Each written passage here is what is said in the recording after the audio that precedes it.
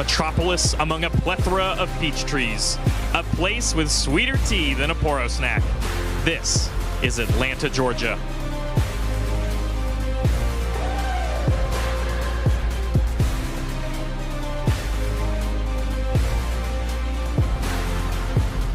This weekend, nearly 2,000 competitors will enter the Rift to compete for their share of a $25,000 prize pool and climb up the ladder to see who is the best of.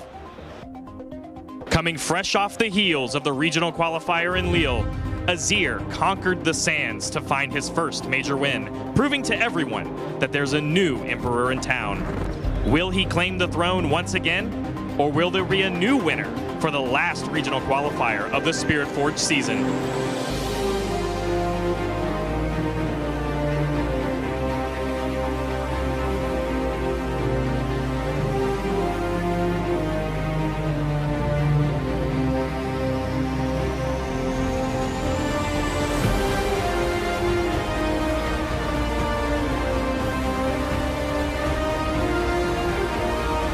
Strap up your boots of swiftness, Riftbounders. The regional qualifier in Atlanta, Georgia starts right now.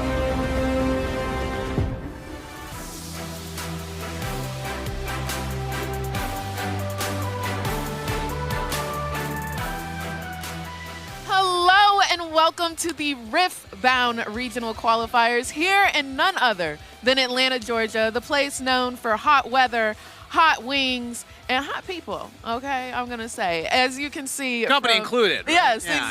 exactly. Thank you guys so much for being here. My name is Miss Chim Chim, and as you can see, I am here with the lovely Kangas, and we've got some hot stuff doing here today. We got a lot of Riftbound ahead of us, Reagan, and also Atlanta native. Awesome to have you on. Yes. Self-plug there at the beginning. Yeah. Absolutely. But we have a lot of attendees today for the Atlanta Regional, and it's the last Spirit Forge Regional, so a lot of people are going to have their eyes on this one to see who's able to kind of prove that they are the best of the Spirit Forge format before Unleash is coming out around the corner. I know, it feels like it came so quickly, but I'm so glad it's here. Spirit Forge was absolutely amazing. I loved all the units, all of the alternate art. The runes. Yes. It's going to take a long time till they top the flower runes. I'm going to agree.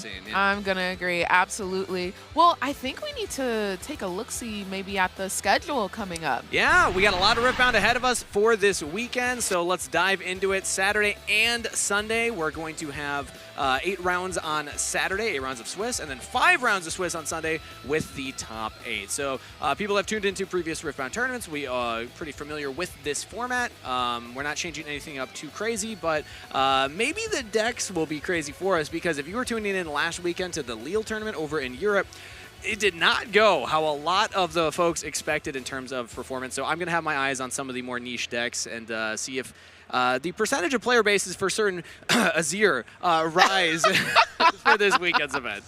Absolutely. And, you know, why don't we go ahead and see what people are going to be winning here in Atlanta? We've got some beautiful cards. We've got the Bone Shiver if you're just here, okay? Yeah. So we're starting out cute and fun and fresh, baby. But look at the top 8 here. We've got not only cash prizes, but we've got the top 8 promo for the Blade of the Ruined King. Pretty awesome artwork there. Yeah. But what are we getting for the champion? The champion gets an even cooler art. That is one of the coolest cards that I've ever seen in my life. The Blade of the Ruined King custom alternate art for the champion, plus the champion play mat alongside that 6K cash prize. But there's more than that, Miss Chim Chim, because there's also the best ofs. So not only do you get prizes for winning the tournament, for getting top 32, for participating, but also for being the best on a chosen legend. Yeah, no, I'm super excited. It's honestly the gift that keeps on giving. You get so many beautiful cards here. I'm really ready to see somebody take Atlanta by absolute storm on someone other than what we've seen previously. So we had the Ezreals in Bologna. We had the, who was it? Draven in Vegas. Even all the way back to Houston, Annie. You know, Yep. we've had a lot of different ones as champions. They're just showing Renata, though. That was my girl. Whoever gets the Renata medal card, the best of medal card, I'm going to be looking for you. Okay? Oh, 'Cause absolutely. I have a lot of hot takes about the format, and I think it's entirely unexplored, and that's why I'm excited for this weekend, because it's the last time we get to see like the Sivir Forge format, and Yeah. I think that there's so many good decks that people just haven't given enough time to. Renata's one of them. Renata deserves to day 2, people. Come on. I fully agree, and I love her playstyle. I love how you can get 40 million points in like one go. Honestly, like that is so much I just like fun. Hostile Takeover. That's like one of the strongest spells. That's I've ever fair. read. Unless your opponent's on green and not so fast too. That doesn't feel so. Well, my hot take is I love going up against a Renata because I like to play a little Fiora, and I do like to counter those spells. I do. You're also not alone. Most people like playing against the Renata because nobody believes that they're good. Ooh, that's a little toughy, but that's what I want to see here in Atlanta. I want to see the Rumbles. Yeah. I want to see the Fioras. I want to see the Renatas. I want to see the Rek'Sais. Rek'Sai Gorleys, please stand up, stand out. I need y'all to punch first, well, Rek'Sai's like one, Fiora. Yeah. Rek'Sai's one that even last week in Lille, a lot of people were looking at as like a potential contender. You know, it was kind of on the fringes as like a meta viable option.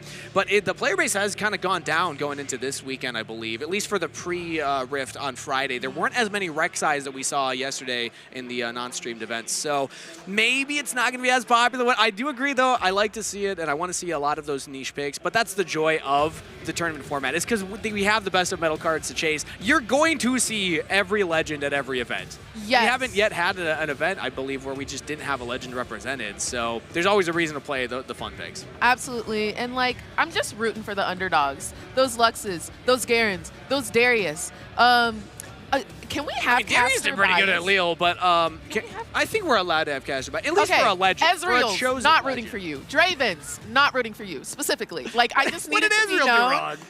We don't even have like the scrappy build anymore. Ezreal has already won. If you have already won, I am I'm not here for it. I'm sorry. I want to see someone new. I really do want to see a girly pop champion like pop off. Well, hey, this is Kai'Sa's event. I've been saying this. We've had some content go out already on socials about like who do we think is going to be the best. I still think Kai'Sa at 22nd at Lille is respectable, but I think it should have done better than that. Yeah. I actually think that Kai'Sa has an opportunity to take the field.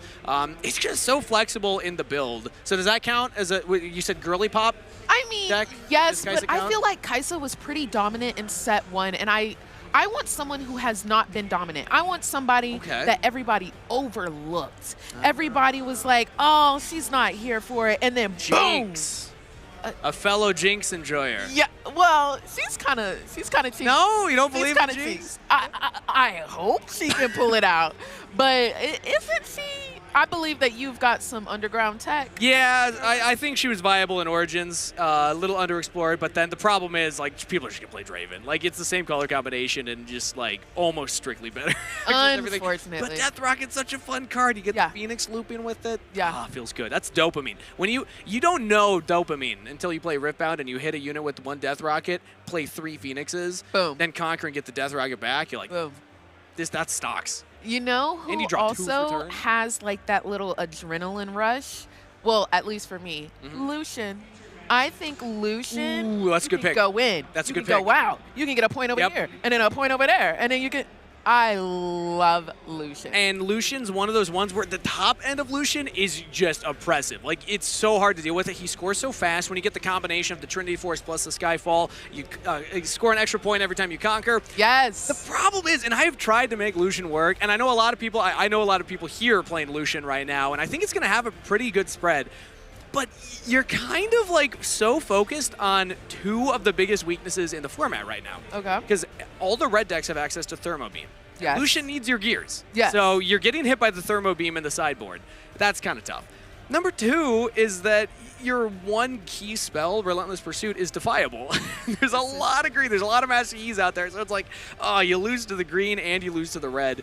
Those are 2 of the most popular colors, and also purple mixes with both of those. So everyone on the purple deck's probably gonna have like one of those splashes in there too. So that's very fair. But I'm rooting for Lucian too. Yes. Yeah. Absolutely. Well, let's get into the pre-Rift. Yeah, so not only is this the last Spirit Forged event, but we do have already the Unleashed release dates. Pre-Rifts will start on May 1st, so if you haven't signed up for one, check with your local game store, or as our producer calls it, your local LGS, and sign up for one of those. The official release will be on May 8th. So, Super exciting, man. Are you able to get a box? I was not. I wanted to sign up at my local LGS, but I wasn't quite able to make it on the list. That's okay. I will find somewhere. Y'all gonna see me there. Okay. Super excited for these champions that are coming out in the next set. We got LeBlanc, we got Vi, we got Master Yi, we got Rengar. That's who I'm trying to play, Rengar.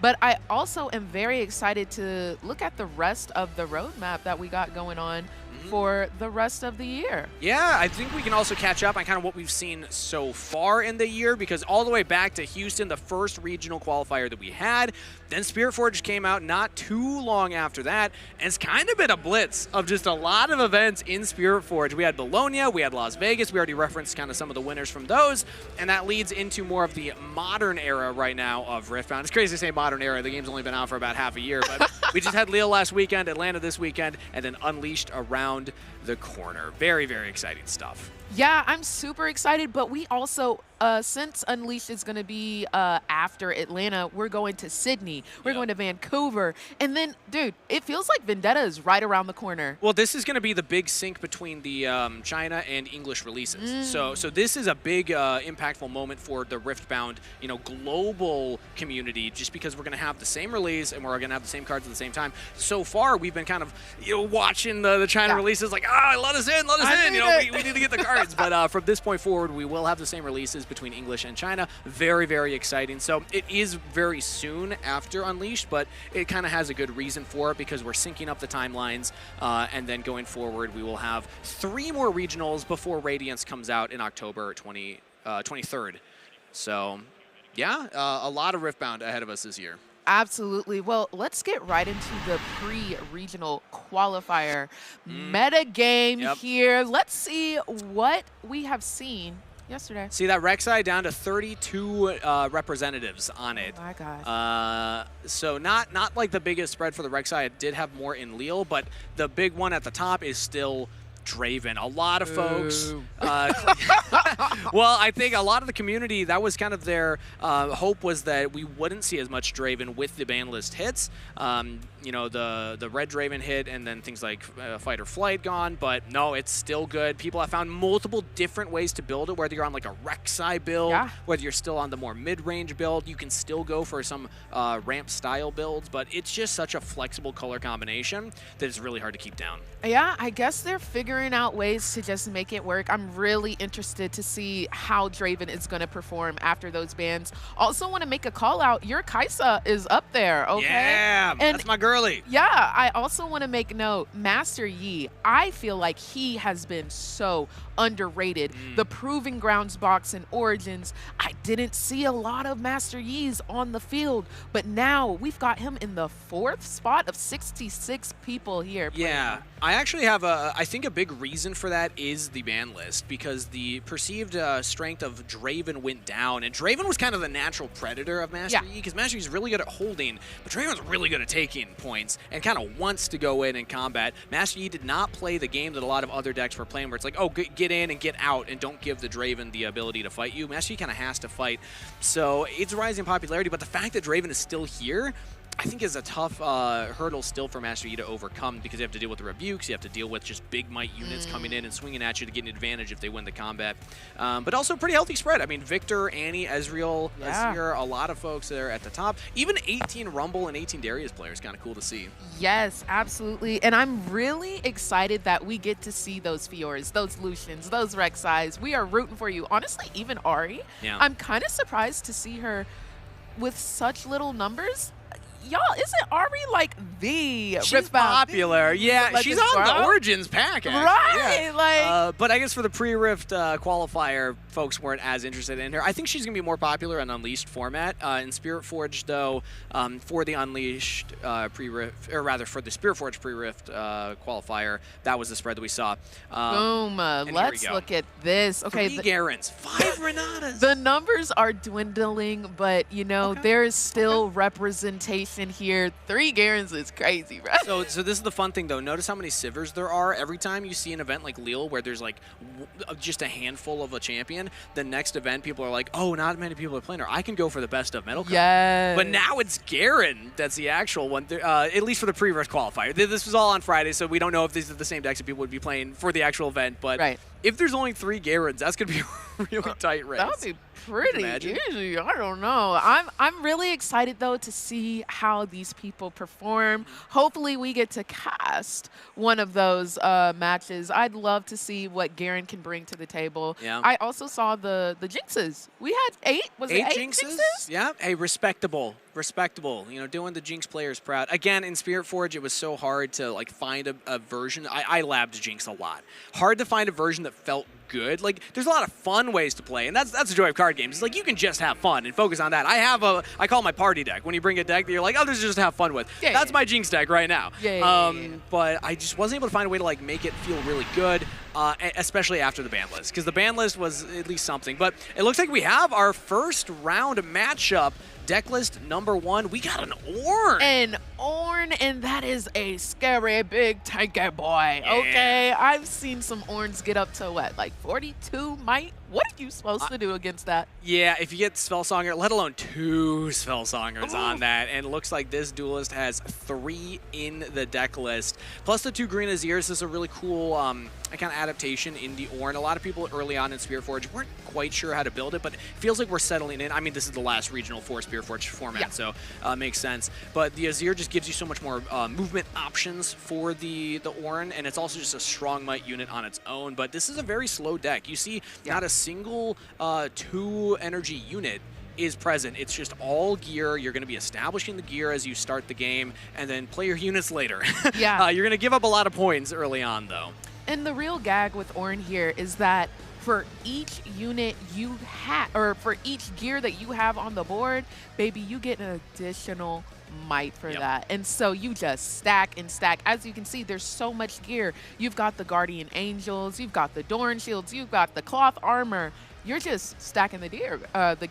Exactly. And you can see that, again, because it's a slower deck, they're playing some of these slower battlefields. Things like Aspirant's Climb make it so that it takes an extra point to win the game. I imagine Ornn's Forge is when you're going second, because we do have the Pit Crew, so you can at least try and get in there and get your gear a little cheaper early on. And then Sigil of the Storm, because opponent doesn't want to take that.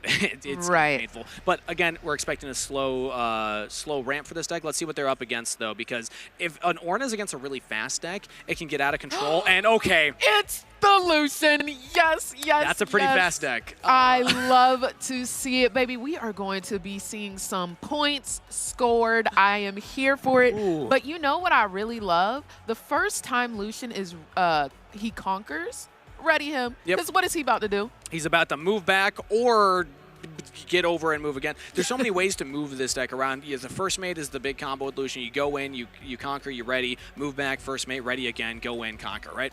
But then also you have things like the signature spell, Relentless Pursuit, which lets you move around, conquer, and then move back to base on its the resolution of the effect, which then your Lucian's going to ready, and then he can go in again. This is a very fast-scoring deck, and the big combo, if we can highlight it, is Skyfall of Aurelion plus Trinity Force. Yes. The Skyfall says that when it's equipped, your hold effects are also your conquer effects and vice versa, and the Trinity Force says when you hold, score a point. So the classic combo for Lucian, put both of these on the same unit, usually the Lucian, and then when you score, you get the one for the mechanics of conquering the battlefield, but then an additional point for this combo of Trinity Force plus Skyfall. And I think this is kind of an Ornn's worst nightmare, because not only can Lucian set up this combo and score big points in kind of the mid-range, but also it can play fast. Like, you can just get the Lucian out there and just start scoring early and just get 2 points a turn from your second turn. Absolutely, and I kind of want to highlight the Sabotage as well, because you can look into that deck of Ornn and non-unit cards baby, those are the gears. Yeah. Buy gears, okay? And that is Get rid of that bread Shirelius. and butter, That's exactly. huge. But I also kind of want to highlight the punch first, because if you think you're going to take a little battle with Lucian, boom, +5 might. I also want to highlight this Pouty Poro for no other reason than the beautiful art that we have here on the screen. Gorgeous. It is so gorgeous. I just want to point that out. Yeah. But Unleash, very excited for that one. I also want to point out that this build seems like it's more geared towards dealing with like the Annies, the Dravens, the Kaisas, because there's 3 challenge in there. Challenge is a spell that's not going to, I imagine, not come up much in the Ornn matchup. You can hit the Pit Crew, maybe the Azir actually if you get something big enough, but still, like when there's a big Ornn, challenge isn't going to do much. That's not your answer to this matchup. It's more in the main deck for other matchups, so that one you probably want to look to mulligan back into your deck, but still I think that this is a really strong matchup for the Lucian, despite having a few cards that won't matter as much, but it's looking like we're ready to get into the round. It's looking like we're ready to get into our first match of Riftbound regional qualifiers in Atlanta, Georgia. We're setting up, and for game 1, we've got Orange Forge for a battlefield and Forge of the Fluffed.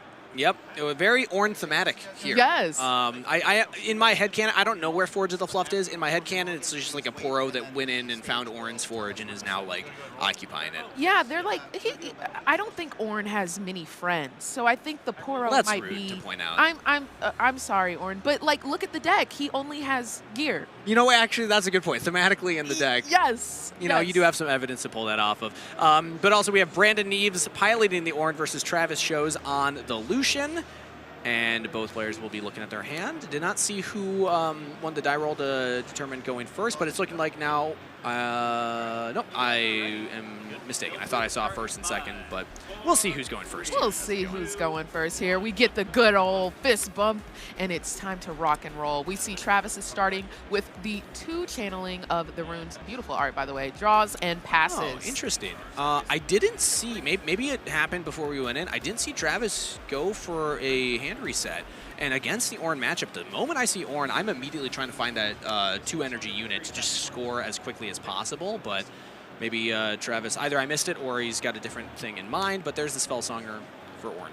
Absolutely, and we channel those 2 more runes, and we're shuffling through the cards. Oh, we're exhausting all 4. And what are we about to play, Mr. Travis?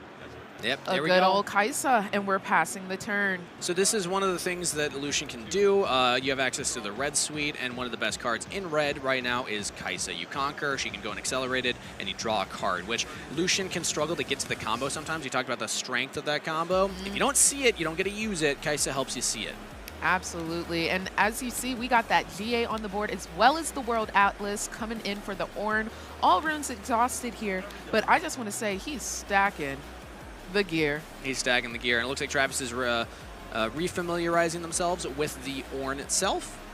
This Ornn, of course, has Weapon Master, Deflect 2, and gains 1 might for every gear on your field. Already on Brandon's next turn, that Ornn's going to hit the field. You have the ideal setup. Like, Guardian Angel will protect it, Spellsong will make it Deflect 4 and even bigger, but this is what you want to do as the Lucian. You get in there fast. Absolutely, and that might be the first score for Travis, the first point on the board.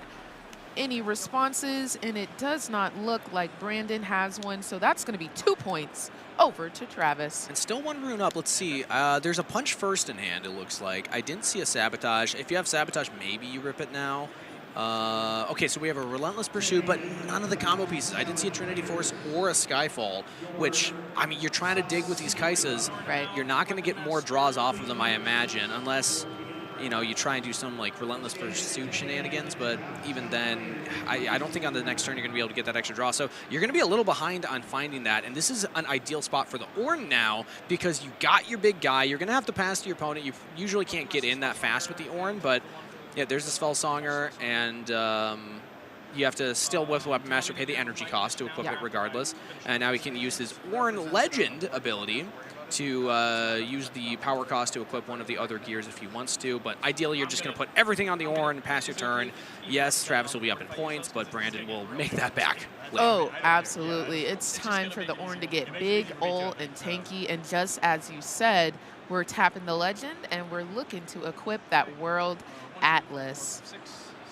So let's do some math here. So the Ornn will get 3 from the 3 gears. Svelsonger will give that twice, so that's 6. And then 2 from the World Atlas, and it looks like, nice. The player is making it easier for us with those dice, so a +8 on him means that that's a 12 might Ornn. But we're actually passing without equipping the GA. There was a challenge in Travis Show's hand. I don't think we can get anything that big, but that is kind of bold. I still would like to put the GA on there. Absolutely interesting here, and that's another 2 points for holding for Travis Shows. And I think we're looking at our cards here to see if we want to do anything to tackle that Ornn, but yeah, I just don't think that it's possible right now. Now, Brandon is tapped out, all runes, exhausted, and Travis just now getting his turn open is ready to attack. We got the Skyfall. I'm doing the math. Oh, we can get it to 11 because we can play the Skyfall, equip the Skyfall, play the punch first, and then challenge. It would be very expensive. We'd basically be deramping every rune, but it would deal with the Ornn. Not going to be enough anyway. Also, arguable, not even worth it to completely deramp just to deal with that. So I guess Brandon felt confident, and you're also probably saving the GA for the Tiana anyway. We didn't highlight that in the deck profile, but it's a very strong unit that when it's out of battlefield, your opponent can't score points. So you have to deal with it, and GA just makes it harder to deal with. So let's see what Travis's answer is. To recycle into, and we're punching first, so that is +5 might, and it looks like it's going on that top side, Kaisa. So that is going to be a 9 might, Kaisa. Are we doing it? Do we have a way to get there? It looks like we're shuffling through, and we're going to exhaust 2 more runes, recycle 1, and it looks like, boom, the challenge is happening. Okay. We're throwing out the challenge. By my math, it is a 9 hitting into a 12. Okay, so we might be sacrificing. Oh. What are you saying? I think we're hearing Travis say that he didn't realize how big the Ornn was.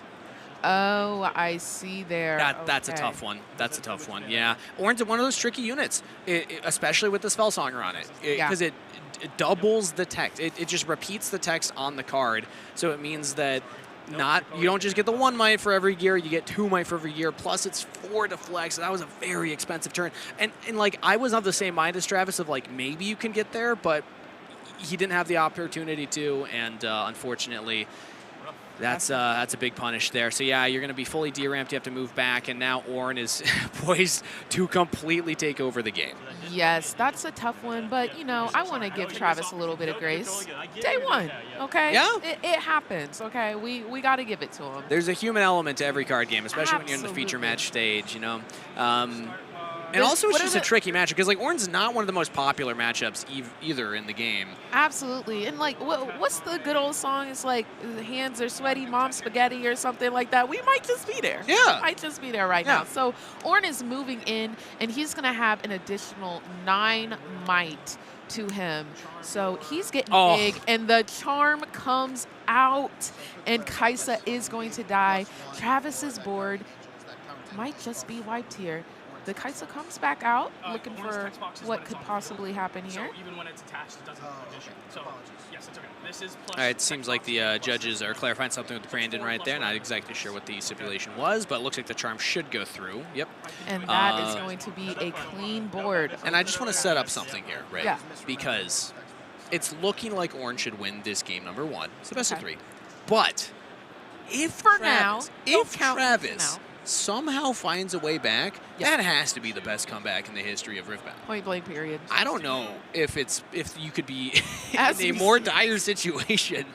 As we say this, the Dorn Shield will be equipped, so he's going to get an additional 2 might there. Poro Snack, so that's a gear. So that is more HP. Oh my gosh.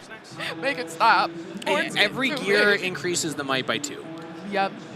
Absolutely. So we are getting pretty big, and I don't even know if Ornn would ever want to actually take that gear. Okay.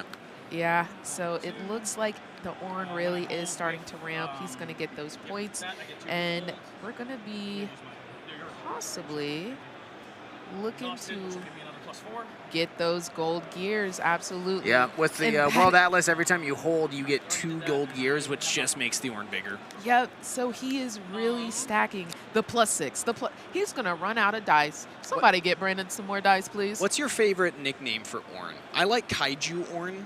There's a lot of community names for it. There's Kaiju Ornn. There's like Attack on Titan Ornn. Can we do like Orniana? Well, is Oriana big? No, no, no. idea I is it's didn't like a- say Orniana. Orniana. Orniana. Yeah. Okay, I'm not tracking the reference. We but can I'm do going to yes and that. Ornianka. I love it. Huh? Ornianka? Orianka? No, Ornianka. The Ornn is important, and I keep missing that in this. My You apologies. really don't want him to be Ornn. I guess don't not. know. Yeah, I got to fit that against Ornn. Okay, it looks like we've brought out the Azir, beautiful artwork by the way, and we're moving the Ornn over to the Forge of the Fluffed. Now, how do we do that? Because the Azir allows you to change locations with an enemy unit.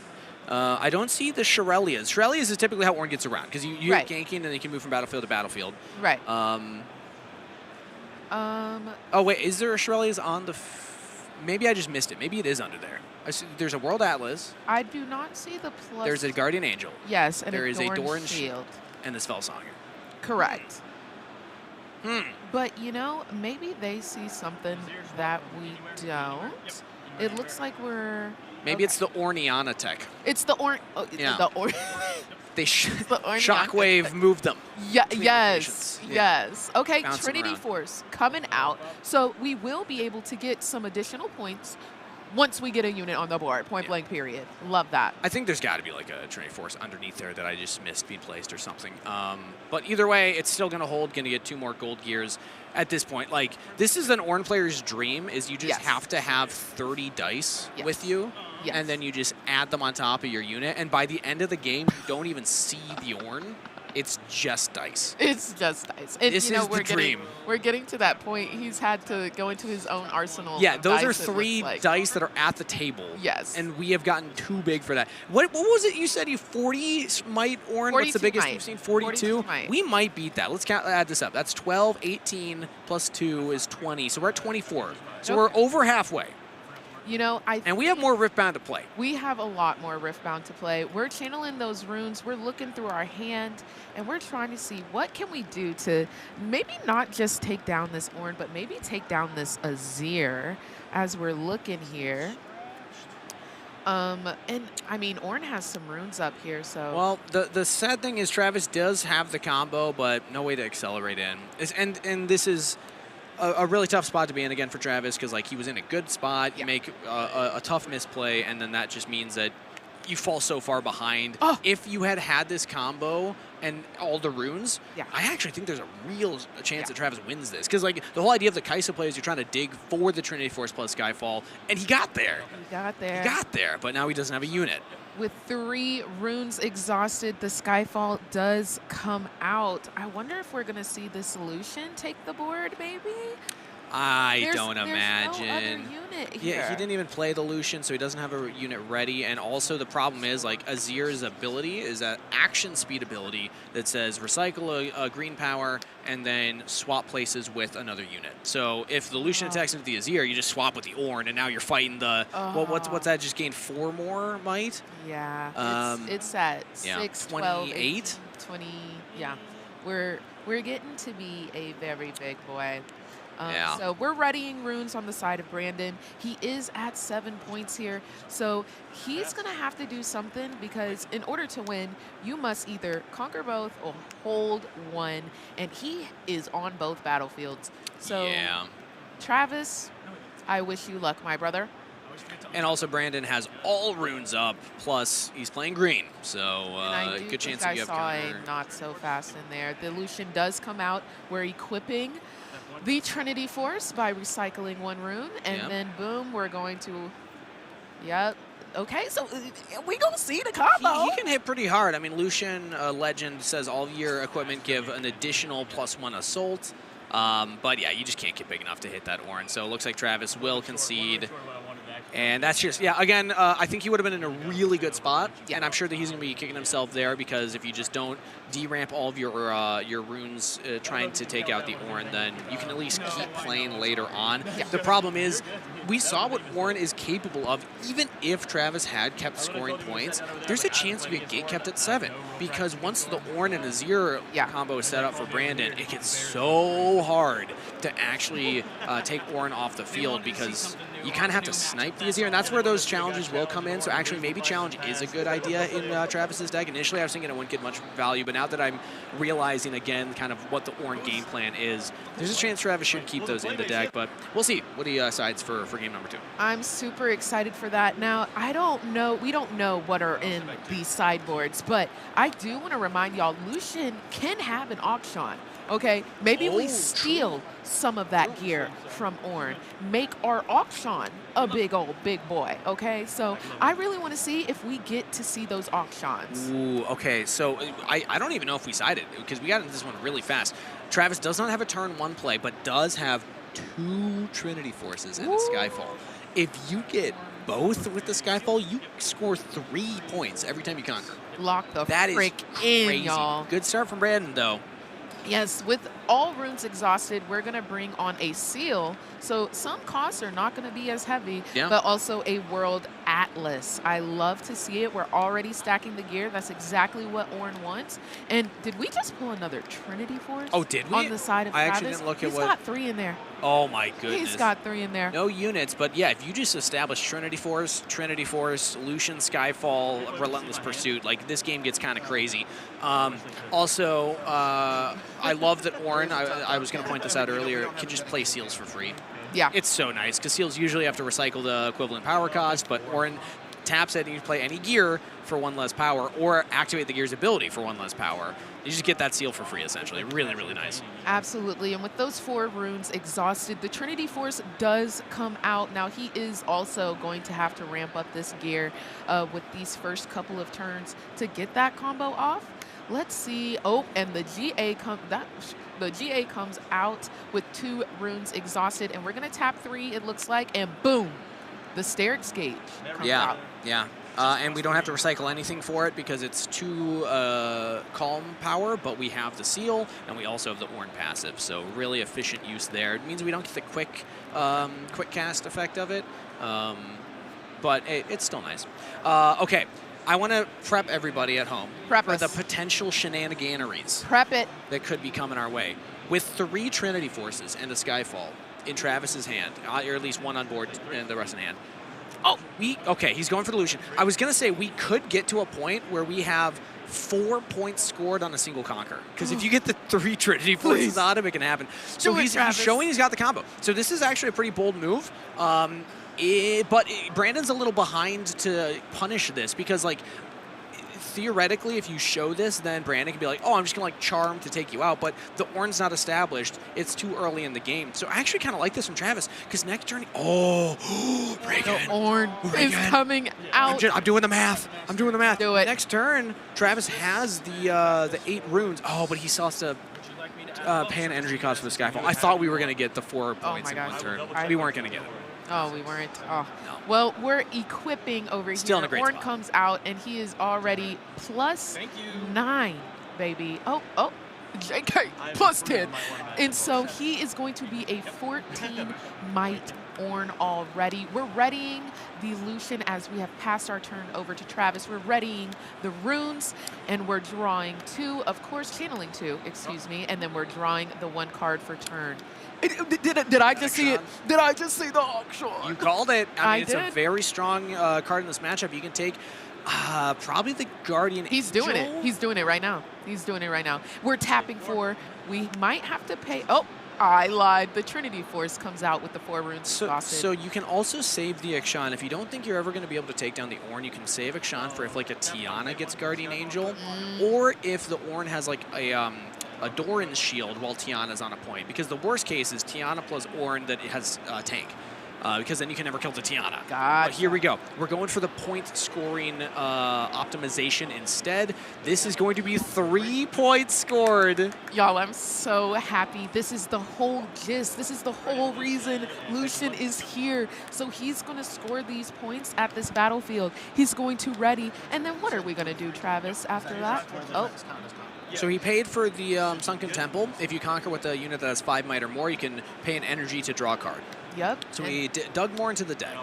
And then we're going to move Lucian back to safety because we don't want to keep him out there with a readied Ornn that is, what, 14 might? We do not want that Lucian to die so quickly. So instead, we're going to ready him and move him back to base. But now is when Brandon can go out to a battlefield and then use the Charm as a removal option to deal with this Lucian. Because Travis wasn't able to establish another unit. Did draw the first mate. I noticed that. So you at least still have the opportunity to either accelerate Kai'Sa or play something plus the first mate. I think Travis is in a fine spot. And honestly, with the Kai'Sa and another Trinity Force, might be able to score 4 points on the next Conquer here. So Ornn's going into the Sigil of Power. Interesting to see the Sigil of Power instead of the Sunken Temple. So we're not going to go for our own draw. We're going to give the option for... Oh, okay. This makes more sense now. Yes, okay. yes. So we're going to ready the Ornn. He's going to become a little... There it is. We tap the legend, and it looks like we might recycle. Yep. And yep, the Shirelias is getting equipped When you to make Ornn. Oh, gotta grab more dice. It's bigger, yeah. So whenever you play Shirelias, it readies all of your units, and then also when it's equipped, any units at that location have ganking. So you move the Ornn in, conquer, ready the Ornn, gank the Ornn over, and then you can still use the Sunken Temple. So this actually was very efficient from Brandon, because you're also then denied the Sunken Temple. I was confused at first, but now that I see the Shirelias, it's like, no, this actually made perfect sense. Great strategic move from Brandon. He ate that up. I'm not going to lie to y'all. So that's 2 points over to Brandon. And the turn's not done. He still has 4 roots up. We're counting. We're shuffling. We're looking to see what other move can we make here. And the Poro Snacks does come out. Ornn is going to get how much might? 1 might now, because there's no Spellsonger, but I think you're digging for the Charm here if you're Brandon. Yes. Okay, I was wondering if you would actually use the second, because when Poro Snack you play it, you draw, and then when you can pay an energy and recycle a green to then kill the gear and draw another card.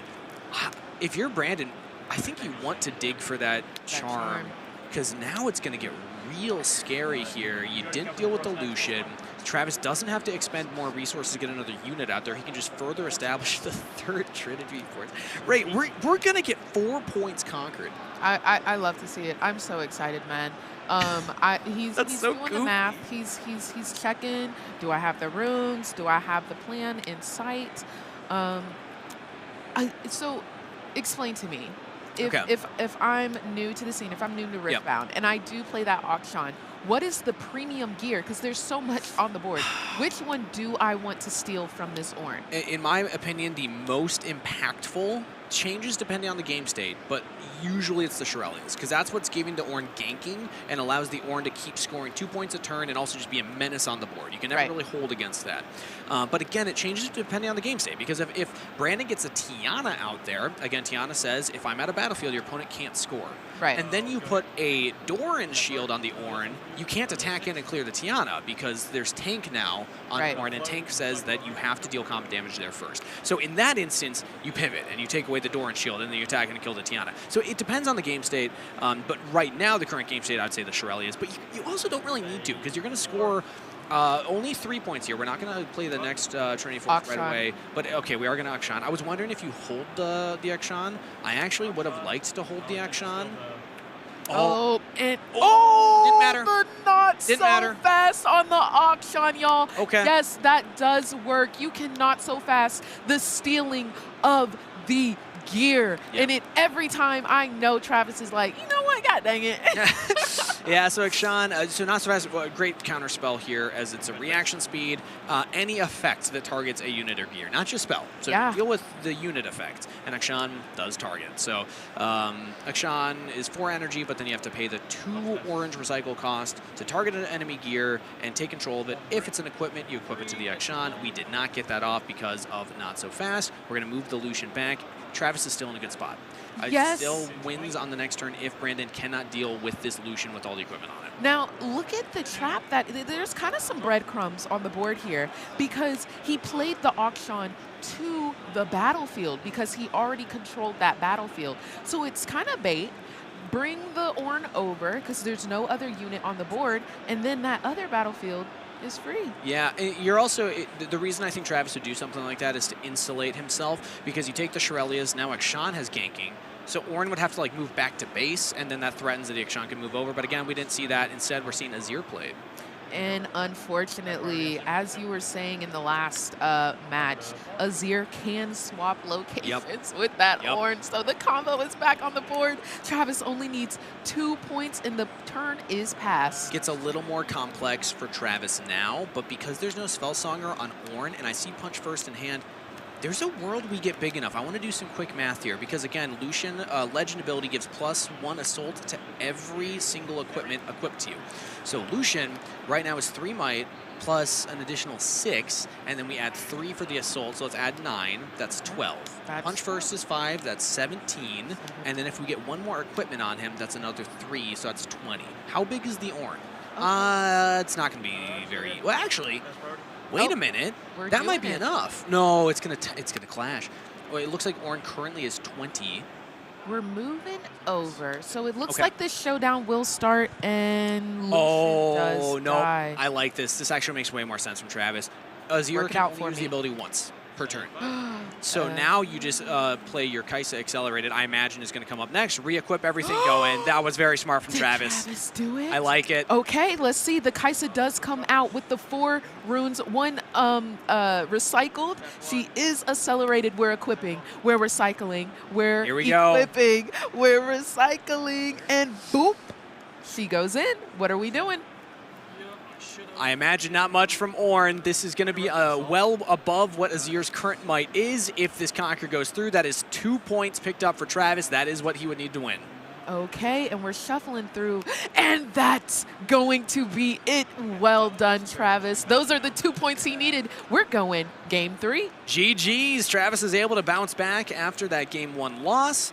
Keeps a cool head this time around and gets the combo. We didn't see the dream of the 3 Trinity Force plus Skyfall, but I think that Travis still played it very smart and very safe. I like, because when he picked up the Azir, I was like, okay, so he's just making sure he knows what the card does. Yeah. And then I forgot what the card did.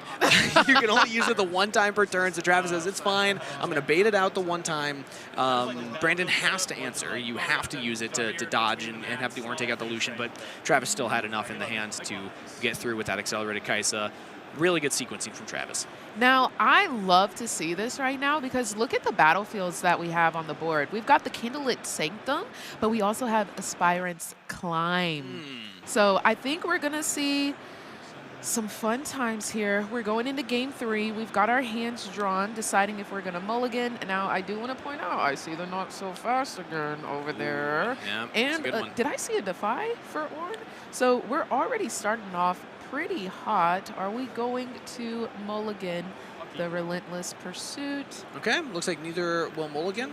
And yeah, keeping the Defy, I haven't noticed either of these duelists go for a side deck. So it seems like they're happy with what the main deck is versus each other. And that Defy will still come up specifically for Relentless Pursuit because that is one of the strongest parts of Lucian. I highlighted, he kind of has 2 really pain points that you can hold him back on. One is the combo of the Skyfall plus Trinity Force. If you can just kill that with a Thermo Beam or just deny him from seeing it, it's hard to win. But then also defying the Relentless Pursuit is really big for Brandon. So he's just going to keep establishing these gears and build up the Ornn like we've been seeing. And the pressure is always going to be on the person on the other side of the Ornn to get in there and get points as fast as they can.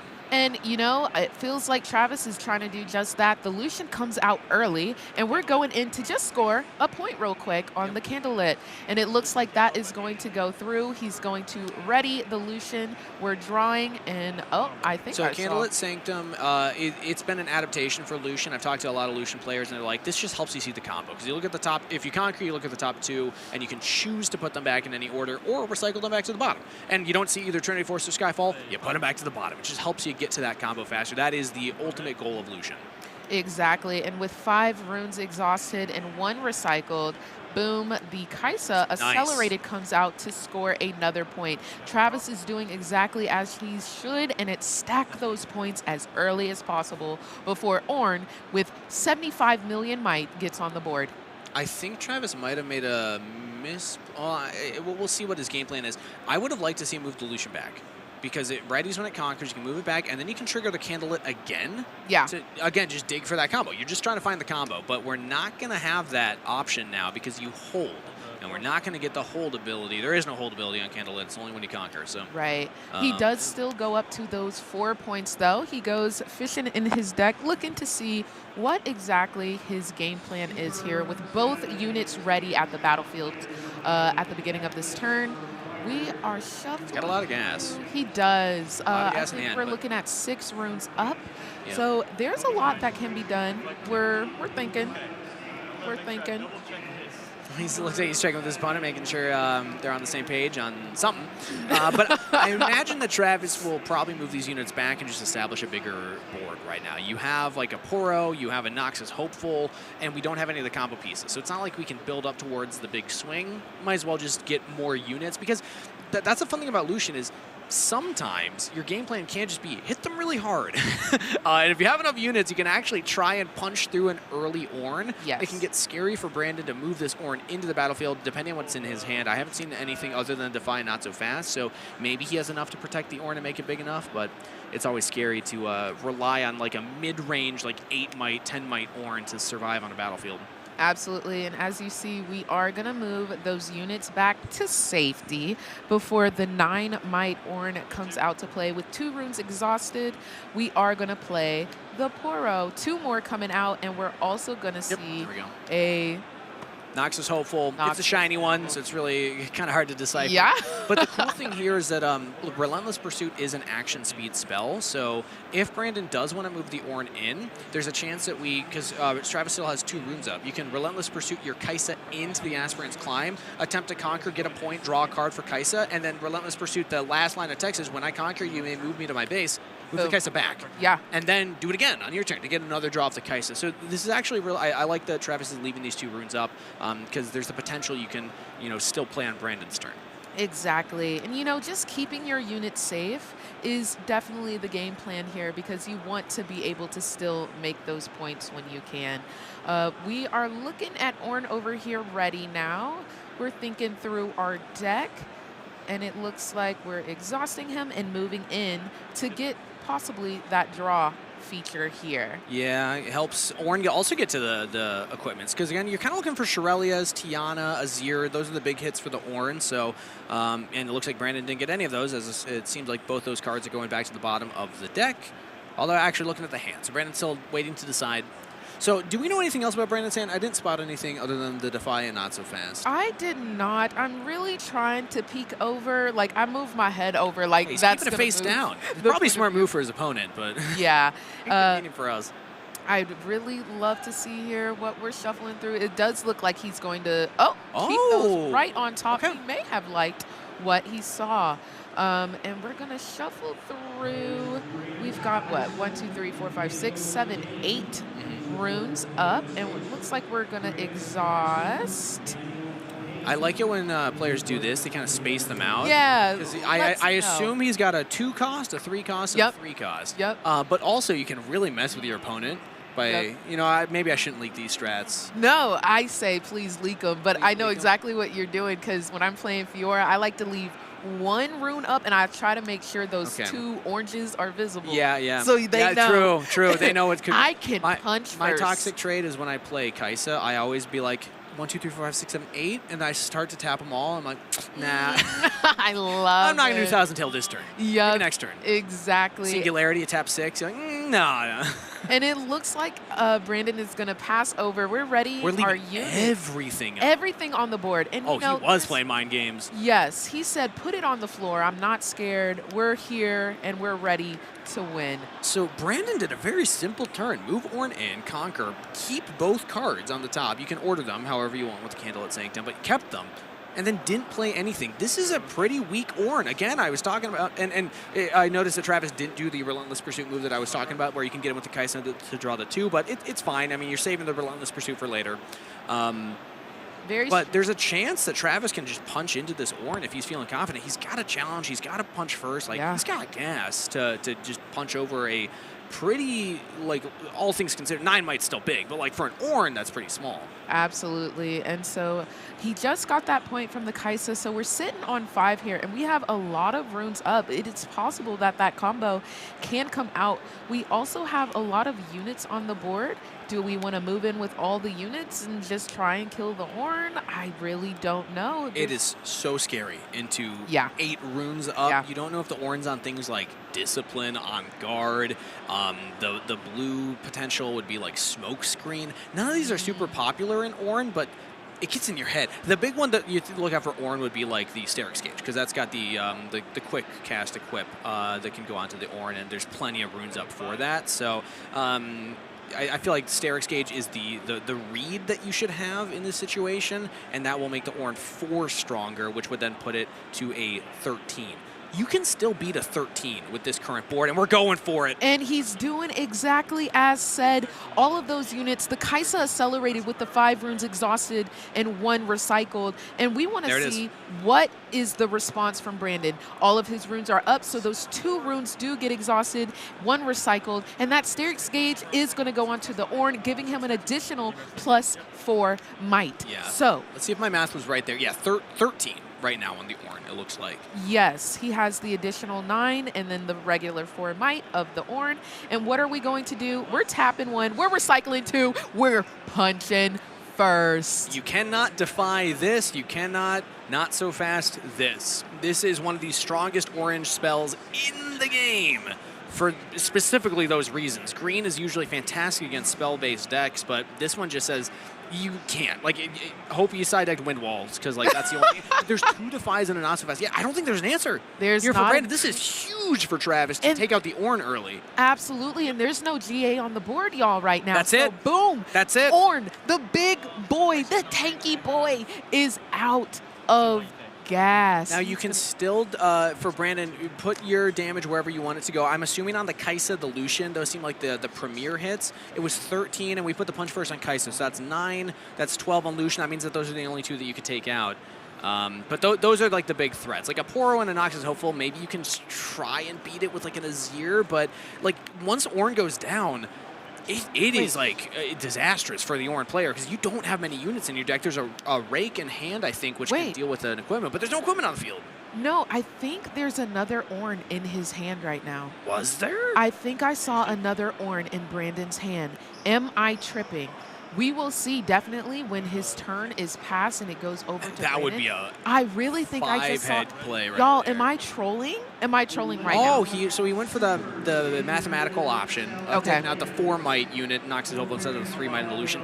And I guess when the Poro's there anyway, it's not like he's going to get a lot of value off of the Lucian anyway, so Brandon just going for the numbers game there. But again, as an Ornn player, once that Ornn goes down, you're running like what we saw in the main deck. We don't know if he's side deck, but 3 Pit Crew, 2 Tiana, 2 Azir. That's 7 other units. There is a Rake in hand, I think is what I saw, which again, it's a 3 energy, 1 recycle Calm Rune power cost that just kills a gear when you play it. But Travis has not seen any gears. There's been 0 gears in hand. I was right. The That's Ornn crazy. comes back out to play, y'all. And I also want to say I did see a Tiana in there. But, you know, let's focus at what is at hand. We're equipping all of our gear to this Ornn. He's going to come back big and bad. But he has to do something about both of these battlefields. Because if he holds both battlefields, he wins. So I do think... no, Aspirant's Climb means that you have to go to 9 points. Oh my gosh, y'all, I So always forget about that. Most people do. Most people do. Yes. But that means that Travis does have 1 more turn at least that he has to play to try and win this game. And now it makes more sense that Brandon actually sent that Ornn out as kind of a sacrifice. The problem is that he almost wasted a turn because he didn't play a single card on the last turn. Right. He just played the Sterix Gauge, which was not enough. Now he has to reestablish an Ornn. So Brandon's very far behind now, but if you get like a Shirelia's, or even you mentioned the Tiana's in hand, that's the big one. You can just send Ornn to like clear the Kai'Sa, or just take a battlefield and play the Tiana. Actually, is that a Doran Shield? Yeah, there is a Doran Shield. So we do have that combo I was talking about with like the Doran Shield tank plus the Tiana. And we do have Not So Fast to deal with the challenge in Travis's hand. So Travis's job is not over. He still has to find a way to get through more of Brandon's combo. He just wants that 1 point. Can he do it? And yeah, that's the scary thing of anticipating that. It looks like we're going to go ahead and play a unit to the battlefield to try and maybe hold for a point, and we're going to pass. Okay, it's time. Does Brandon get to make that combo work? This is pretty smart from Travis, given the information he has currently. Right. You need to hold 1 point to win. Ornn can currently only take 1. Now, the ways to out this are things like Shirelia's and things like the Tiana. Let's see if Brandon has either in hand. We had a guess that one was in hand, but we'll find out very soon if that is confirmed. That's a Shirelia's I just saw. Yeah. Okay, so Ornn goes in. He clears the candlelit sanctum. Yep. And who is going to enter the board? With 7 runes exhausted, Tiana comes out to play. Travis, you're in trouble. You can no longer score points. Y'all, it is 2-8. Travis is nearly at the finish line. And Tiana also has deflect 1, so you have to recycle a power to target Tiana with anything. And again, we know 3 of the cards in Brandon's hand are 2 defies and a Not So Fast. Yes. This is going to be really hard for Travis to actually to get through this, because we no longer have the punch first push to deal with the Ornn that has tank on him. Absolutely. So here we are at the finish line, and we're looking to see what can we do about. So explain to me, would as a newbie, for those who are playing Lucian into an Ornn like this, and you see Tiana and Ornn out and about, who do you target if you do attack? Well, you have when the Ornn has Doran's shield, he has tank, so you have to target the Ornn, unfortunately. So gotta you're go looking for things like Akshan to steal the Doran's shield, or you're looking for things like your challenge to deal with the Tiana. One of those, Brandon can potentially have answers for. The Akshan, actually, even now that I think about it, the Not So Fast will stop either one. So for Travis, you just have to hope Brandon doesn't have the Not So Fast. Like, you really don't have another option other than if you're really patient, which I'm not the most patient player, so I don't often go for this type of play. But if you're really patient, you could just be like, I'm going to build an army. I'm just going to play as many units as I possibly can on my base, and then just go for one big push and just have like 30 might hitting in on your Ornn, and it'll clear the Ornn and the Tiana. Absolutely. And I guess you have time. I mean, Travis only needs 1 point, and Brandon only has 2. Right. Brandon has to get 7 more points. So there is a world where Travis just says, I'm going to play the very patient game and just go for the long con, because you can also just wait for your equipments. We again have 0 equipments established right now. Those will make it much easier to punch into that Ornn. Travis is taking a lot of time to think about this. I think this is a critical moment in the game. It makes a lot of sense that you're taking your time here. Absolutely. And this is game 3. I think we still have about 14 more minutes of this round today. So he can take his time. He's got to figure. Oh, it looks like he really just chilling. I'm not going to. I just saw the player cam. He crossed his arms. He said, and you know what? Let me really think this through. So talk to me. If you were Brandon right now, are you feeling pretty confident? I'm feeling really good, especially with what we've seen in Brandon's hand. And also just the heads-up play to play 2 Ornns. Really, really cool. I love that. I did not expect that. I'm happy that you clocked it. You noticed that the second Ornn in hand. I didn't realize that. That has completely changed the game, because if that Ornn didn't hit the field, then Brandon's job is so much harder. Playing 1 in the chosen champion zone and then another one in hand, or another one in main deck, and then drawing it was incredible. And then, of course, we saw what the Candlelit Sanctum revealed. So Brandon knows what's coming up next, knows that he has a current good board state, and a better future board state next turn. Yeah, I mean, it's gonna be a while until you win. It's gonna be like 4 more turns for Brandon to actually win this game, but you're feeling very, very good right now. It seems like the players are having a conversation up on stage. Judges chiming in, maybe getting some clarification on rulings. Absolutely. And, you know, I just want to point that out. The Riftbound players here at Riftbound Regional Qualifiers in Atlanta, Georgia have been so nice. Even though we're going head-to-head, sometimes I could get a little competitive, but it looks like everything is still so friendly. We're chit-chatting. We're chilling. I love to see that from the players. So hopefully what they're discussing will be resolved soon here. But again, we're talking about the game states. We're talking about currently how Brandon is just in a dominant position. And Travis, I'm trying to think, let's do the math here of like how many outs he could have. So we saw the 3 challenges main deck. We saw at least one Akshan. Typically, I see 2 Akshans come from the side. So that would be 5 potential outs, and you're going to have to see a combination of them right now. What's in hand? We have a challenge. I saw a Kaisa. I did not see an Akshan in there too. No, there was no Akshan. We had the Relentless Pursuit. Yeah, he did a quick flash. I didn't get to catch many of them. So then again, if you don't have enough outs, and we'll probably see soon here, depending on when this judge call wraps up and what Travis's next move is, but you'll realize that the board state's not going to change too much. So things like moving the Gem Jammer back, establishing more units on the field. You have the opportunity to have at least Kaisa go in and try and conquer to trigger the Kaisa ability to draw, and because we're at 8 points, we can't score to 9 on 1 conquer. You get an additional draw. Just dig. I think that's the game plan for Travis right now, is if we don't have the outs currently, you got to find them. And that's the thing about Lucian that again, it's one of the things that he can do, but he does struggle with sometimes, is seeing enough cards and getting to the combos that you're looking for. Kaisa's your best tool to dig in the deck, but when the Ornn sitting on the Candlelit Sanctum, you're not going to be able to rely on the battlefield, which is kind of the other way. Things like the Sunken Double, things like the Candlelit Sanctum to help you get to the combos and the cards that you need. It's just the Kaisa at this point that we're going to be expecting. Maybe things even like... oh, now that I think about it, there was one other we saw, which is the baited hook. So we can remove the Doran's shield from the Ornn and then try and attack it. So I guess let's add that. There's 6 options that I've clocked. I'm sure that maybe people in chat have noticed more, but from my memory, that's like the outs that you're going to be looking for if you're Travis. Absolutely. And I'm kind of curious, what do you think we could be discussing right now in terms of board state? What do you think has provided this roadblock here? I'm not exactly sure. I think that they're potentially debating. I was trying to kind of listen along of like, do you get an extra draw for holding for that 9th point? And it looks like Travis is getting that one. So even though he can't score the point, he held at 8 to 9. And I did see him, I think he had already drawn for turn. That's a new one for me, actually. Yeah, I'm curious. I don't want to speculate too much because I'm not exactly sure what the judge call was and if that is what happened. So please no one reference that. But maybe that's along the lines of what happened. But either way, we're going to see what Travis decides to do here. The Bryn. That'll do it. That'll do it. That'll do it. With 6 runes exhausted. I did not see that in hand. Bryn comes out. That's what he just drew.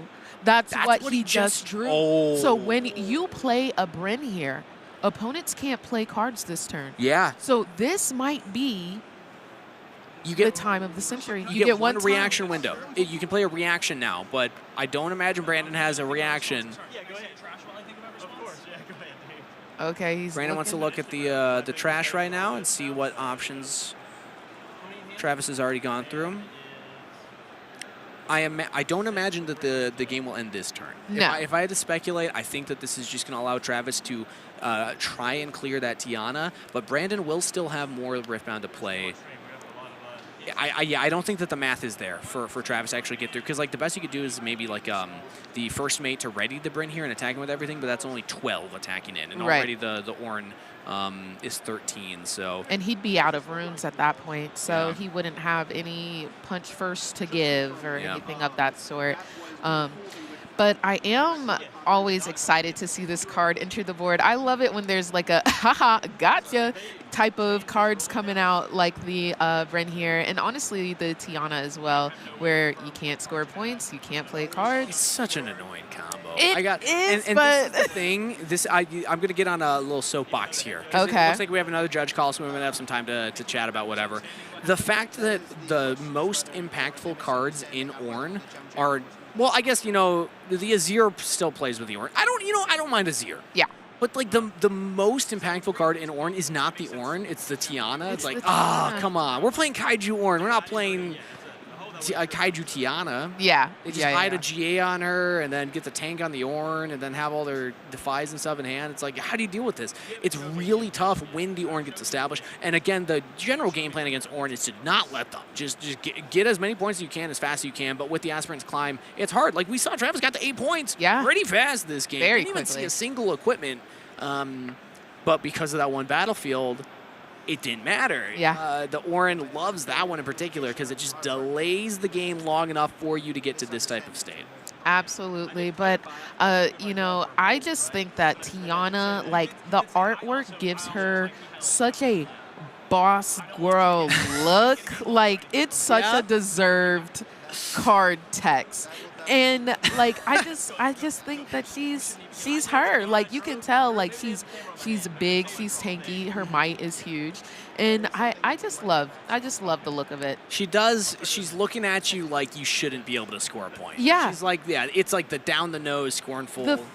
The full fear that you get from her, from that gaze. I wouldn't score. I wouldn't mess with. I wouldn't move. Yeah. I wouldn't move at all. I would dodge that room. If I like walk by a room and I see her looking at me, especially from that angle, because that means she's either very tall, she's 6'3", don't or play on with like her. a chair Exactly. at an elevated level. And the armor, low key, is that Garen's armor? Like, let's talk about that. She got the blue. She got the. It's giving Demacia. She's from Demacia. Yeah, we can see on the she's unit Demacia, and elite. She's an elite unit. Period. I wonder when they'll do something with elite as the tag. Am I? What?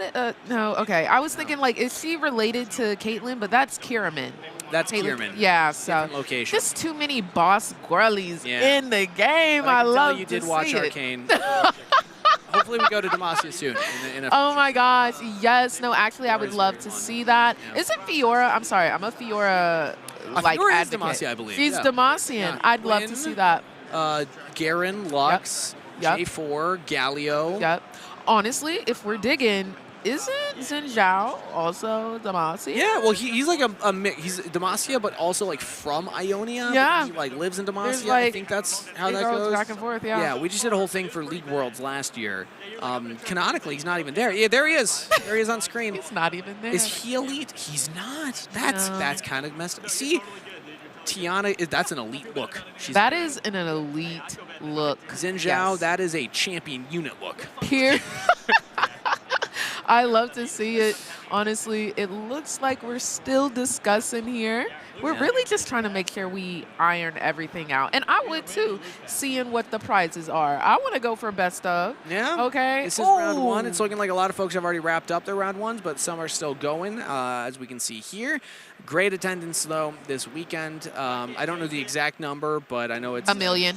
A million? Yes. Is that official? Because Atlanta is the best place ever, so everyone is here. You just claim them. Yep. Claim the population of Atlanta as the Riftbound Regional. We enticed everyone with lemon pepper wings to get them into the venue. Yes. What is it about lemon pepper wings? That's just the Atlanta thing. That's just it? If you do not go to American Deli and get you some lemon pepper wings while you're in Atlanta. Is this a plug? No. Oh my gosh. I don't even. No. I think you're fine. No, I think you're fine. But the lemon pepper. Okay, I'm gonna add that to my list. Babes, I did not know that. If you don't, I asked you coming into this event, what are things in Atlanta that I need to experience? You did not mention lemon pepper. I don't think you asked me that. I don't remember this. Sure I did. Because I would have said lemon pepper wings, sweet tea. Okay. You gotta.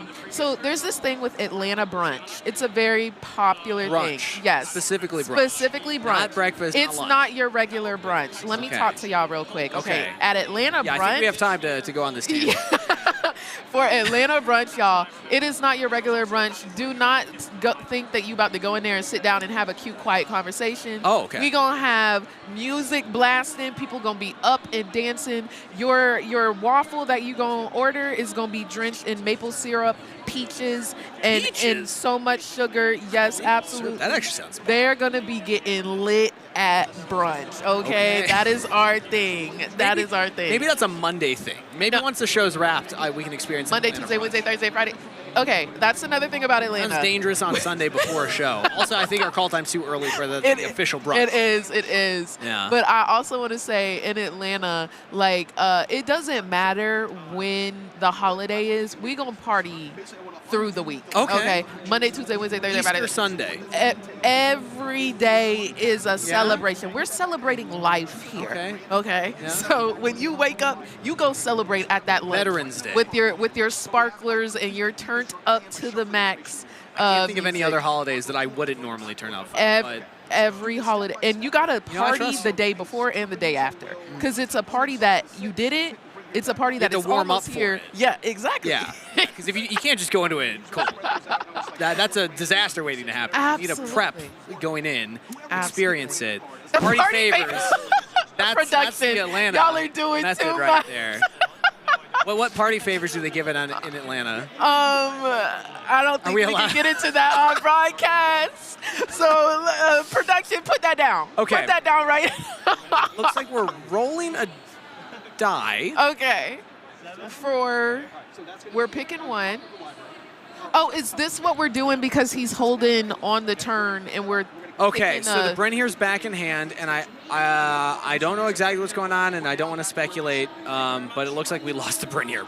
So again, I was curious about that, like holding, and you did score a point. It looked like he drew 2 for turn. Again, I'm just gonna stop. I don't want to speculate. I don't know what was happening. I wasn't paying enough attention, and I'm also not an official judge. I took the test. I failed. Oh, that's tough. That's a self-report right there. I took the test. I didn't take the test. You but didn't take the test? No. Oh, we have time. If this I judge think call we- continues. I think we. You we know can what? do a Let me pull live this judge up real test. quick, y'all. Hey, That would be content chat, right help me there. out. What is the answer to number 1? What's the? I need help from chat. But Also, just to update everybody, I heard from production, the timer just hit 0. We're adding time, so it looks like we didn't pause the time during the judge call, but we will add time. I don't know how much, but we'll let you know. I mean, we'll see it probably on screen together at the same time. But back to this judge thing. I got a 57%. oh, that's tough. That's not good. That's not tough. great. And the worst part is, I felt good. Yeah, you When felt I was good about like, your you know, I didn't get everyone, but I think I passed that. Yeah. I need an 80%, I believe. Yeah. Did not get that. Oh, we'll that try is it again. tough. You know what? Maybe that'll be a thing. Maybe when we switch off and Pastry and Charmer come on We for do the round test? 3. Oh, yeah, we could do the judge test. I Be a good will bonding be moment. pleased to report back to chat that I will pass with flying colors. You guys can count on me, Mm-hmm. okay? And it looks like we might be getting back into play here because we're really analyzing these cards, and it looks like Travis just shook his head in disappointment. I don't think he sees a way out. So the Bryn here was a big miss there, not having access to that, because that insulates the play at this point now that we've rewound the clock a little bit. Yeah. Travis is kind of back to square one of what do I do here in this current game state. I still feel like you always have to try and throw out the Oh, absolutely. You gotta at least swing. And this is one of those things when you think about like reading that your opponent has the counter. Sometimes the correct answer is chew through the counter. Yeah. Because not doing nothing, they still have it. Right. So exactly. you've accomplished nothing. You're in the same sticky situation. At least forcing it out means that they no longer have access to it, and then you can try and do something again later. That's at least the thought process I often have when it's like, this probably isn't going to work, but at least then they have to do the thing. And I'm hearing that we have 14 minutes added to the clock, so that should get updated hopefully soon. We are going for the challenge. And we are targeting that Tiana, and we have the Defy on Brandon's side. Oh, man, it just gets tougher and tougher. And I think we do remember that he has a not so fast in hand as well. So that was a swing. It was a miss, but I'm glad he at least swung. He can't just FF this. Better to have swung and lost than never to have swung at all. Exactly They say in that. Atlanta. No? No? You know what? Yes. Okay. I will give it to you. Cool. So we're going to move that Gem Jammer back to base here. And it looks like we might be tapping 3, exhausting 3. Boop, boop, boop. And what are we about to play, Travis? Let us know. Again, I think the game plan for Travis, he's got a couple options. Number 1 is dig, dig, dig, dig, dig. Right. Put on your Dwarf Hat Diggy Hole. Go for the Kaisa onto the points, try and get as many as you can, and also build up as strong of a board as you can so that your second plan is just punch into the Ornn. We're going to go for that one here as the Ferris Forerunner is played. Love that. So he taps he exhausts the 6 and recycles 1. And what is that very nice death knell for the Forerunner? Whenever it dies, It's a doozy. he gets to play 2 3-might mechs to base. Yep. So it essentially, even though it dies, it's still got the might on the board at least. One of the just statistically most efficient cards in the game. Yeah. It is 6 energy and 1 recycle for essentially 12 might worth of stuff. Yeah. Assuming the death knell goes off. That's part of why Rebuke is so popular, is because of how popular this card is. But we see right now Brandon making some of his own plays. And yes, so with a couple of runes exhausted and recycled, we're going to equip the Shirelias to the Ornn, giving it an additional might, and it's gonna gank over here to score another point. Now, Tiana is over there by her. Oh, JK! every unit at the Shirelia's location has ganking. I was on your side for a bit there. I was I like, was so Brandon, ready. watch out. But no, he just moved the Ornn first because there's a lot of stuff on there. It moves the Tiana as well. Shirelia's gives both of the units, or all the units at the location, ganking.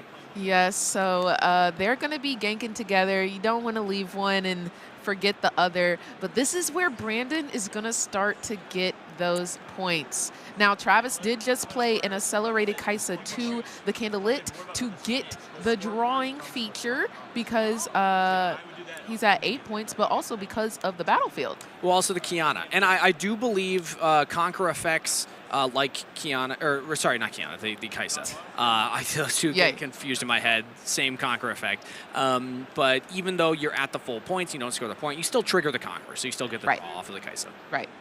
So what did we draw? Oh, that's big. Another challenge, but there was the other Defy, yeah. And that is super unfortunate because getting her off the went board. through them. She went through the resources. Exactly. But you got to get through it at some point or else you're just going to keep swinging and missing. So, boom, we're going to get another Kaisa with 4 runes exhausted, and then we're going to pass over to Brandon here. Okay. We're not playing the Gem Jammer. That was an option. We also didn't play the first mate, which could have readied the Kaisa, moved it back to base, and saved the unit.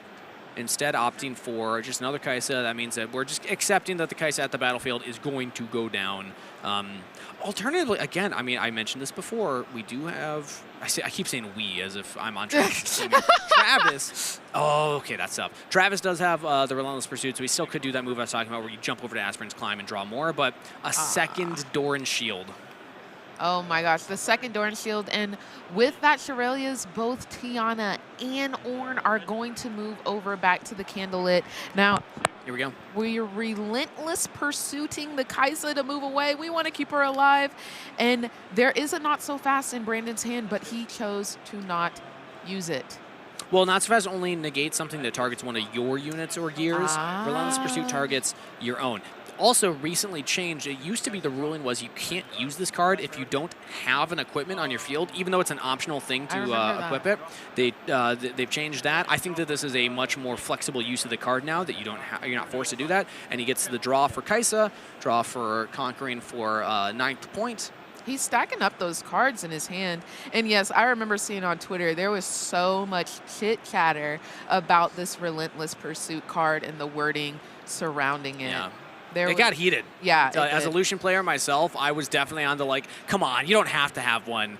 But no, if it's ruled that way, it's ruled that way. And then they had to officially change the ruling. Now, notice that he didn't Relentless Pursuit the last line of text. When I conquer, you may move me to my base. Again, I think that that's a missed opportunity. You can move the Kaisa back. Then on Travis's turn, go back in and draw the 2 cards again. But now we just held for not a point because the Tiana, and we don't get that extra draw. So sequencing is very important in game states like this when you have to dig this fast for the outs. And Brandon now, I think it's another turn. And so Brandon is getting close. He's going to hold for 7 if we're passing. And we're exhausting 4 to bring out the Doran's Blades. Mm-hmm. And we're going to pass that turn. So Brandon is here with 7. And because of the Aspirant's Climb, he's not going to win if he ganks over for the 8th point. Instead, we're channeling those 2 gold gears. He's getting so many gears, so Ornn is just getting bigger and bigger and bigger. What was the last one, 28? Do you think we're going to beat that this time? What's it at? It's at 18, 20. It's at 24. 24. I've seen a 43. It was 42. 43, 42. I've seen 40 million. I'm going to keep my eyes on you. Updating the number. Next time it's 55. 57, actually. We're going up to that 8th point from Brandon with the gank over, and a World Atlas comes out, and it's going to go immediately on that Ornn. He is getting very big. This is everyone's world's worst nightmare. Yeah. Yeah, very, very tough spot. Because, like, I think the Ornn has reached a point where you're not going to be able to punch over. Let's do the quick math here. 3 plus 4, 4 is 11, 13, 17, or 19, plus the 4 on Doran's Blades and then 2 more on the Assault means that we have 25 swinging in. And that Ornn already is 9 plus 18, that's 27.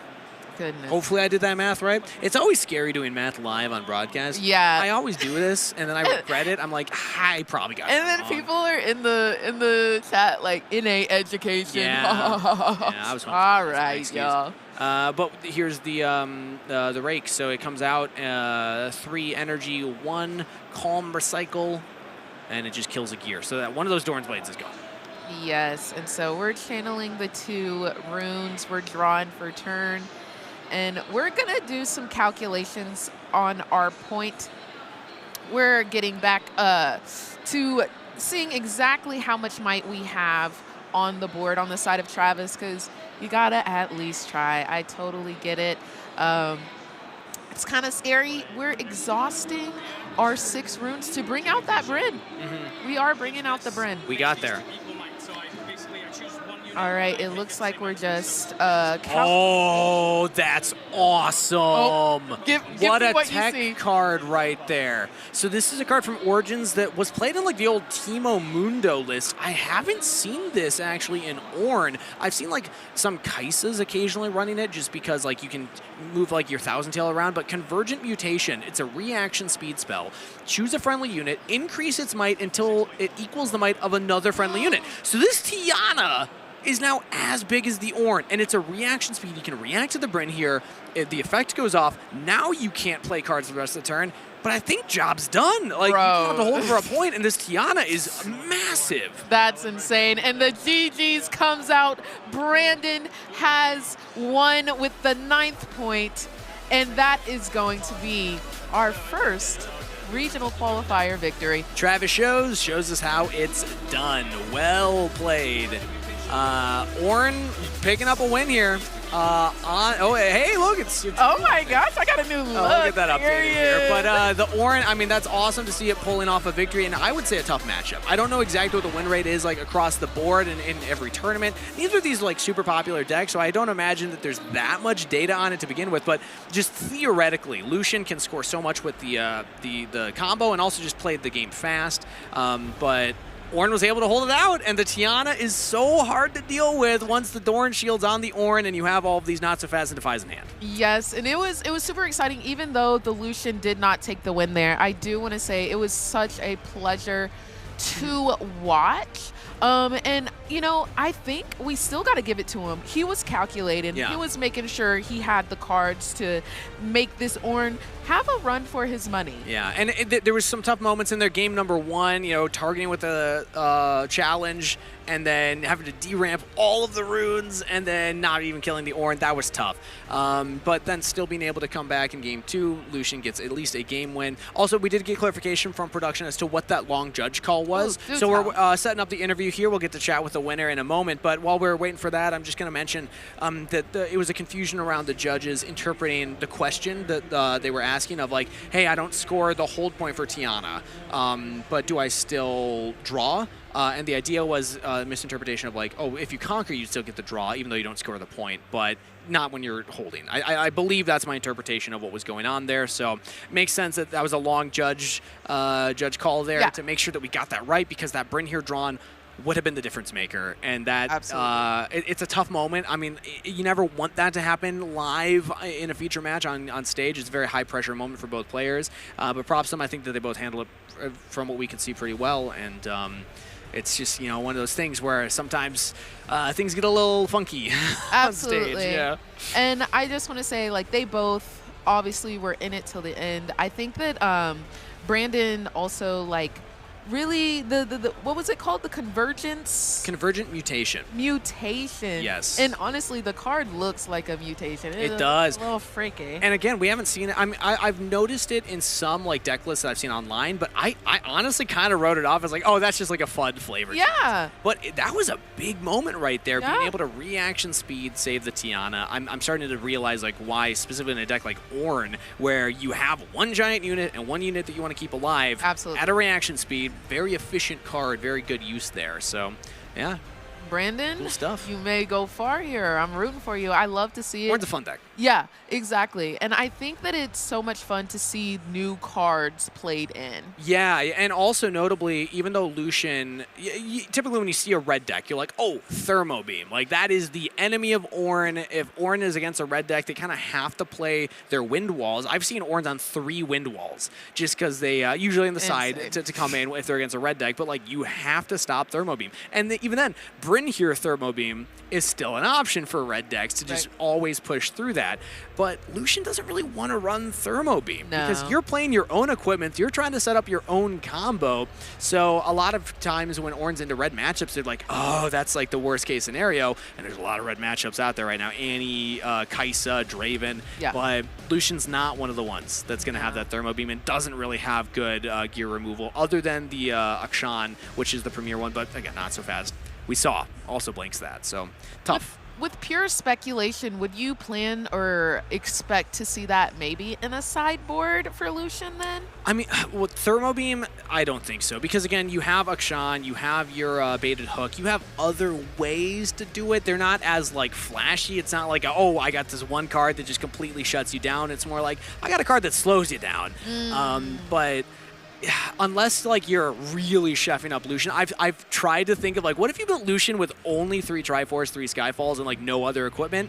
Maybe then you can go for it, but that's not the world that we saw there, so unlikely. Unfortunate, but I do think we're ready for an interview with Brandon. Let's hear all about it with the interview hosted by Barrett. Thanks so much. We are live here with Brandon after coming off that incredible win against the Lucian deck, taking it all the way to the 3 games for quite a marathon, really. Brandon, I gotta ask you right off the bat, you're playing Ornn. Yes.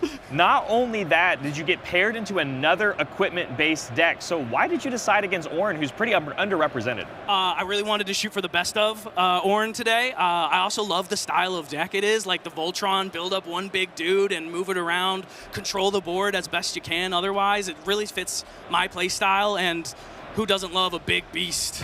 The Forge God himself. Exactly. Well, so speaking of building this kind of giant Voltron-style Forge God of Ornn with all these equipments that you stack on top of, I want to ask you about specifically Game 3. Yes. You chose Aspirant's Climb in that going first situation after you had an incredible Game 1. Thank you. A lot of people that I see, they kind of pick that as like their, you have to pick that battlefield once you see, you have the matchup. You're like, when you don't know if you're going first or second yet. I see a lot of people that. Can you tell me why specifically for Game 3? Because it paid off. Yes. I think it's best to use that battlefield when you're going first because you don't play units, but if you're able to build up your gear back, it just gives you the best chance to climb back and have more time to claw back up to get that win, especially if you're able to get that Tiana down with Ornn.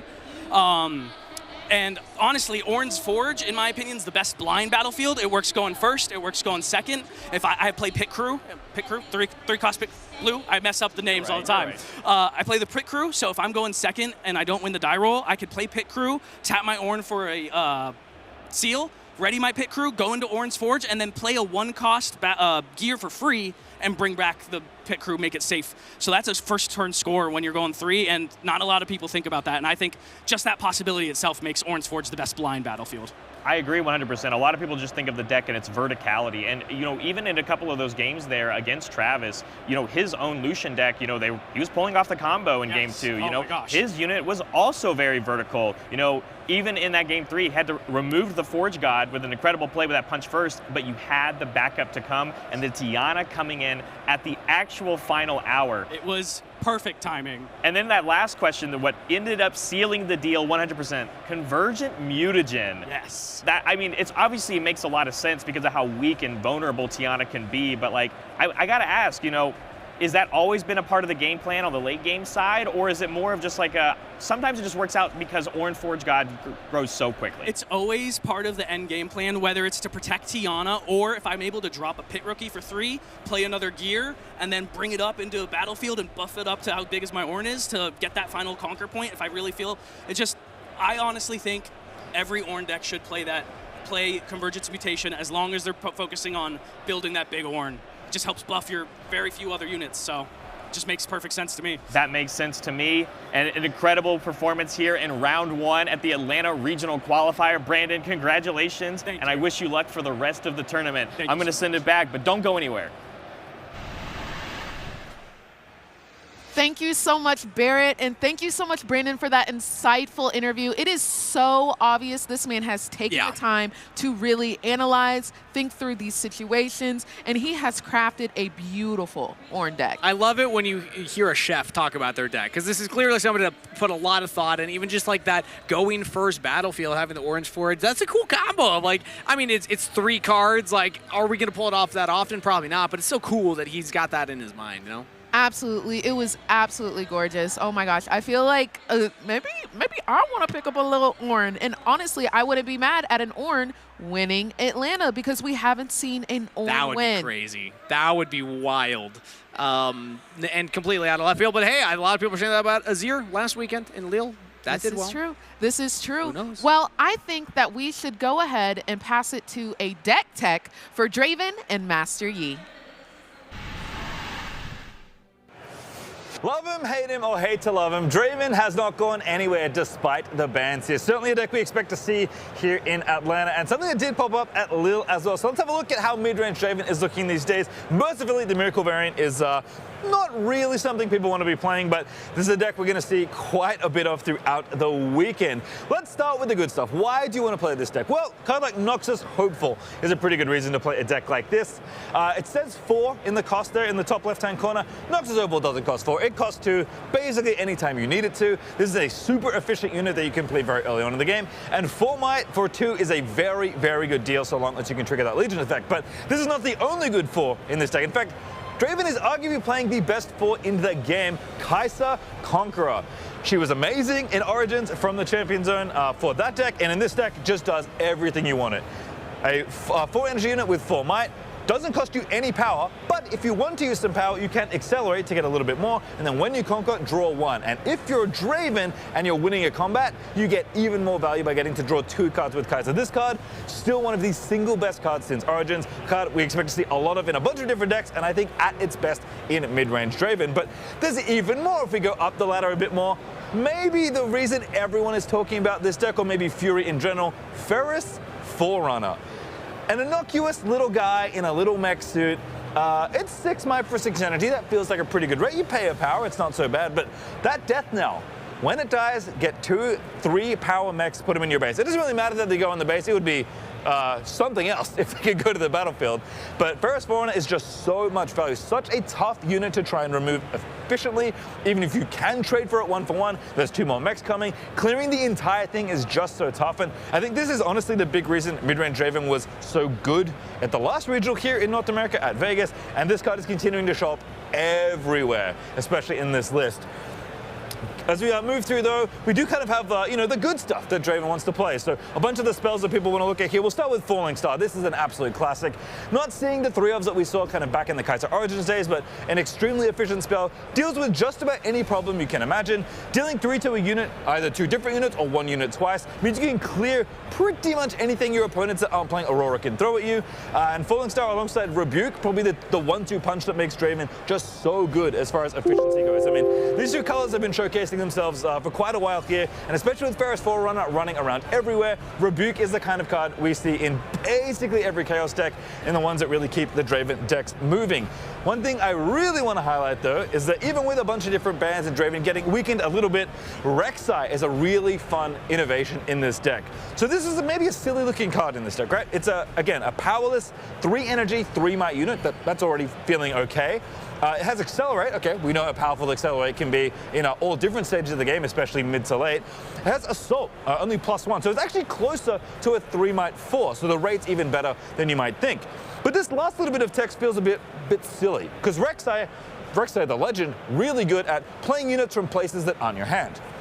And that last bit of text says, friendly units played from anywhere other than a player's hand have Accelerate. We know how powerful Accelerate is, but what are you possibly accelerating from? Well, I think you can accelerate the 4 on the Mechs, although I don't think that's going to come up all that often. Where it really shines actually is Draven Showboat from the Chosen Champion Zone. Obviously, that is not your hand. So giving this card Accelerate is a really nice way to just get ahead, especially in the mid to late stages of the game, where Showboat gets so much bigger, because of course Showboat's might gets increased based on the number of points that you have. Makes sense. Draven collects the adoration as he gets more glory. And in fact, that kind of plays into something fun about this deck as well, is that Aspirant's Climb.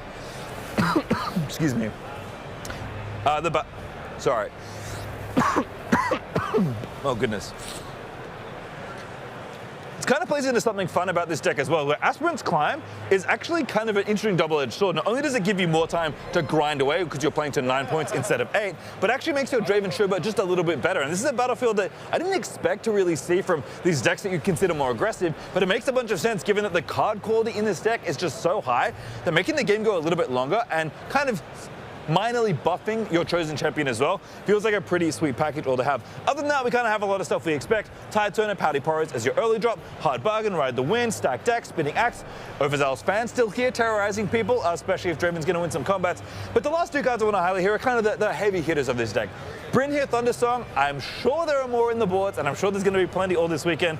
This makes the spell decks very unhappy. Ezreal doesn't want to see this card, but there's not that much Ezreal. Aurelia really doesn't want to see this card, and there's a lot of Aurelia in the field just in general. But the other one, and the one I really like in this, is actually Mind Splitter. Again, when the game's going a little bit longer, when your card quality and grinding your opponent out is an option you want available, Mind Splitter is just a card that takes options away and leaves a ton of might on the field. And Draven is really a deck that is just all about being very value-oriented, being really efficient, having extremely good numbers, great spells, great units, and you pretty much put your opponent in a choice. Do you want to fight me on these battlefields as I'm collecting points? If you do and you lose, I keep drawing cards and keep accruing value. I mean, there's a reason this deck was the deck to beat at the last .q, and even with the bans touching it, mid-range Draven is going to be a force to be reckoned with. It won the last time we were here in North America in Vegas. We'll see if we can do it here again at Atlanta. Barrett Bryant here at RQ Atlanta in front of the merch wall, which is one of the places, of course, you can come and pick up exclusive Riot merch here at every single regional qualifier. I'm joined here with Michael. Michael, how are you enjoying the regional qualifier so far? It's been fantastic so far. I was able to pick up a box of Spirit Forge and as well as a Renekton toy plush and my fellow Heimerdinger, some of my best pals here in League of Legends, and I'm excited to play in the main event tomorrow. I'm in the pre-regional right now, just finished round 1. Unfortunately, I lost, but I'm looking forward to finishing it out. Well, you're still a winner in my mind, Michael, because you went and picked up not only your Botchka Spirit Forge, but these incredible plushies. So I have to ask, do you have a Heimerdinger in the deck you're playing? No. Sounds like you haven't committed 100% on the Dinger train, so maybe next time, Michael. Still here at the merch wall, checking out all the incredible stuff that you can pick up here and all your exclusive Riot merch for League of Legends characters and other IPs. And it's been so fun and interesting that I'm starting to see that the employees, the staff, are even getting involved and picking up some merch as well. Well, what would make you say that? Well, I think for one reason, you're here holding a nice little chunk and an incredible little pajama sort of hoodie here. So Levi here working at the merch wall this weekend. Levi, what has been the hottest item so far?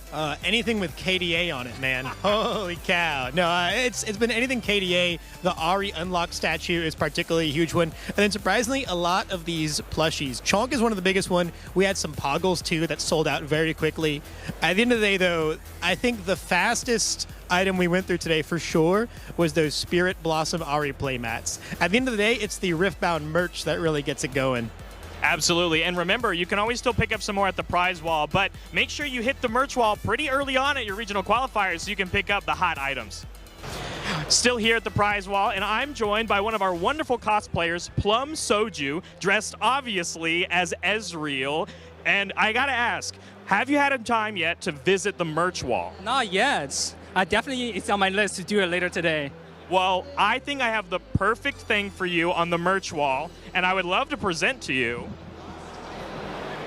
Hey, look, that's me. That is you. This should belong in a museum. It does definitely belong in a museum, but also at your very own home if you pick it up here at the merch wall. Taking a look at some of the top decks in Rift. Taking a look at some of the top decks in Riftbound lately here at the end of Spirit Forge, and we have a fun one for you. It is the original Terror of Origins. No, not Kai'Sa, the one and only Proving Grounds Maestro himself. It is Master Yi, finishing second to win a best of in Lille. This deck is fun. Honestly, as someone that enjoys playing with the calm cards and enjoys that domain in general, there are things about this I find appealing. There are also things about it I find repulsive. But you know what? That's kind of the thing with Master Yi. A little bit divisive, but the numbers are so good. So very straightforward thing. When a friendly unit defends alone, it gets +2. That's the legend text. Now, this basically means that when you park a unit at a battlefield, not only did you get the point for conquering, I assume, but when you hold, it's just so much harder to break through these units. Now, this deck, definitely in the mid-range Master Yi zone. Not massive units, not Aurora, but still some pretty good threats. So we'll take a look here. You can kind of see in this middle section, pretty generic stuff here. Discipline, On Guard, all the things you'd expect. Some punch first, you get a bunch of good pumps in here. First thing I think I really want to highlight, might surprise you actually, it's Desert's Call, a 2-drop that we are seeing a lot in a bunch of different decks. Desert's Call, we've seen it in Azir, it's obviously one of the staples of that deck. We've seen it in Aurelia, actually, believe it or not, it was in the best of list as a 3-of as well. This is just such a good flexible card in a deck that is starving for 2-drops, which is Master Yi, who always wants to find a 2-drop on time every single turn of the game. Desert's Call is not only a 2, but it can be your 4 as well if you don't hit something else. Not the best 4, but as a card you can repeat, making 2 soldiers when you need to in a pinch is very powerful. Just really smooths out the consistency of the deck overall, complements your Poros, complements your other units. Other things I want to talk about, and this is something I think we're going to see a lot of, Charm as a 3-of. Now, Master Yi doesn't have that many ways to really interact with different units.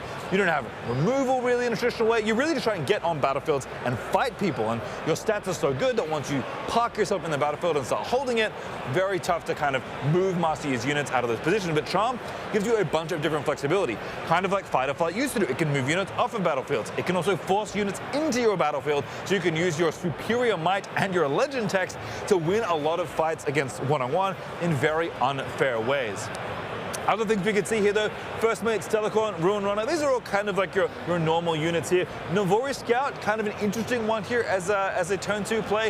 A 4-drop that doesn't cost you power for 4 might, the rate already feels pretty good. But having Deflect, I mean, this is a common from Spirit Forge, not a card I expected to see, but I think one that makes a lot of sense when, again, so much of this deck's game plan is about putting units in play very early on, getting on battlefields, and then staying there. You never want to let it go if you can help it.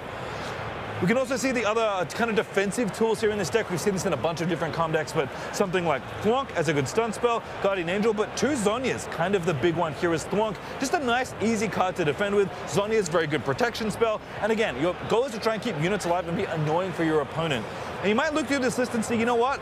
Not that many counter spells, but you have Defy, you have Not So Fast, you have enough ways to protect them, and you're just kind of hoping to, again, get across the finish line smoothly, steadily, point by point, which is something this deck is just so good. It's so consistent. I think one of the big reasons mid-range Yi is seeing a resurgence is not only did the metagame kind of get a little bit friendlier towards it, but it's just a deck that is so good at doing the job that it does. If you hit your units especially, and you could have maybe played a few more 2-drops to make it happen, but when the curve works out for this deck, it is just so frustrating to deal with, and there's so many fun tools the players have started to use. But I think the big thing I really wanted to highlight is if you have a 2-drop, especially if you're going first, Trinity Force is just one of those cards that when I first saw this little combo, made my mind blow. So if you play this on 2, you have a little Poro, I don't know, you have a little Lonely Poro, let's say, and you conquer after you awaken it on turn 2, and you get a point. That feels pretty good. Well, your Poro is going to sit there and now it's a 4 because, again, that's what Master Yi says. Everything's +2 and it's defending alone. And Trinity Force gives +2. That's also pretty good. So now I have 6 might on a battlefield on turn 2. But the really gross thing is, if I hold this battlefield and I can play this after I've played my 2-drop, I can actually, oh no, I can't Weapon Master it because it's not Azir, so don't worry about the Sand Soldiers, but if I play a 2-drop and I equip this and I just chill on my battlefield, I get 2 points every turn for the rest of the game.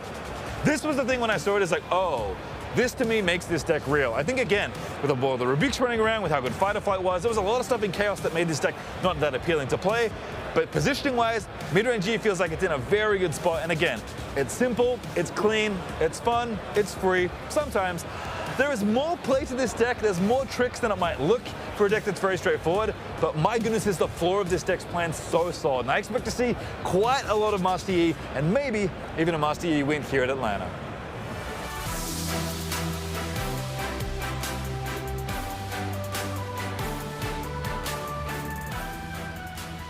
I absolutely love watching those deck checks, honestly. And if you're newer to Riftbound, if you're newer to the broadcast, and you're wondering whose deck is that, that is actually the second place winner from Lille? So we took the top deck performers from Lille, and we're showing off some of them throughout the day. So you can catch some more of those. We had Draven, we had Master Yi. There'll be a few more. I did one as well. Oh, yeah. Love that, dude. My girl Kaisa. Okay, so we're going to see a little Kaisa deck I check. had notes. She was the third most played here, I think. I believe on the pre-qualifiers. The pre-qualifier, yes, and exactly. I think we did have actually the numbers pulled up for the actual main event. So I'll look at those later. But we do have who's playing what today. Draven's still the popular one. Like, no surprise, Draven is the deck to beat right now. Very much super duper popular, but I think I want us to go ahead and look at what we have coming up in this next match.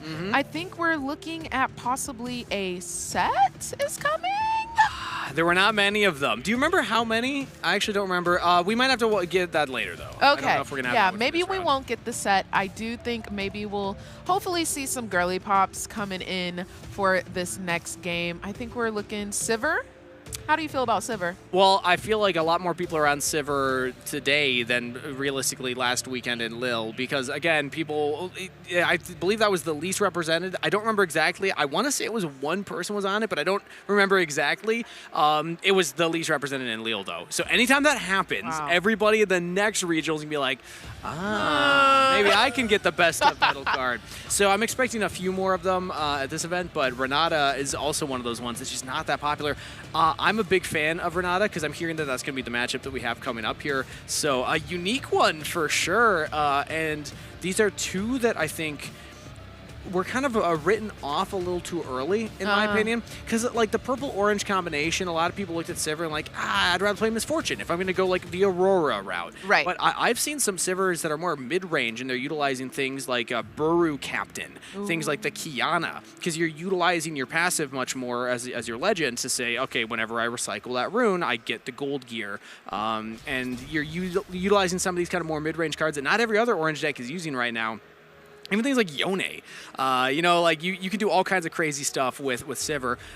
So I haven't seen the deck list yet, but I'm expecting probably a more mid-range Sivir build. And then for the Renata, it's like, this is one of my favorite decks. I was labbing this a lot at the beginning of Spirit Forge. I think it is entirely underexplored, and I'm very excited to see what this player has decided to bring because I have my own very particular feel of how you play Renata, and a lot of people disagree, and a lot of different Renata players have vastly different lists. Well, let's go ahead and get into it. Let's see what Sivir is looking like, what cards we've got picked out here.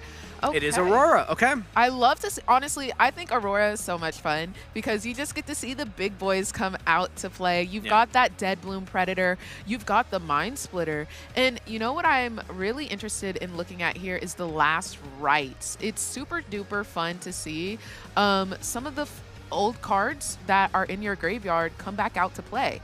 But it is only when, I believe, when you conquer, let's see if we can get that Last Rites pulled up real quick. It's when you conquer or hold. When you conquer or hold, you may play a unit from your trash. So you may be able to kill that Dead Bloom. You may be able to kill that Mind Splitter, but we can get them right on back. Yeah, and it's also it's got a unique equip cost. You have to recycle 2 from the discard or from the trash, which is sometimes hard to do early game. It's more of a late game card. But the idea is that with Dazzling Auroras, you get your Mind Splitters from the deck, and then with this, you get your Mind Splitters from the discard or your Dead Bloom Predators. Looking at the deck list, those are the only 6 units listed in this deck. So very high-end Aurora build. And the reason to play something like Sivir instead of Misfortune for this strategy, a lot of people are like, again, Misfortune just gives ganking to your units. Isn't that more useful? Well, you can play things like Treasure Trove, and it doesn't, de-accelerate your runes as fast because you recycle the Chaos rune and then tap this to kill it, and then you draw 1 and channel 1 rune, but then you also get the Sivir Legend passive to get a gold gear, so that in the future you have that gold gear to spend on stuff. So that's one of the big difference makers here. And even playing the Dazzling Aurora, when you play that, you can do the same thing. There's a lot of recycle costs associated with this deck. So having that legend ability for Sivir Battle Mistress means that you just theoretically will have access to more runes throughout the entire game than something like a Misfortune will. Absolutely. I think we've kind of analyzed this Sivir enough. Let's get into your favorite, Renata. All right, let's see what the list is. Oh, I'm already seeing some fun spice in this. So, okay, we got to break down a lot here. They're not on a lot of the tech that I am currently running, but they are on some fun things. Shen. I want to highlight that first. They have 2 Shens in the main deck. This is a fantastic card to help you hold points because Renata, Chem Baroness Legend says whenever you hold a point, you can tap her, or exhaust her rather, and then channel a gold gear exhausted. So typically you want to hold. Right. Now, if you can hold with things like Shen, that means that you're just going to be able to get gold gears, and then as you get to that 5 points, typically it's 5 points unless there's Aspirant's Climb, but as long as you're within 3 of winning, all of your gold gears also give you an energy. That's the game plan of Renata, is get to 5 points and then just have fun with all the gold gears you've accumulated. Next thing I want to highlight, 3 Ornn in the main deck, because this deck builds a lot of gold gears. Yes. And if you choose to use those, so there's kind of 2 different thoughts. Either, I'm of the thought that gold gears are a resource to spend. Some Renata players say, no, gold gears are a resource to make an Ornn gigantic. And you just have 10 gold gears, play the Ornn, double deflect, 14, no power cost associated with Ornn. Just a really efficient unit at that point. So it seems like this player is going more towards the set up the Ornn to be a big hit, and even things like World Atlas to help buff him up as well. Absolutely, but I kind of just want to point out, we know that the Sivir is playing Dazzling Aurora. She's got those bigger units, but we have that Hidden Blade. We have that Cull the Weak. We have the Salvage. We have the Salvage main to deck, deal with the Aurora itself, to completely eliminate it. Renata has the tools to combat this Sivir. And you know what? I think we're ready to go ahead and get into game. Let's see how this Sivir versus Renata matchup is about to play out. Round number 2 about to be underway, and it's thematic. The first round we saw a Ornn versus Lucian, so a slower deck versus a faster deck, and now we have Dazzling Aurora Sivir build versus Renata Glask. A slower deck versus a faster deck. Renata's goal is typically to get to that 5 points as fast as possible so you can have fun with all your gold runes. Sivir's goal here is to get to Dazzling Aurora as fast as you can. But you know what Dazzling Aurora kind of loses to? A 20-mite Ornn with double deflect. That's going to be actually really tough. So if Emote Tempest is able to get to like the ideal Renata setup, I actually kind of favor how the Ornn is going to impact this matchup because of the Renata build that he chose to go for. Absolutely, and we've got Treasure Hoard as a battlefield for Emote Tempest, and we've got Sigil of the Storm for 20 Thunder 3. That's a lot of Thunder. That's a lot of. And what's the 20 3 doing at the end? It's actually 23 Thunders. No, well, I imagine that there's 3 categories of Thunder. There's Thunder 1, 2, and 3. And there's 20 Thunders times 3. Oh. 60 Thunders. 60 Thunders. God dang. Well, we're fist bumping and we're starting the match. He draws for turn. Fist bump yourself, Ray. I don't think that counts. I did. They can't see. I'm right here. I'm going to call you out on that. He exhausts his 2 runes, and we're going to get the Plundering Poro to come out. Stack deck coming out early. 1 rune exhausted, and we're going to see what we... This is typical for the Dazzling Aurora decks. You're just going to use your cards to cycle through your deck, try and ramp up your runes. Here we go, the Treasure Hoard. So again, this is one that costs 2 energy to play. Then you recycle a Chaos rune and kill it to channel a rune exhausted and draw a card. But because of the Sivir Battle Mistress, we also get to create a gold gear when that happens. So this is what I was kind of highlighting, is the difference between the Misfortune and the Sivir deck. Even the Misfortune will still play the Treasure Trove typically, but when you're going for the Sivir, it just gives you that advantage of now not decelerating yourself on runes on future turns. And we got our first blood here from Emote Tempest, getting 2 gold gears and the first point of the game. Yeah, it looks like we're just starting strong. I haven't played against a Sivir after all of my Nexus nights. It's not one of the more popular decks, Yeah, I'm noticing that, and I just didn't know. Like, that was so much card drawing, doing, flipping, exhausting.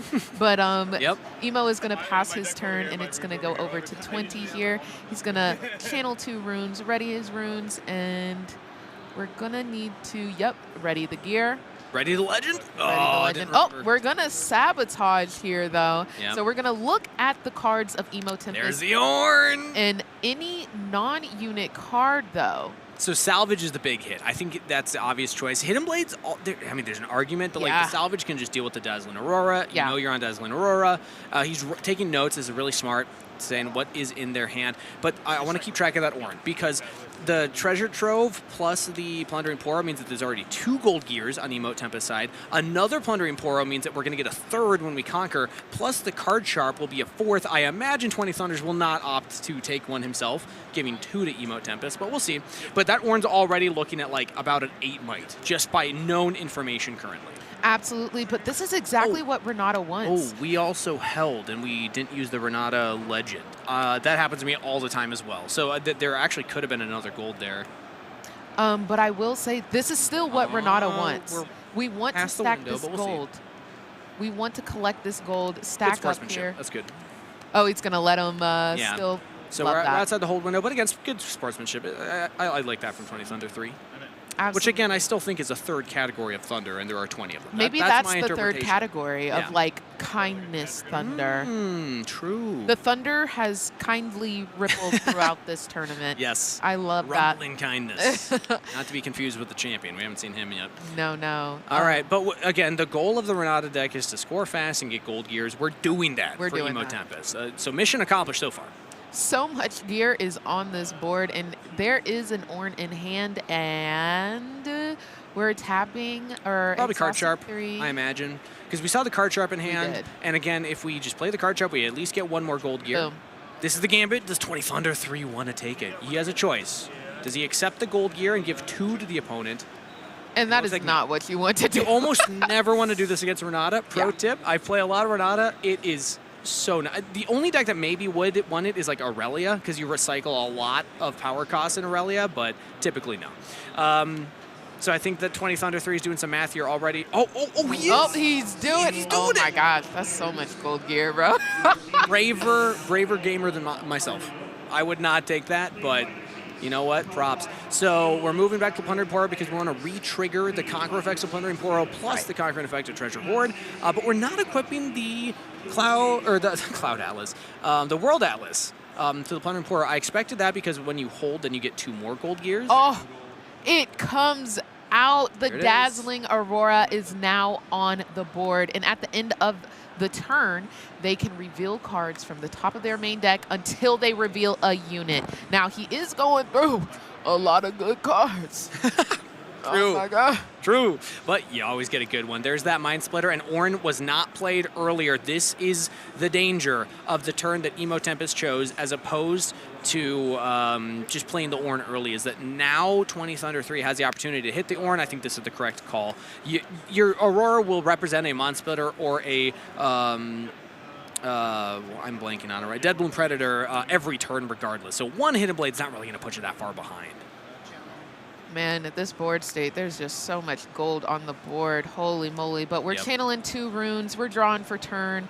We're readying our units. And I believe we just held for a 5th point, if that updates correctly, which means that Renata's at the critical mass. I call this critical mass because hitting within 3 points of victory means that all of your golds now also give you an energy. You can, at a battlefield, just play your chosen Renata champion and then use her ability to just basically spend a gold gear to draw a card, because she has a 1 energy and 1 blue recycle cost to draw, and now you can just do that for every single gold. You can put 6 cards in your hand if you wanted right now.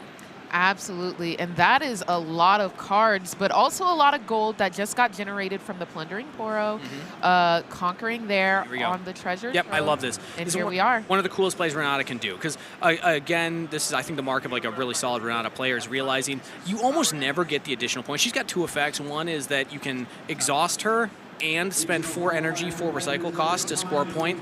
That almost never happens because you have to exhaust her, so she has to be ready at some point.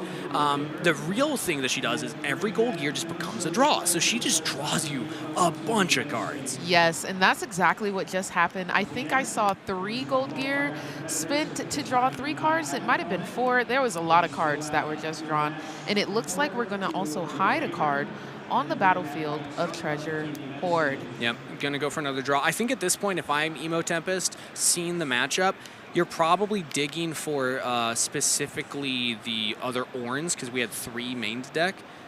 So one's gone, 2 more are in there, Yeah. but you also want enough gold gears up that the Ornn is a threat. So it's a delicate balancing act of like how to actually approach this. And I may have seen the Ornn. I've got a keen eye for those guys. I may have seen the Ornn actually drawn for Emo, so it may have worked out. You in have been his spotting favor. all the Ornn I have draws. been spotting Yeah. the Ornns. But 20 Thunder 3, or as we like to call him, 60 Thunder, has a lot of runes up, but not, it was just thinking here. Just thinking here of what to do. We've got the 1 unit on the board. Do we want to move in? Do we want to do anything about that Plundering Poro on the top side? Okay, so we're gonna go in for the battlefield that has a stronger might currently. Yes, and remember, there is a punch first for the side of Sivir, if possible. The Shin gets Nice. played out as reaction speed. It will have shield 2 and tank, meaning it is 5 defending, so this Mind Splitter can only clear the Shen and a Plundering Poro. I think this is really, really solid, because also, I'm assuming it's a Hidden Blade hidden there, but there's a lot of hidden cards Renata can play, so it's not guaranteed. But that means that if, like, say, a Dead Bloom comes off of the Dazzling Aurora, then you can just use that at that point. So Emo Tempest is actually holding a lot. Oh, and there it is. He knew what he was doing. And the Dead Bloom Predator does come out with 8 runes exhausted. 2 must be recycled for this. A little gold gear played to base here. Yeah, because you have your, again, Sivir Legend. It's nice because you just get more access to runes more often. And a challenge. And boom, there it is. 60 Thunder really popping off right now with the challenge going to, it looked like the Renata wants to get that off the board immediately. Because if the Renata is ready at the start of Emo Tempest's turn, you can use that second ability, which, again, Renata players typically, like, if you can pull it off, you feel really good, because it's rare that you get to pull that ability off. There's so many sniping spells out there. It's really hard to actually keep the Renata alive to actually get that, and we're seeing why. Like, 1 challenge and it's gone. And the Dazzling Aurora is going to trigger here, and another Mind Splitter is going to be played. That was 2 challenges. So no more challenges available. Yes. Although Renata's already gone, so the damage might have been done, but more resources also taken out of Emo Tempest's hand now. That's a lot. Whoa. So I'm looking at the 1,000-Tailed Watcher. Yep, we're going to get that out of there. It's just too powerful of a card. Absolutely. Now, we do have an Ornn. You were right. So there was 1 in hand. Emo Tempest can at least establish that, probably back in base, because you want to keep it alive a little longer so you get more gold gears, because right now I believe it's only an 8 might. Actually, it would be 9, and then if you equip the World Atlas, that would be 11. And we just held another one, so that's 12. So if my math is correct, that should be a 12 might Ornn. That's actually pretty big. That's a big boy. That is a really big boy. Yeah, but it stays true to what we see in League of Legends. Ornn gets pretty freaking tanky in League. So I love He hits a little harder in Riftbound than he does. Low key, yes. And boom, he is coming out to play, getting played directly to that Treasure Horde. And we're going to start adding that gear onto him just to make sure he's a little bit bigger. Now, if Emo Tempest can hold 2 more turns, that's game. The thing is, with 20 Thunder 3's build, on this Sivir, you get like a Dead Bloom plus a Punch First. That should be enough to get through this. But there's still that hidden, again, I'm assuming hidden blade. We know it's a hidden blade. Well, the fun thing is we don't, because like Renata can also hide her signature spell. Hostile Takeover can just take a unit. And it's essentially a hidden blade. It doesn't kill the unit, but you also don't give them 2 draws. So like, it might even be better to do that. But there are options. And even like if you just have Hostile Takeover and you just take the Dead Bloom that's on this Citadel of the Storm, then you just go into combat, kill the Mind Splitter, and then win the game right there. So like Emo Tempest, there's a real world. We didn't see one with the Mind Splitter that 20 Thunder played, so it'd have to be like off the draw. But there's a real world that Emo Tempest could actually just win on this next turn. Oh my goodness. So we're counting up. It looks like we might be trying to get the dice. Deal with the, we need the die. We need the die on the board. Even when they're not playing Ornn. Ornn is inevitable. Yes, honestly. What's the Thanos quote? You went somewhere else, and where did it lead you back to me? I don't remember how the quote starts. But we're back to Ornn. We're back to Ornn. That is what I'm trying to do here. that is the gist of the story. It's always great when you start a joke and you forget where it's going. The You're like, there's no bailouts. You know, we're just kind of in the moment. We gotta make it through there. Yeah, we gotta make it through. Okay, Boots of Swiftness is getting played with 3 runes exhausted, and we're gonna equip that to the Mind Splitter. Now with Boots of Swiftness, you do get ganking, and that Mind Splitter is gonna move right on over into that Ornn, into that card shop. Double card sharp. Yeah. That's the Ornn. So that's 6 might on the card sharps, and I think it was like around 13. I'm blanking now on where it was for the Ornn before. But he's big. I imagine that this is just going to clear the card sharps unless there's like a punch first, but it seems like 20 Thunder 3 actually passes Bryos. Yep, it's just going to be the 2 card sharps. And I honestly, I'm kind of interested into the game plan from 20 Thunder 3 here, because that is the second Mind Splitter that we have sacrificed just to kind of try and clear the board. So I'm intrigued. I'm ready to see the Sivir coming out to play, and we're going to immediately equip those Boots of Swiftness again to the Dead Bloom, and we're going back in with the Dead Bloom and the Sivir to try and take down this Ornn. What is going to be the response from Emo Tempest? We're flipping. It's the Hidden Blade immediately on that Dead Bloom Predator. Tough. Interesting that he, 20 Thunder 3 felt the need to go so aggressive right there. So we're accelerating the Sivir and sending it in. Sivir Mercenary has Accelerate, and then if you spent at least 2 power this turn, it gets +2 might and ganking. So that was representing a strong push, but I guess it's kind of the same mentality I was talking about earlier. It's like you might know your opponent has an answer, but you got to chew through it eventually. And here we go. We do get a Dead Bloom. I imagine we're just going to play this to base because it should not have enough to deal with the Ornn on its own. And yes, it is just in the base for 20 Thunder 3. Sorry, 60 Thunder. 60 Thunder. But we also did get to see the treasure come out as well. So he has that resource if he needs it. We're passing the turn. Emo Tempest getting his runes channeled, and we're drawing for turn. Yeah, you spotting those cards. I know you're always eagle eye on. I'm trying so hard. I do think I see a Hidden Blade. He's shuffling. I think he has I think he has a Hidden Blade in hand, so something could be coming. But we're just gonna exhaust. Oh, okay. So we're exhausting 4. Yeah, we've got 2 units on the board. So Watchful Sentry, the reason to place it at the battlefield is because Death Knell draw a card. You kind of expect it to die, and you want the resource. And the Honest Broker, Death Knell channel Gold Rune. We're going to try and send that into Sigil of the Storm, I imagine, on the next turn, or just hold for the game. Like 20 Thunder 3 is in a really precarious position right now because you have to stop this hold or the game will end on Emo Tempest's beginning phase. Exactly, and we only have that Dead Bloom Predator to work with. Now we can equip the Boots of Swiftness to give it a little more might to make him a bigger boy. It looks like we're getting the the damage ready over here. Have we done the math yet? What's the Ornn at here? I got it. Oh my goodness. 1, 2, 3, 4, 5, 6, 7 plus 2 is 9, so 13. No, don't. Y'all can't see it, but I did it. You know exactly what I did. And that's not the first time today, it's not. too. I think you get 1 per day these days. Give me 6 or 7. 6, 7. I'm gonna need to get out of here. Production is in my ear talking about 6, 7. Oh no! Oh no! Anyways. It's happened already. I didn't think it would be on round 2 that we completely devolved. But okay, so let's get back into the game, Reagan. Let's get into the game. So a Mind Splitter comes out yet again. And it looks like we're going to be responding with, I can't quite. No, I think he discarded the Wages of Pain. Gotcha. I think that's what the Mind Splitter hit, because that's an action speed spell, so you wouldn't be able to react with it. But I think 20 Thunder 3 is in a really bad spot. Like, I don't even know what you could be hoping for. Okay. Okay. So ride the win the Mind Splitter in 2. This is now 15. We did not equip the Boots of Swiftness, which would be the way to buff this up more. But actually, is it enough anyway? What was the Ornn? I think it was a 13. Was that my math? Maybe I'm just wrong on the math. Oh, we cleared it. So 1, 2, 3, 4, 5, 6, 7, 8. Oh, I was wrong. So I had 1 gold gear off. So yeah, that does all just crash.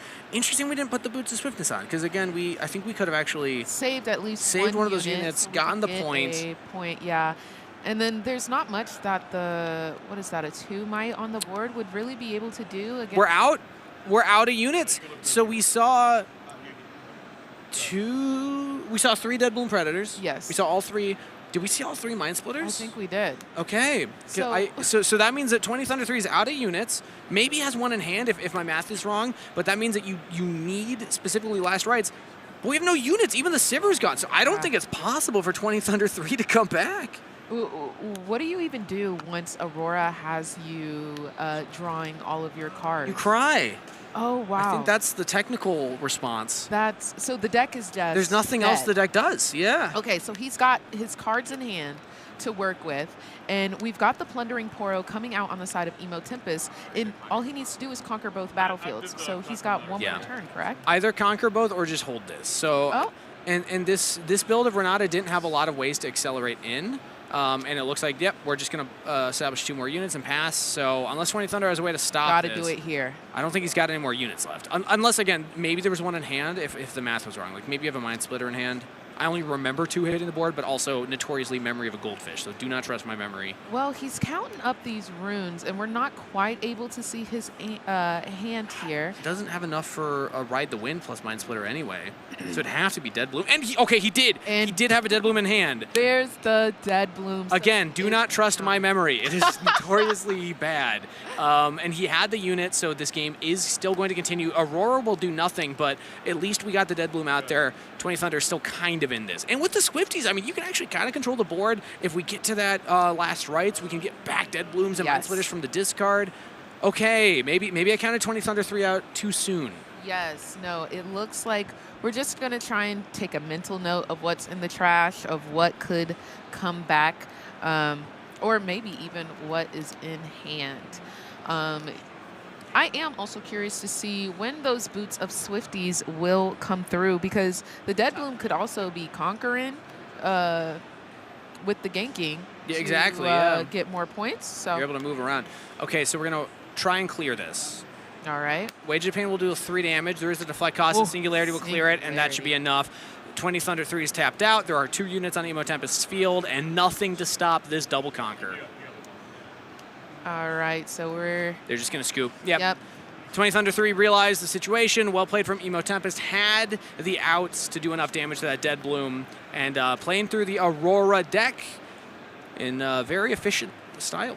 Absolutely, and I say we can't count out 20 Thunder 3 from this entire series, because now you can go into your side deck. But let's look at the battlefield. I'm just laughing at that. Yeah, double Wildmaw's Lair. That's pretty funny. I love to see it. We're side decking here. We're making sure that we're ready to go. I love the whole fact that we can side deck, because you know what your opponent is playing. You know what they've got, and now it's time to put together that battle strategy into how can I come back into game 2 and make sure that I take this to game 3. Yeah, you're looking at things like salvage in the side deck of the Renata, as you just gave a wave to Emo Tempest. Actually, you know what? I just realized we assumed, is it Emo Tempest or is it Emote Tempest? You know, see, I was reading it earlier, and I was like, emote. Oh no, that's a emo. That's a emo. Okay, so we're still on the first. I'm definitely set on. You know what, Barrett? Can you interview Emo Tempest at the end of this, win or loss, and get us a clarity on? You know what? We actually need both of them. Can we call him 60 Thunder? Ooh, we got a lot of questions. I need to find both of them after this. Well, we'll track them down. Okay, so we're starting off with a tutoring Yordle on the board on the side of Emo Tempest, and we're getting the we're getting immobilized as well. So playing the Pack of Wonders means that we're able to return another gear to our hand, so we're able to cycle our gears multiple times, and then we're also playing the Mobilize. So we're just trying to ramp up our runes as fast as possible for 20 Thunder 3. I'm rooting for him. The Lecturing Yordle is going to move into the battlefield, and a World Atlas is coming out on the side of Emo Tempest, and we're also getting that Plundering Poro, so we will be able to stack up that gold on the side of Renata coming here soon. Now, we are already, okay, we didn't have it. I was going to say, we're already in Aurora range. Actually, no, that was only, was that 8 or was that 9? Why can I not even count? 1, 2, 3, 4, 5, 6, 7, 8. Okay, we were not there. We were not But there. we're close. We're close. We did just use the stack deck to look at some cards, and I do think I saw 2 Mind Splitters there. I'm not sure what he did with it. But then we're also, I just love how many cards are being played on this turn. I love this combo. Treasure Trove, Trove. whenever it leaves the board, you draw 1 and channel 1. So even if you add it back to your hand with Pack of Wonders, it still triggers. And now we can do it again, and then we can trigger it. Oh, and Oh, then we're the gonna stack. Okay, stack this is that, giving okay. into Draven territory here. Like all of the cards that are being played right now. Oh Yeah. my gosh. But finally, we are going to exhaust 5 runes. It looks like, oh, just 1, and we're going to sabotage. Yeah, trigger So- the Sivir Legend ability as well, making a gold gear, and let's get a look at that hand. Yes. So we've got the hostile takeover, Cole the Weak, Lecturing Yordle, and Ornn. He always comes out to play everywhere. I imagine you're looking at Cole the Weak, because Hostile Takeover is annoying, but at least you get the unit back. Oh, he's going for the Hostile Takeover. Okay. And hostile takeover does go ahead and leave the board. Going to recycle that. The reason I think that the Hostile Takeover isn't as threatening is because, first off, Hard Bargain is easier to pull off against it because it's a more expensive cost. Yes. Number 2 is that you keep the unit, whereas Cole the Weak, like, you deal with the Mind Splitter, you deal with the Deadloom Predator without even targeting it for the deflect cost. So interesting that 20 Thunder went that route, but either way, Emo Tempest is just going to keep playing his game. Absolutely. And the Plundering Poro does move in to secure a point, a conquer point, and Ornn comes out to play immediately, equipping that gear to make him a little bit bigger. And I think we're, okay, so we're recycling for that, and we're hiding the card. So we don't know what that hidden is, right? We had seen Ornn, Hostile Takeover, which is now gone, Cole the Weak, and I'm blanking on what the other one was. I think it was a unit, though, so this must be something that was off the draw here. But Ornn's going to get pretty big regardless. Nice setup here for Emo Tempest. Absolutely. We're channeling those 2 runes on the side of 20 Thunder. 3, we're counting up to make sure that we've got the accurate amount of numbers. Should be a 9 might currently because the World Atlas gives 2, and the Ornn passive will give 3 for the total gears on the field, on Emo Tempest field. Yes, yes. And we're just thinking, what do we want to do? Honestly, I respect how close 20 Thunder 3 holds his cards to his chest because oh, Dazzling Aurora comes out to play. So we're going to start seeing those bigger units here. Yeah, this is the ideal time to get it. You're on curve for it, and you've already dug enough into your deck. So as a Dazzling Aurora player, when you're down, honestly, this isn't even down that many points because we accelerated pretty fast into this. So Emo Oh Tempest my should gosh. theoretically get to 5 on these 2 holds unless you get a Dead Bloom off the top. And the Sabotage number 2 means that that Cole the Weak is now gone as well. That is very, very good for 20 Thunder 3. Yes, I'm assuming that he knew that card was in his hand and was ready to take out both the hostile takeover and the Cole the Weak. I will say important for Emo Tempest that that's a Mind Splitter you're looking at and not a Dead Bloom. Because if Dead Bloom takes out the Plundering Poro, you're only at 4 points. You don't have the Renata additional value off of the gears anymore. But now because we held for 5, all those gold gears will give an energy and a power, and this is where Renata really starts to come online. We saw what he did last time with the Renata play, where he just plays it and draws a bunch of cards. We could see that again. It's only going to be 2 because there's only 2 ready gold gears, but it's an option because Emo Tempest lost his entire hand. It's only this card on the draw here, and we're going to play it. We're going to play that card sharp. And yes, Renata, I feel like, is just one of the best users of this gold system in the best. Spirit Forge. Yeah. 100%. Just makes it so valuable. Really turns that gold into gold. I'm so for real. And that's it. So just the card sharp pass. Now, I think that's a Lecturing Yordle. I don't remember what the At the might is bottom. of the unit under the Ornn, but I'm going to assume 2, and Mind Splitter is just not going to go That's in a there gear. There's a gear. Oh, you're talking about that one. I see. Yeah. Yeah. But another. Oh my god. That's pretty good. 2 Dazzling Auroras? I would say that's ideal for the Dazzling Aurora player. Once you get 2 of Yes. these online, the game gets very crazy. We're going to have Mind Splitters and Dead Blooms. Oh, we passed the Out the 3rd Dazzling wazoo. Aurora, though. But the Dead Bloom Predator is going to come out to play. Honestly, you usually don't even want the third Dazzling Aurora. When you're only on 6 units in the deck, Yeah. 'cause now you want to get to your last rights. That's the next big hit. So we'll note it. Yeah, there's one. There it is. Another Dead Bloom. So I believe there are 2 last rights in the deck list. So 20 Thunder 3 is going to want to find that next one fast, because if you cycle that again, it's going to be a while until... Well, I guess Aurora kind of just cycles everything every turn, but once you run out of units in the deck, then last rights gets them back from the discard pile. So Yes, absolutely. the trash, rather.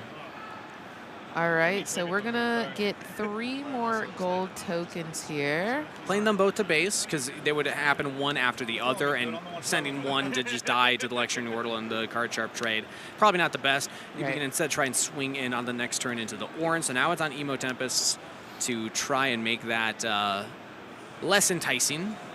Exactly. Now, do not forget that we still have this Boots of Swiftness Yeah. on the board. There's a lot of movement that can happen on 20 Thunder 3's next turn. We're counting up some might here. There's a lot of ready gold gears. Whoa. That's so much, my word. And we've got 1 card in hand, it looks like, for Emo Tempest. Curious to see as to what he is planning to do. I'm imagining it's play your chosen legend, Renata, draw at least a couple of cards, because we're so low on resources. Right. And if that's like a hidden blade hidden under the Ornn battlefield, you kind of want to save that for the Dead Blooms coming in. Exactly. Or even like a hostile takeover too. Like there's other stuff to use it on. So yep, here we go. This makes a lot of sense to me. It feels like the obvious option, not knowing what's in his hand, of course. Yes, and with those 5 runes exhausted, we're going to go ahead and move Renata out to the battlefield, and then we're going to start digging. Just digging. Look at all these draws. And people said Renata's weak. Yeah. What other legend, or what other chosen champion, rather, can draw like 5 cards in one turn? Exactly. And another Plundering Poro is going to come out to play, so we're just exhausting those 2. And Cole the Weak. Only 2, oh, no, he's got the Mind Splitter as well. So going to get that off of the board. I was going to say one of those Dead Blooms got to go, but I forgot about the Mind Splitter up top. Interesting. I guess the math-wise, he just wants the Lecturing Yordle to stay. Because I was thinking you can just kill the Lecturing Yordle and then threaten the Conquer on the next turn. Because I'm assuming both Dead Blooms are going into the Ornn pile. Right. But Emo Tempest instead opting to just try and make this hold as strong as possible. I believe that's 2 cards in hand plus 1 hidden. Maybe 1 card in hand plus 2 hidden. Yes, I do believe you're correct. And again, for 20 Thunder 3, I think the game plan for the Aurora deck at this point is try and get to last rights. We've seen, we got the 2 Dazzling Auroras. We don't need to get more units or more Auroras. You need to get that next gear so that you can get the units back from the trash, because otherwise you're not really going to have access to them. And you only have 6 units plus your chosen champion. So you will run out eventually, kind of like we almost saw happen in that game number 1. Exactly, and it appears that this Ornn has become a pretty major problem. Some of his might was gone away when we were drawing for the cards off of the Renata, but it looks like we might be able to do something. Okay, Sivir coming out. We're going to conquer. And so I guess go through. That's one of the reasons maybe Emo Tempest opted to take out the Plundering Poro back in base, because Sivir can take this. If my math's correct, Ornn should be 14 might, and this is 16 plus the... actually, we're going to do a challenge. I think that's taking out the Renata right there. And that's a good card to get out. It looks Ornn. like the... Yeah. Okay, so that's going to die. Getting the damage done here, I think we really want to get rid of this Ornn, it looks like. Yeah, and Sivir still had the +2 might boost because he recycled 2, or spent 2 power this turn. And we're going to send the 16 in. Again, not equipping the Swifties, so it's just 8. Plus 8 is 16 going in, and there's 1 hidden. That's it. The Hidden Blade does take out one of the Dead Bloom Predators. And what is next up your sleeve, 20 Thunder 3? I like the gameplay. Like, I'm intrigued. Okay, again, I think that the math is right to kill the Ornn, but the problem is if you leave this Renata up, Emo Tempest holds for 7, Renata can score for 8. Yes. So you're kind of... Oh, also there's tank on the Lecturing Yordle. So, okay, you don't have enough because the Swifties, but I guess you're just going to Hidden Blade the one equipped the Swifties, so you can't really prevent that, but... Right. It's making things very awkward for 20 Thunder 3 here. Has another challenge, that's big. Okay, so it looks like we're challenging the Dead Bloom Predator to the Renata. And that is going to go through. The Renata is going to go through. And that, I knew he had something up his sleeve. That's what I'm talking about, 60 Thunder 3. And the punch first is going to come through, making +5 might go on to that Dead Bloom Predator. 13, you got to do 8 more to the Ornn, +1, or +3, +2, so 5 and 8 is 30. That should just clear. I think that actually just clears everything. Emo Tempest is going to be down to 1 card in hand. The Dazzling Aurora should still hit a Mind Splitter, which can rip that. Oh, this is a massive push for 20 Thunder 3. And I think I see the 3rd Dead Bloom in his hand. Am I tripping? Oh, I think I see the 3rd Dead Bloom in his hand, y'all. I'm really spotting these units. If y'all need me to spot some units, I got you. Yeah, you're really good at that. So again, I'm just doing the math. There's 8 gears plus 2 from World Atlas is 10, so 14 might Ornn. 8 might still has to be dealt to it, or 8 damage because of the 6 from the challenge. +3 +2 is the 13. And Dead Bloom is 8 +5 is 13.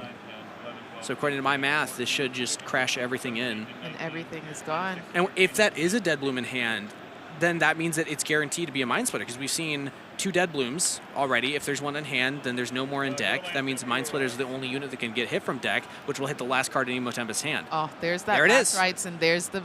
Have we cracked the code? Oh my goodness. So the Mind Splitter comes out. Oh, when we had 2 Dazzling Auroras. I forgot about the second one. Shoot. Overkill Mind Splitters. Yes, this could be a turning point here. We are going to pass the turn. Emo Tempest going to draw for turn. That's his only card. And we're passing right back. There's no units on the board. That's disastrous. I think Emo Tempest news is going to get even worse, because like the outs at this point would be like a Thousand Tail Watcher. Yeah. But if 20 Thunder 3 does both Auroras, doesn't reveal a unit either time, Emo Tempest then should know that that last Dead Bloom is in hand. So then like the Thousand Tail push won't even do anything, because the Dead Bloom will just come back. Actually, you can put the World Atlas on him, and then that's a 9 might. Okay, Emo Tempest might still have outs, but we did see 1 Thousand Tail discarded from an earlier Mind Splitter, and only 1 was main deck, so that would require side deck Thousand Tails. It's not impossible, but it's very tough for Emo Tempest to come back. And with those ready Mind Splitters, we are going into Conquer for both points. And we're seeing if there's any response. Not quite. He's got more Ornns, and I guess you still have 1 more turn at least. So like maybe you can just establish another big Ornn. I'm trying to, like, my brain is being racked for what outs does Emo Tempest have at this point. Yeah, I don't think there's gonna be any more units. Right. So we're just gonna have to trigger this twice, and it would just be shuffle, and then technically we do it again, but like I guess there's not really a reason to. Yeah. I'm curious to see if they actually do it. That'd be pretty funny, right? Yeah. Just let's just double check. Let's just make sure that there's no units in there. So it looks like we're gonna split that. So Hard Bargain. Did you see the other card in hand? I did not. Okay. Hard Bargain's not gonna do it. Hard Bargain is not going to do it. It looks like. Card Sharp? Oh, it's Echo Recurrent. Okay, so this is a 5 energy, recycle 1, 5 might. It can go in accelerated, and Death Knell, recycle this to ready all your runes. So we can equip the World Atlas. It becomes a 7, and then at least crash with one of these Mind Splitters. Okay. That'll slow down the game, because then 20 Thunder 3 will only score 1. No, he's got the Swifties. Okay, so he's still going to score 2. This has not solved the problem, but it has helped. Comeback mechanics are going crazy. Oh, he's not going to accelerate it. Nope. So that is going to be 2 more points for holding on 20 Thunder 3. It is now 6-6. You know what? Maybe he's thinking, if I get the Thousand Tail later, I can accelerate that and take both and win the game. Ooh. Potentially, that's the call for Emo Tempest. Okay. You see it on screen there? Okay, so the Sabotage is going to get rid of call. this card. Yep. So he will have no cards in hand. Yep. Be off the draw. All you can do is cross your fingers and hope. We're tapping 2. We're recycling 1 gold to... Sabotage going off of the board. I mean, there's ways to insulate this as 20 Thunder 3. If you read the Thousand Tail, you could also just play the Dead Bloom. Or just, this works too. And we're just going to go ahead and handle that situation. We don't even want to. Hey, you ready the runes? Death Knell? I think actually that should be recycled, that Echo. But yeah, I don't think it'll change the game state. The Swifties get equipped to the Mind Splitter, and there's we got the last rites. Oh my gosh, is that the nail in the coffin? We're equipping the last rites, and we're shuffling. What do we want? What do we want? The Dead Bloom Predators. Oh, and we not only get to equip the last rights, the equip cost is recycle a Chaos Rune and then also recycle 2 units, or Yes. sorry, 2 cards from your trash. We can recycle 2 Dead Blooms, so now these double Auroras will just automatically get Draw these 2 them. Dead Blooms. Yes. So these just basically hit the field. Like, that's essentially what's happening. He's talking with the judges. I think technically you should go through the process here. Right. If we shuffle the deck, that's basically the same thing because we have 2 Dazzling Auroras that will guaranteed hit the 2 Dead Blooms, and then we Right. shuffle up, and then that's it. So it looks like Emo Tempest is taking the scoop. Well done. So we are going into that 1-1 situation where it all rides on game 3. I love to see it. That was a real good comeback. They really hit the cards that they needed to. And it looks like we're getting Aspirant's Climb for game 3 and the Paper Tree for Emo Tempest. That's kind of funny. Yeah, we're going to 9 this time. Going to 9, and Paper Tree is one of those interesting ones where a lot of folks, I'm blanking on the name of the Origins battlefield, but the one that says Hold and Channel Rune Exhausted. I was one of the many that was confused when they read Paper Tree, like, wait, this is just worse. But the idea is that if your opponent holds it, and you're expecting your opponent to be able to hold, then you also get a Rune Exhausted. Yes, indeedy. But with the Renata, your goal kind of is to hold, so interesting that Emo Tempest went for this. Regardless, I'm expecting accelerated runes and a longer game because of Aspirant's Climb. That's kind of the theme of these battlefields right now. Yes, and Emo Tempest going ahead and channeling those 2 runes, immediately exhausting them, and we're going to play the Broker. First 2-cost unit, pretty good for the Renata. You want to hit one of these. Ideally, you want the Plundering Pora, but this one's fine too. And also not a bad start for the Sivir. We saw this in game number 1. You get the Treasure Trove, you get to channel runes, so you're the same runes, but you also get that Sivir Legend passive to get a gold gear, which I don't think triggered. And we're going to go ahead and try and conquer, but 20 Thunder 3 said, back to hand. Back to hand with you with Gust. And then Lecturing Yordle will go ahead and enter the base for Emo Tempest with 3 runes exhausted. Yeah, you feel really good as the Dazzling Aurora player to just stop the ramp, the point ramp of your opponent, especially against Renata, because again, we talked about how strong Renata is when you get to typically the 5 points, but because of Aspirant's Climb, it's actually 6 now, because it doesn't say once you have 5 points, you get the passive. It says once you're within 3 points of winning. And Aspirant's Climb delays that a little bit. So it's a really tough battlefield for Renata specifically to play against, and this is a really strong Sabotage. Absolutely. We see the Salvage. Ow. We see the Cold the Weak. We What a see hand. the Hidden Blade. Oh, my goodness. That's insane. World Atlas. I can't quite see what... He's got 4 answers. 4 answers to Aurora, guys. Like, Yes. Hidden Blade, Cold a Week, Is that Imperial Decree, Woo. which is a hefty cost, but like you're happy to do it if it clears off 2 battlefields. Yeah. And the Salvage, I think the Salvage is still the correct call. I agree with 20 Thunder 3 here, because like you need the Dazzling Aurora to go off. At least the other things answer the unit, but you need to get rid of the thing that answers the Dazzling Aurora. But you still don't feel great looking at the rest of that hand.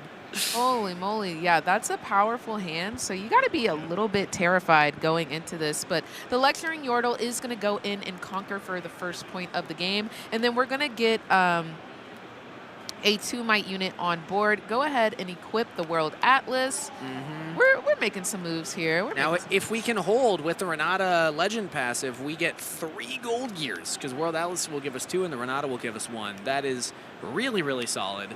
That is prime Renata gaming, but 20 Thunder 3. Real estate. You know, the gold, I guess it could work. The Renata State? Prime Renata. Renata State. There was something there. It's okay. Sivir is going to come out to play, and we're going to start a showdown of the Lecturing Yordle and Sivir up here on Aspirant's Climb. Okay, so is this a trade? Oh, no. Sivir does recycle 2 when you accelerate, yes, because there's the power cost for her own cost, and then the accelerate power cost. She is a 6-might going in currently, and it will clear out the Lecturing Yordle. Yes, so I always that... forget she has a power cost associated with her, but she's very effective at just setting herself up. Exactly. So now we've got the points evened out with a 1-to-1. Sivir is exhausted on that top battlefield. Now, there's always a trade-off, because using the Sivir this early, this is like your big way to get in there fast, outside of the Dead Bloom Predators, of course.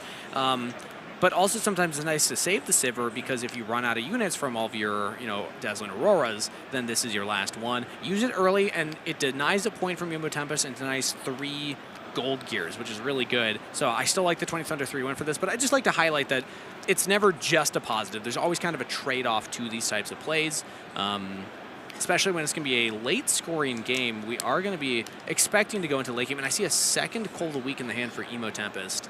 So a lot of removal options right now on the Renata's side, and that is going to be tough for 20 Thunder 3 to deal with. But Emo Tempest not going to use any right now. Going to instead maybe try and hold again here with the Honest Broker instead to get some of those gold gears and get some of those points. Because theoretically, like the Cold of the Week is a efficient combo with the Honest Broker. You both kill a unit and you get your Death Knell effect. But you're really only hitting the Sivir. So, oh, another Sabotage though. 1,000 Tails in the hand, but you can't hit that. And now you see as 20 Thunder 3 that there's even more bad news for you. A second Cold of the Week has landed into Emo Tempest's hand alongside the Hidden Blade and the Imperial Decree that we already knew about. So it's going to be the Hidden Blade.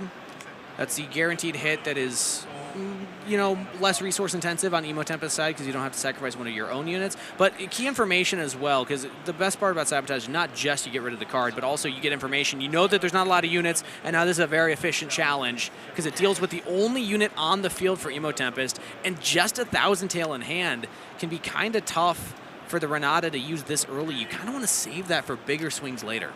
Absolutely, and it looks like we're starting to ramp up those points on the side of 20 Thunder 3. We are now at 3, and Emo Tempest is going to start his turn by channeling those 2 runes. We're immediately calling the week, and yes, Sivir is getting out of there. We don't want any more hold points. Did he points. draw a unit? He did not. That's a salvage. So Emo Tempest did not get a unit.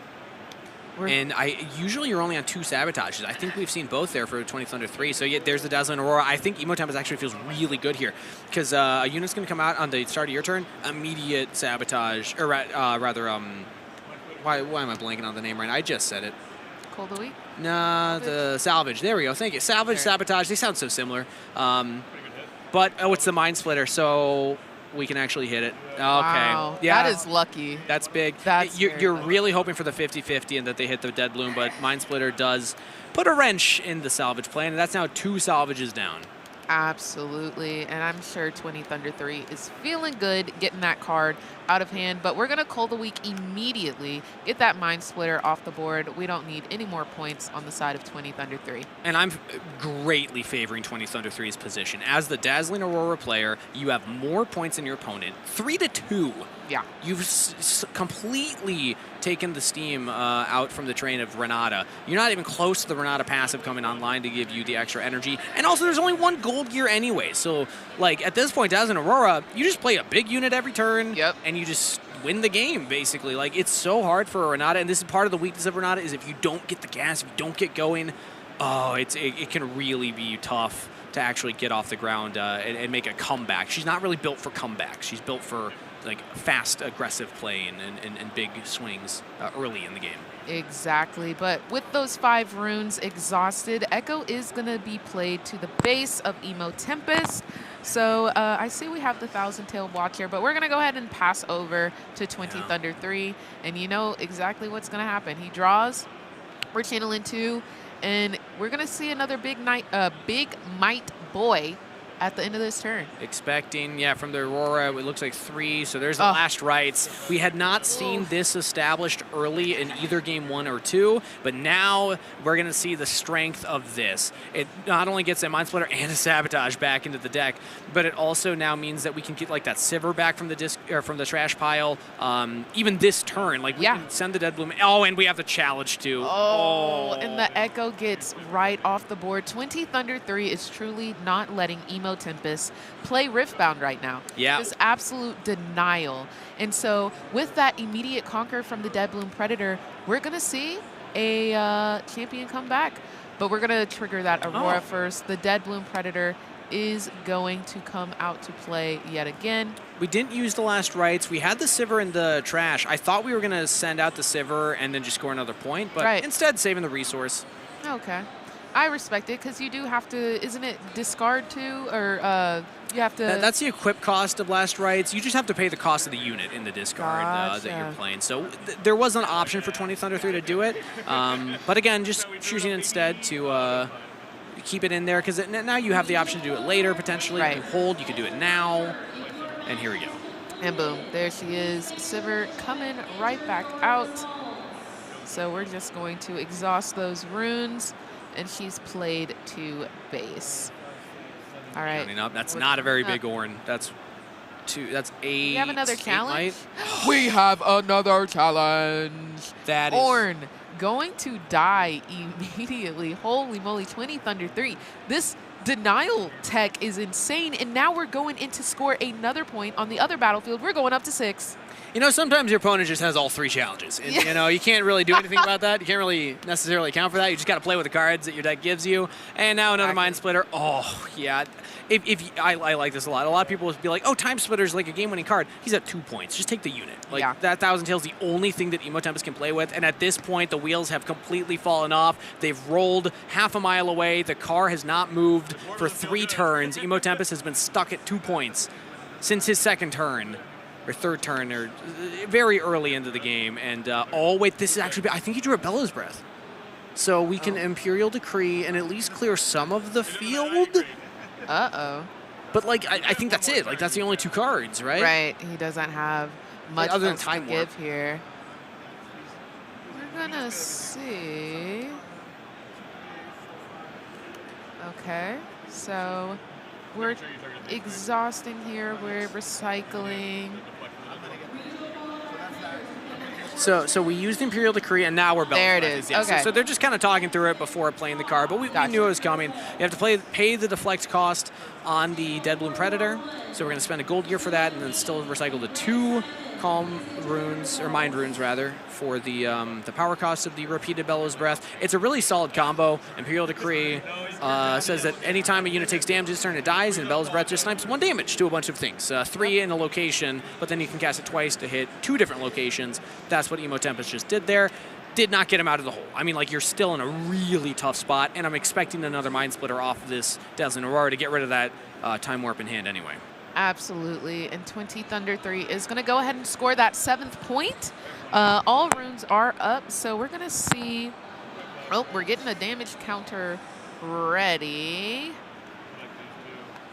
Mind Splitter. So we equipped the last rights to him, recycling 2 more units. It looked like he was moving it around. I think it was just to get the equipment on, and Gotcha. Mind Splitter in hand. So we're not even waiting on the Dazzling Aurora. We put 2 units back.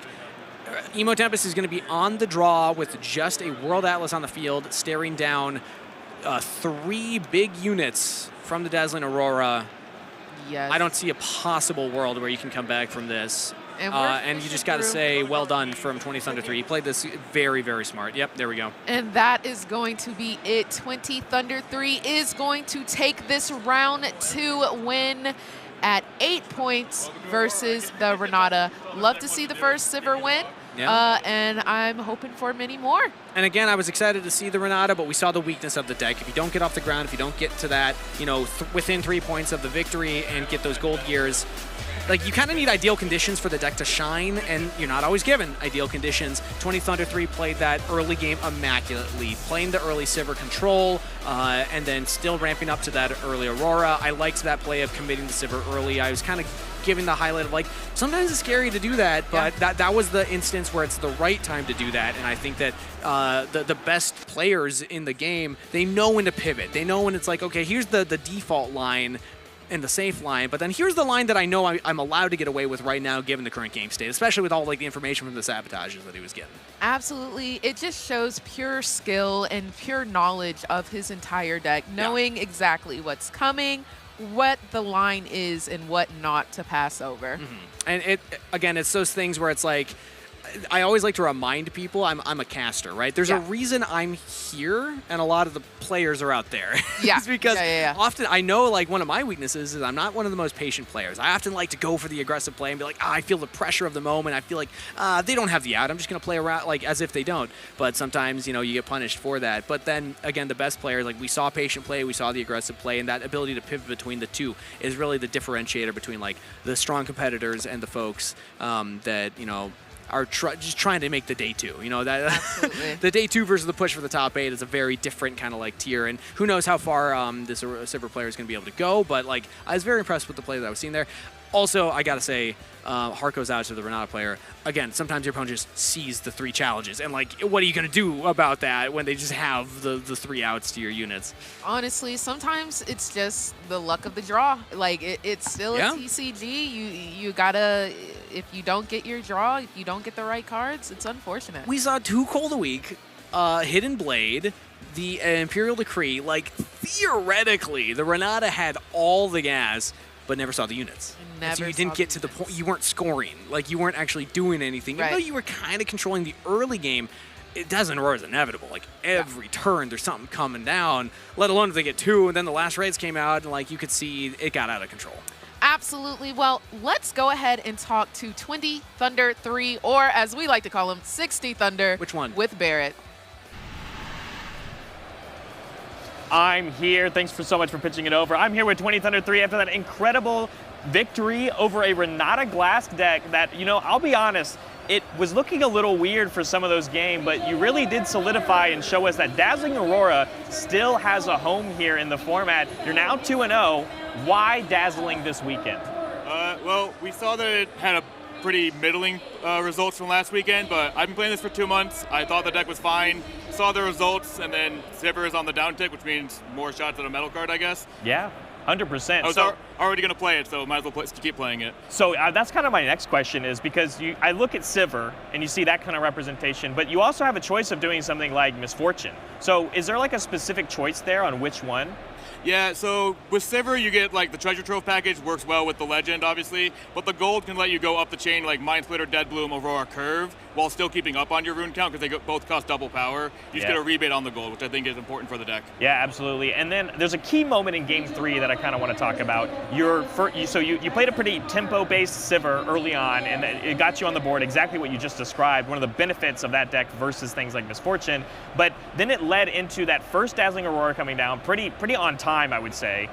And then the first unit being the Mind Splitter. And out of the cards that we kind of saw, there was things like Imperial Decree, we saw the Thousand-Tailed Watcher, and then you chose that Salvage, of course. That was a pretty pivotal moment there because that Salvage could have easily threatened the Dazzling Aurora that you spent all this early game creating. Do you think that's like a no-brainer kind of decision there? Or are you afraid of these like things like Watcher coming down and maybe disrupting all their units? Yeah, so most of the units, they just like take a card and then take another card with them on the way out. It doesn't really matter if you trade with cards. Something's got to die, basically. But the Salvage will kill the only thing that has me actually accruing advantage. Otherwise, we kind of just fall behind eventually. Maybe he draws an Ornn, gets an Atlas attached to it, and I just can't get it off the table. It's basically my thought process. 100%. And then, as a fun little last question, I want to go back to Game 1. I mean, you won the match, okay? In hindsight, you won the match, but man, oh man, that feeling of dread when you literally look across the board, there's just some little guys, and you go, oh, I'm out of units, and there's no way to bring them back. I just want to spitball a number for me. How often does that usually happen against these like order hard removal decks? So that game, I had the last Dead Bloom in my hand, I'm pretty sure. Yeah. I was just waiting to play it till I had a last rights to recycle units back in, kind of get back in the game that way. Didn't happen, so I mean, what are you gonna do about it? But that's kind of the thing. You always save one unit. Usually that's Sivir, but I needed the Accelerate unit on several turns earlier. That's how the game plays out, basically. 100%, and it still played out well for you in Games 2 and Game 3. So, 20 Thunder 3, you're moving on 2-0 in the tournament. I wish you luck for the rest of the day. We're going to send it back to the desk.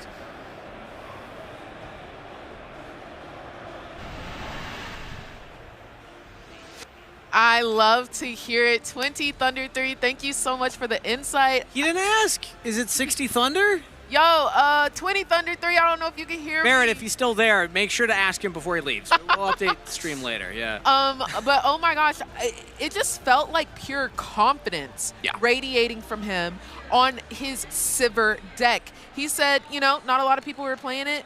I knew I wanted to play it, and this just gave me more reason. I want to go for that top card. Yeah. And you know what, baby? He looks like he's about to get it. That was exceptional. And I, again, loved his answers. It was a lot of the thought process I was having, too, in those moments is like, yeah, you want to save the Sivir usually, but sometimes it's the right time to accelerate it in. And like, oh, you deal with the Salvage because it deals with the thing that I have that is allowing me to play the game rather than the thing that answers the immediate threat that I'm about to put on the board, right? Like, whatever. You trade a 1-for-1, that's not the end of the day. You need your Aurora. So, like, I just like how he approached also explaining, like, the reasons he made his decisions. I'm like, yeah, it felt like very clean lines of logic, you know? Absolutely. Top line competitor, and he's going 2-0 so far. Yeah? There's still a lot of Riftbound to be played, but it's looking good. It's looking like a bright future for him at the moment. And I gotta say, I'm really worried for two reasons. Because one, I was saying that I've been playing a lot of Renata, and I think she's better than people are giving her credit.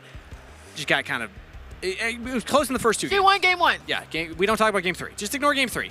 She won game 1. Again, the build is different than how I do it. The way I build Renata is rush, rush, rush, rush, rush. You try and get to 5 as quickly as possible. You're playing your Sprite calls. You're like, I'm playing Bard. I'm playing Sprite Mother. Like, ways to just get out there and get your 5 points as fast as possible, and then you control the game with these later game power spells. And the reason I'm nervous is because I'm hearing that we're going to throw it to pastry time here soon to break down the Renata deck, and I think he's going to roast me a little bit for my Renata takes. Well, let's get on with the Kangas roasting. Pastry time. Take it away and analyze that Renata deck. Thank you very much. You know, Kangas, I guess I'm supposed to roast you because that's what Miss Jimson requested.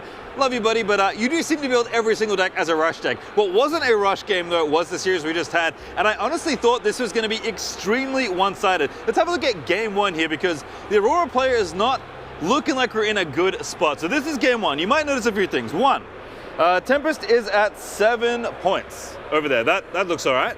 And, you know, we've got a couple units here in the base. That's looking all right, too. But do we notice anything wrong? Well, there's a graveyard full of units over here, and there's this Aurora on the screen here. But you might notice the Chosen Champion zone is empty.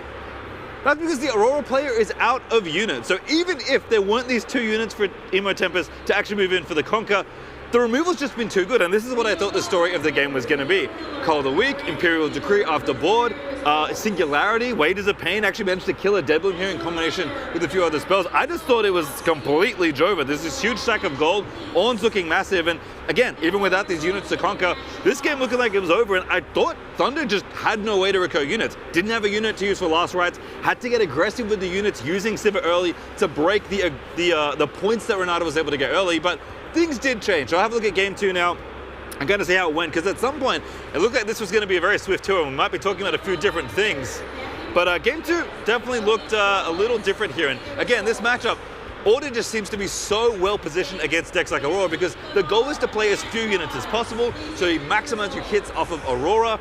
And from there, yes, your units are very big, your units are very good, but Ornn with all that gold looked much bigger than all the other units. And it just felt like Aurora didn't have enough left in the tank when Last Rites wasn't available, and having to again use your Chosen Champion meant that it didn't really work out. So game 2, we'll have a look at a moment here, because didn't seem like we're going to be able to break through the battlefield. So again, huge, huge, huge battlefield here down at the bottom.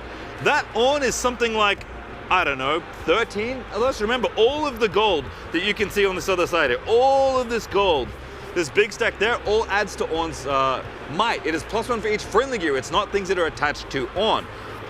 So there was a unit over in the top battlefield. In fact, you can see the Sivir that was here, that's kind of now in the rubbish bin, did get challenged. That's how we ended up in the spot where Ornn has -6 might. But it doesn't seem like there's anything that's going to happen here. As we play the clip out, you kind of see that the 2 Devlims are looking okay, but there's a tank unit there lecturing Yordle on the battlefield. This doesn't really feel like we're able to break through, and this Hidden Blade that just gets played, that was the hidden card here from Emo Tempest, is now threatening to kill a Deadbloom. So all of a sudden, you go from 16 might to 8. 8 is not beating the Ornn on its own, let alone the 3 other units, Card Chop, Renata, and lecturing Yordle, that are sitting there on the battlefield. So 20 Thunder is going to draw a few cards and do a little bit of math and say, you know what, can I crack through here? Because if you're able to beat this battlefield, you might be able to take control of the rest of the game with Aurora. So have a little think, have a little play. And, you know, we just drew 2 cards off Hidden Blade, don't forget. So doing a bunch of math, you can see fingers on the table, tapping it out. How much can I do? It's 4, 5, 6 right now for the Ornn, plus the 7 gold. What's that, 13? I think I got that right, 13 minus 6, well that's 7. But there's 3 more from Yordle, that's 10. 3 more from Renata, that's 13. 3 more from Card Chop, 16 total you have to get through. And that was the 2 Deadblooms, but now there's only 1. So we challenge a unit, take out the Renata. -3 might, that's 13. Still not enough. 8 is not 13. So what do we have left in the tank here? And again, 20 Thunder, thinking. If you lose this game, it's not looking good for you. This battlefield is still very scary on the bottom half of the map. Thumbing through the cards, seeing what's available.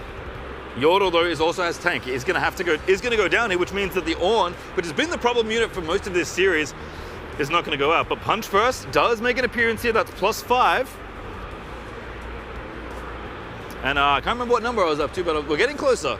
And it feels like we're able to maybe crack through it again. Even if it's a trade, even if you don't get a point here, this feels like a moment that is worthwhile as the Aurora player. Because again, if you can clear everything out, there's all this effort putting into making this Ornn as big as you can possibly make it. But if you get through that, your units are much bigger than Renata's units once Ornn's on the table. You can see there's a ton of math being happening here with all the gold being counted out. 20 Thunder has to do a lot of different calculations here to make sure it all happens. But the math has been done. Ornn goes away, Yorda goes away, Card Shop goes away. And pretty much from that point, Teemo just doesn't have any more units left. It's kind of the inverse of what happened in Game 1, where the Aurora player literally ran out of units, and then Mindsplitter takes away the Singularity, really the final hope of drawing any other removal. And yes, there's more in the deck, but Aurora's going to trigger again. We're going to find more units. There's 2 Mindsplitters on the field, and at this point, Ornn can't really build up enough of a big board, and Aurora is able to take this game. So very impressive comeback, trying to crack through what looked like an impossible battlefield. Again, Ornn at 13 might is so much bigger than even the 7s and 8s that Aurora has. I mean, this Aurora deck didn't even have Volley Bears, right? Didn't have a big 10 or 12 might unit to try and punch through. And so this game kind of pushed us to Game 3, where it did seem like, again, that Renata was going to have the advantage here in this matchup, because Call of the Week, we saw Imperial Decrees in Game 2, so we know those have been sideboarded in. Singularity and Wages of Pain. There's just so much removal in this Renata deck in general, and Ornn is so much bigger than the other units.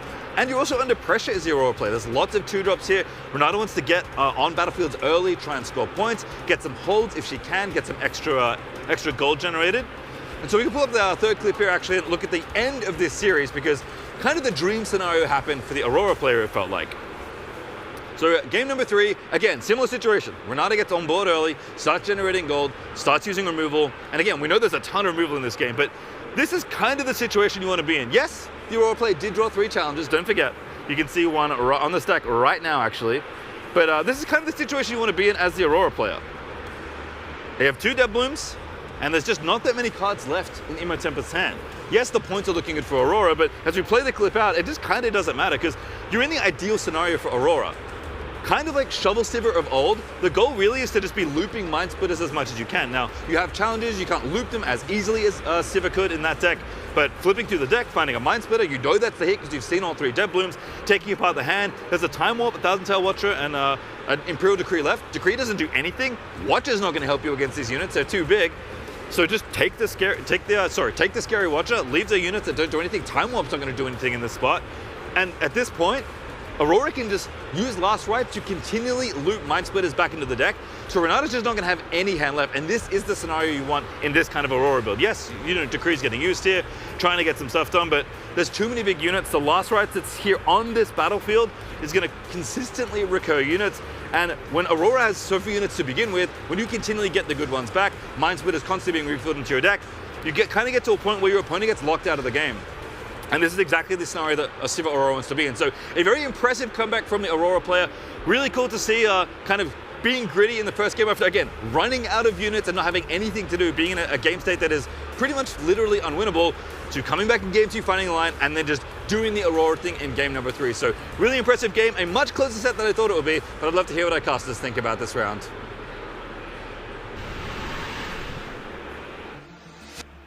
Honestly, that was Pastry Time. Thank you so much for that lovely, beautiful breakdown. I personally don't think there was enough roasting of Kangas. Well, no, the best roast he gave was he called the Renata deck the Ornn deck. He's like, yeah, and Ornn from behind can't really do much. And I think that's the biggest roast you can give to Renata, is just calling it Ornn. Yes, yes. Ornn did come out to play and was really a star player there, really making it a little bit difficult for Sivir to take down, but in the end, as you know, she did it. She did it. And again, that game 3 shows the weaknesses of Renata and why it's a tough deck to pilot. Because if you fall behind, you usually stay behind. Yes. They're not following the Pirates code on this one. More of guidelines, anyway, if we're being honest. But yeah, shout out to the Sivir player. I thought he played it very well. And now we got to have our eyes on Sivir of like, how far is Sivir going to go here in Atlanta? Because this is a very underrepresented deck in Lille.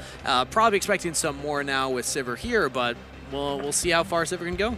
Absolutely, but I'm kind of starstruck. We've got a very special person here in Atlanta, Georgia.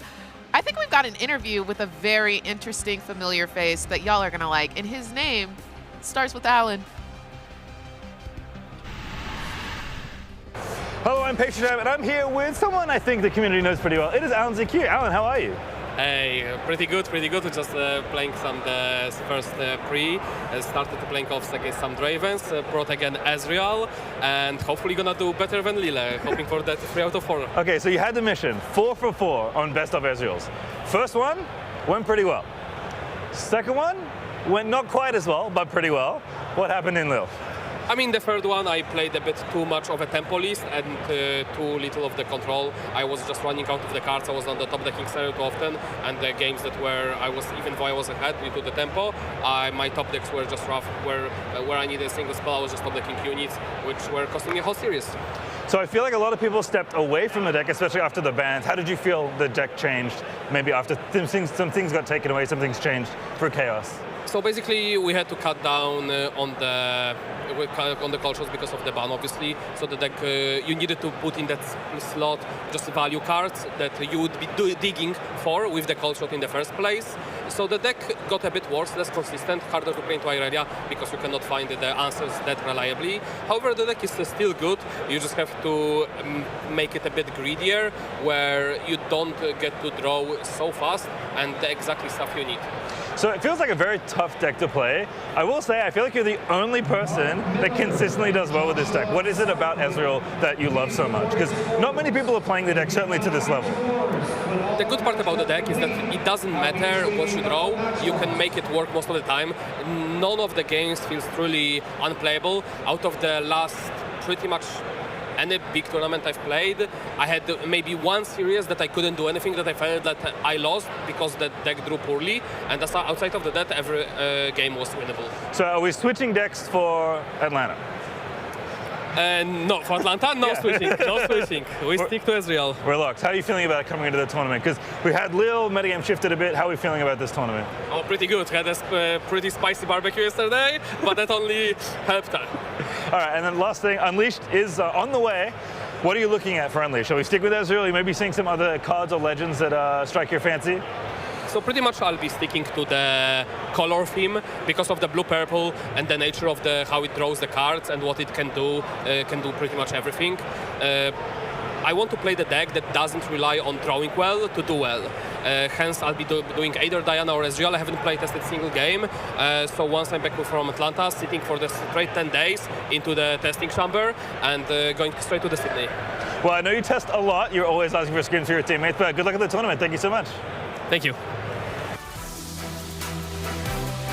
I'm Barrett, live here at the RQ here in Atlanta, Georgia, and one of the big ticket locations you can visit inside of the venue is, of course, the prize wall. Now, of course, these are at every single regional qualifier, but every single time you come to the ones at the given locations, there's something unique for everybody. Of course, you have some packs, Spirit Forge, Origins, things you can redeem with your prize wall tickets, but of course, everyone is here to talk about the plated legends. Now, of course, there's only a limited supply at every single regional qualifier, and for 40 tickets, you can get one of your own for your favorite legend while supplies last. And then, of course, here's where you can redeem your premium exclusive playmat unique to every single regional qualifier. So make sure you check out the prize wall here at RQ Atlanta.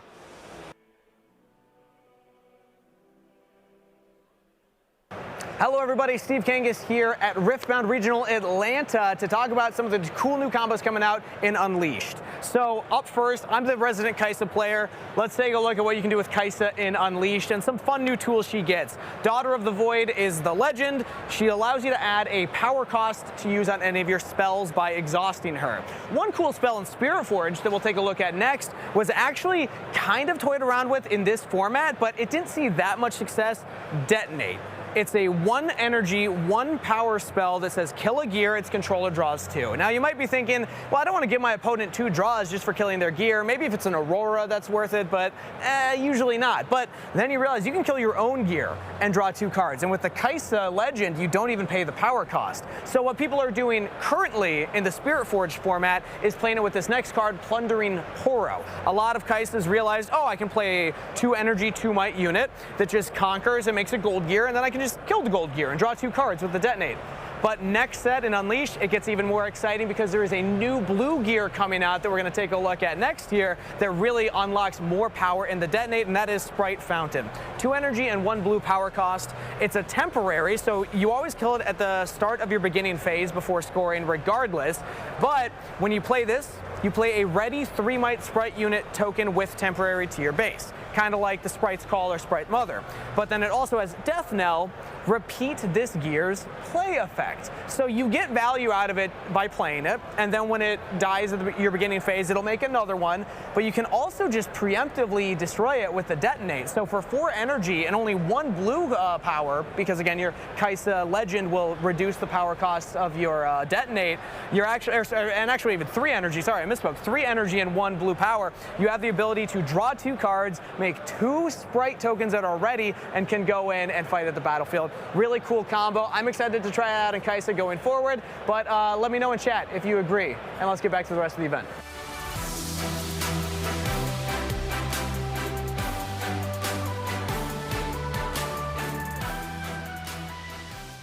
Hello and welcome back to Regional Qualifier Atlanta. My name is Patriot Time. That is Charma. We're very excited to bring you some Riftbound action today. Yes, beaming with excitement, and I don't mean this that. This is very normal for Charma, by the way. I don't mean that in the traditional sarcastic way that I do it. I'm actually excited. I was walking the floor because obviously we did not get to start the broadcast, and there are some crazy decks out there. We got to see a couple on the broadcast already. I liked that Renata that we got to see, so I'm looking forward to what else pops up today. So it's funny, we got to submit some we'd love to see this, but we don't get to choose anything. It depends how the records are going, depends how players are doing. So we put in our preferences. What did you ask for? What did you ask Riftbound Santa for future material coverage? I asked for Leona. Surprising no one. There's 2 choices. Okay. Teemo. Specifically, I would love to see a all-in kind of hidden version, the one that's trying to also abuse the fun Nocturne interactions, because I just think that the deck is a lot of fun when it works. The other one is obviously selfishly Ahri, so I got to have the Charm and Charmer on the broadcast. If anyone's wondering where that came from. Yeah. That's why my Charms and my Yasuo deck are signed by Charma. They're very cool. Yeah. It's funny, actually, you were playing with that deck last night. You looked at it, I signed this card. Yeah. I think I mentioned this yesterday. I do think if you register Teemo at a regional qualifier and you don't have Battle Tree as one of your battlefields, they should disqualify you from the tournament. That's not actually what's happening here. So let's talk a little bit about kind of what we expected, because as is kind of the norm in day one, we like to try and showcase as much of the different decks that Riftbound has to offer. Obviously, a lot of people chasing best of pricing, which is always nice to see. So you do get a lot of this diversity, people wanting to play different decks. We saw, actually, we didn't see, but I know that Colin, a top 4 player from the last regional qualifier in Vegas, is playing his old main set back in this tournament. So if he's doing well, perhaps we'll get him back on camera. But I'm curious what you think about the metagame, because we looked at Lil, Aurelia, Draven 1 and 2, and then you rightfully predicted, we came back to the USA, and what happened? Draven's back on top.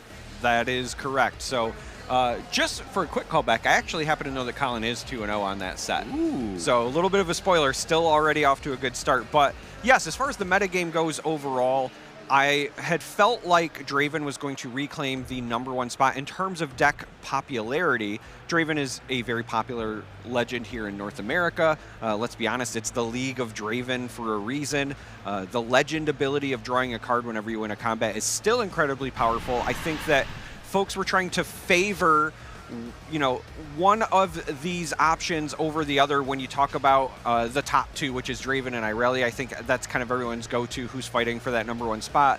However, the consistency of the draw and also just figuring out how people were going to adapt to some of the metagame changes, ultimately, I felt very confident that was going to lead back to Draven. All roads lead back to Draven. It's funny, every random player I talked to, you're playing in the main? They said, yeah. I said, what are you playing? And I think 90% of the time the answer I got was, Draven. I'm like, okay, that makes sense. I literally saw 2 people playtesting in the airport because my flight was delayed from LAX.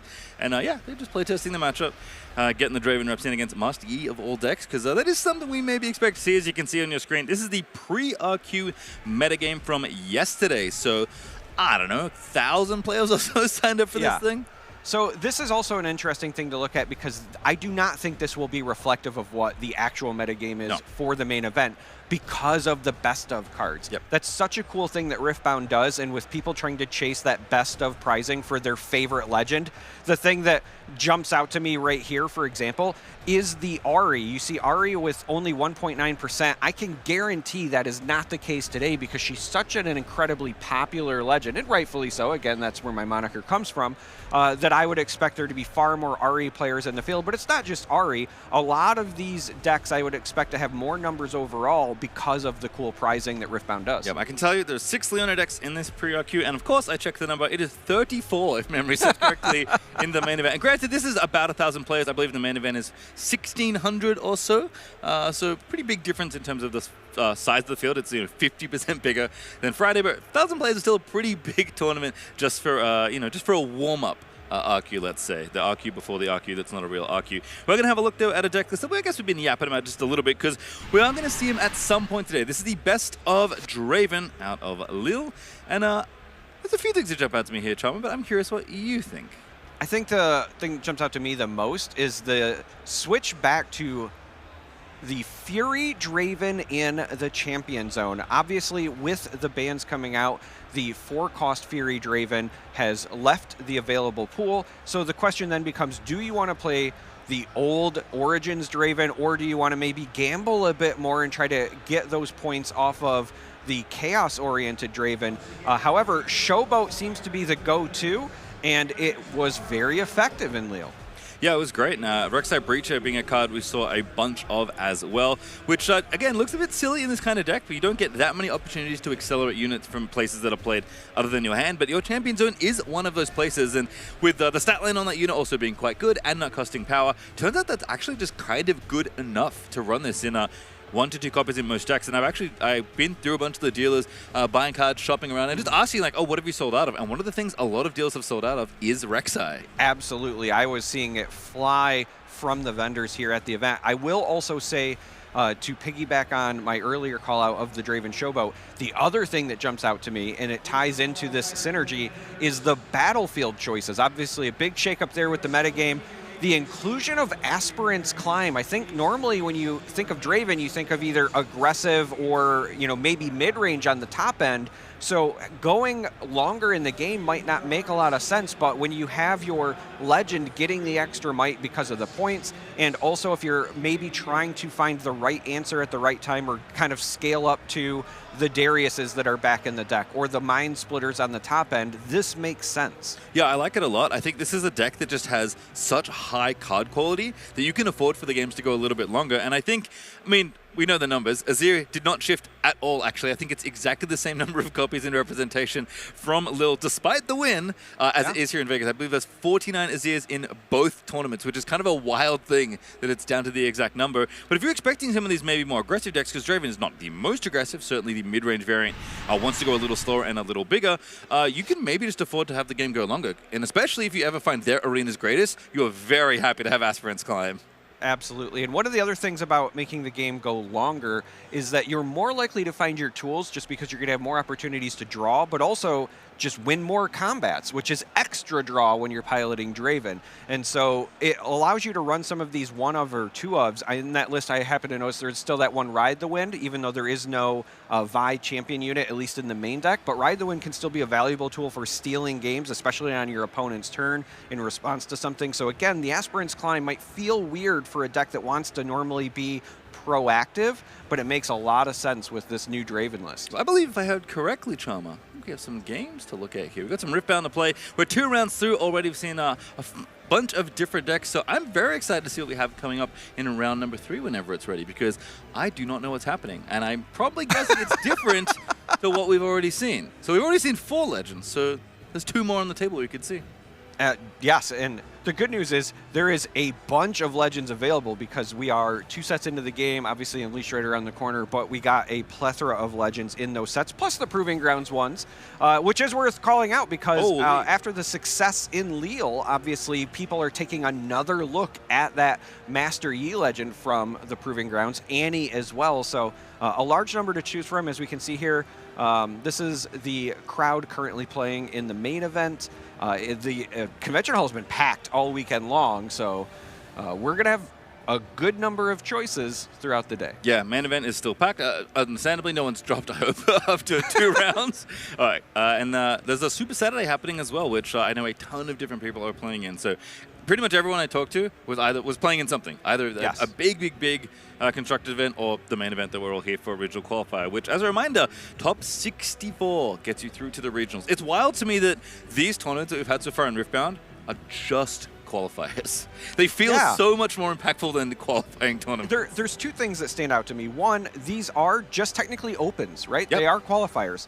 So the real heavy-hitting stuff is still yet to come in the Riftbound history. But the other thing is, it might seem like a lot that 64 people are qualifying for the future regional event, but given the turnout that we've had for these events, the way that they immediately hit max capacity, and again, we're seeing over and over again 1,600 plus players, you need to get a lot of qualifiers in for another event of that size, or maybe even larger, because it's going to be the marquee ending to the year. Yeah, I mean, I know there's a few players that are qualified for, I think, every region in the world, which is pretty impressive. Europe does seem tough, given that they hit 2,000 plus players in Lille just a week ago. So a lot of people enjoying Riftbound, and I guess we're the same here. Let's have a little chat, though, Chum, about the other deck we didn't talk about yet, Aurelia. Haven't seen her yet. We'll see her. Don't you worry, Aurelia fans. She is she's out there in the field, and certainly on day 2, expect to see a lot more of her. But is it Aurelia's time? Because I feel like every qualifier we have this conversation, and I'm usually on the bandwagon, but I've gotten off in the hopes of like reverse blessing her. Yeah. So I've been asked a couple of times this weekend. I normally have not thought it was her time. This is the first time where I'm saying I think the dam is about to break. There's been some good performances, at least here in the West. Obviously, we know that Aurelia has won some events over in the Chinese region, but I think the performances and the repeated top 8s are a showing that she can get the job done. I think this might be the event where she does it. However, when people have asked me what I thought was going to win, the same theory, in my opinion, applies to some players, not necessarily legends. So I was thinking of players like Prismaticism, for example, who's had a lot of top 8s, you know, arguably the most decorated competitor in Riftbound. Yes, doesn't have that big marquee win yet, but capable of doing it, and Prismaticism is on Annie. I think he could pull it off because I think Annie is incredibly well positioned in this meta and is kind of underrepresented in the field. What about Master Yi? Because that's kind of the other deck we've seen as players are getting. Maybe we'll have game up for you in a few minutes, folks. Don't worry. If there was a game happening, you would have already seen it on your screen. Oh my goodness, Charmer, I just heard something extremely exciting to me. Did you hear the same thing? Do you know what our first deck list is going to be? I did hear it. Do you want to spoil it for the crowd at home? Should we spoil it? I wish I could see chat. I don't know if people are saying it's Rumble. Rumble's on stream again. We're going to get the Rumble in the jungle, although the jungle set's technically in Unleashed. Yep. I'm very excited for this because Rumble is, I think, a deck flying under the radar because it feels like it's 1 or 2 cards away from taking that next step in the competitive tiers. It can absolutely still win games now because, let's be honest, Ferris Forerunner is a heck of a card. And it wins games sometimes on its own, and it just happens to be a mech. But I think the real thing that Rumble has been waiting for is just the other mechs to start pulling their weight. That being said, the Fury and Mind domains have historically been very strong just in Riftbound in general, and sometimes that's enough. Certainly is. Kai'Sa is certainly a deck that's pretty well represented this weekend, and these are, of course, the same domains as that champion. 2 Falling Star, Singularity, Thousand Tail Watcher, kind of all the things you expect. Really just like a good mid-range deck with a bunch of mechs to supplement Rumble's abilities. So from the Legend Zone, your mechs have shield, +1 on defense, and the chosen champion that is almost always the pick of choice for Rumble players, Rumble Hot-Headed. 4 energy, no power cost, 4 might, already feels pretty good on the stat line, but your mechs also get Assault, including itself. There's also more text, by the way, where you can play mechs from your trash. There's a lot going on this champion unit. But, you know, we already had 1 4 energy, no power champion unit hit the bin, so, you know, it's only a few more sets away until Rumble's saying bye-bye.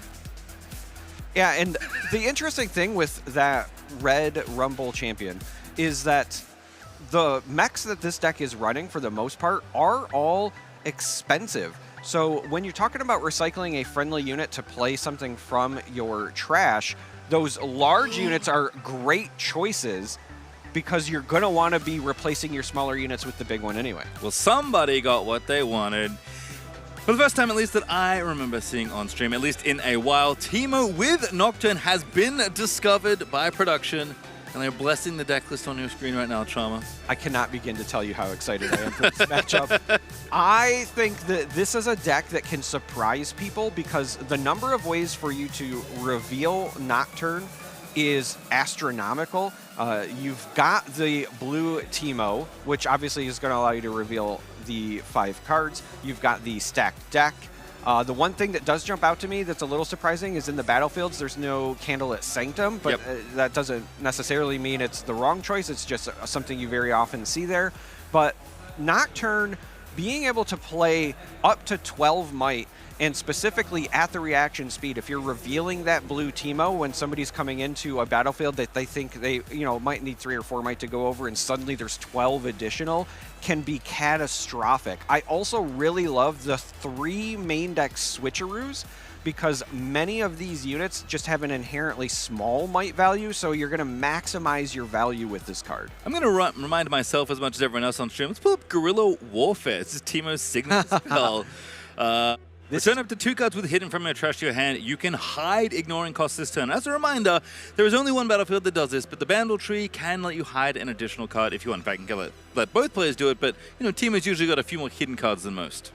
Absolutely. The thing that Guerrilla Warfare that's worth noting is, one, even if you don't have Bandle Tree, if you have both battlefields, you can still hide for free twice. But even just hiding for free the one time is very beneficial. You're already spending the 1 power to play the Warfare, so you're kind of getting a refund on that power anyway, as opposed to either paying the power. Teemo notoriously can also hide cards with the energy cost. Sometimes it's still actually the correct play to do it with power if you're trying to maximize your output on a turn. That's the other thing about this deck is the combination and kind of the chemistry of having the choice of, do I want to use energy versus power?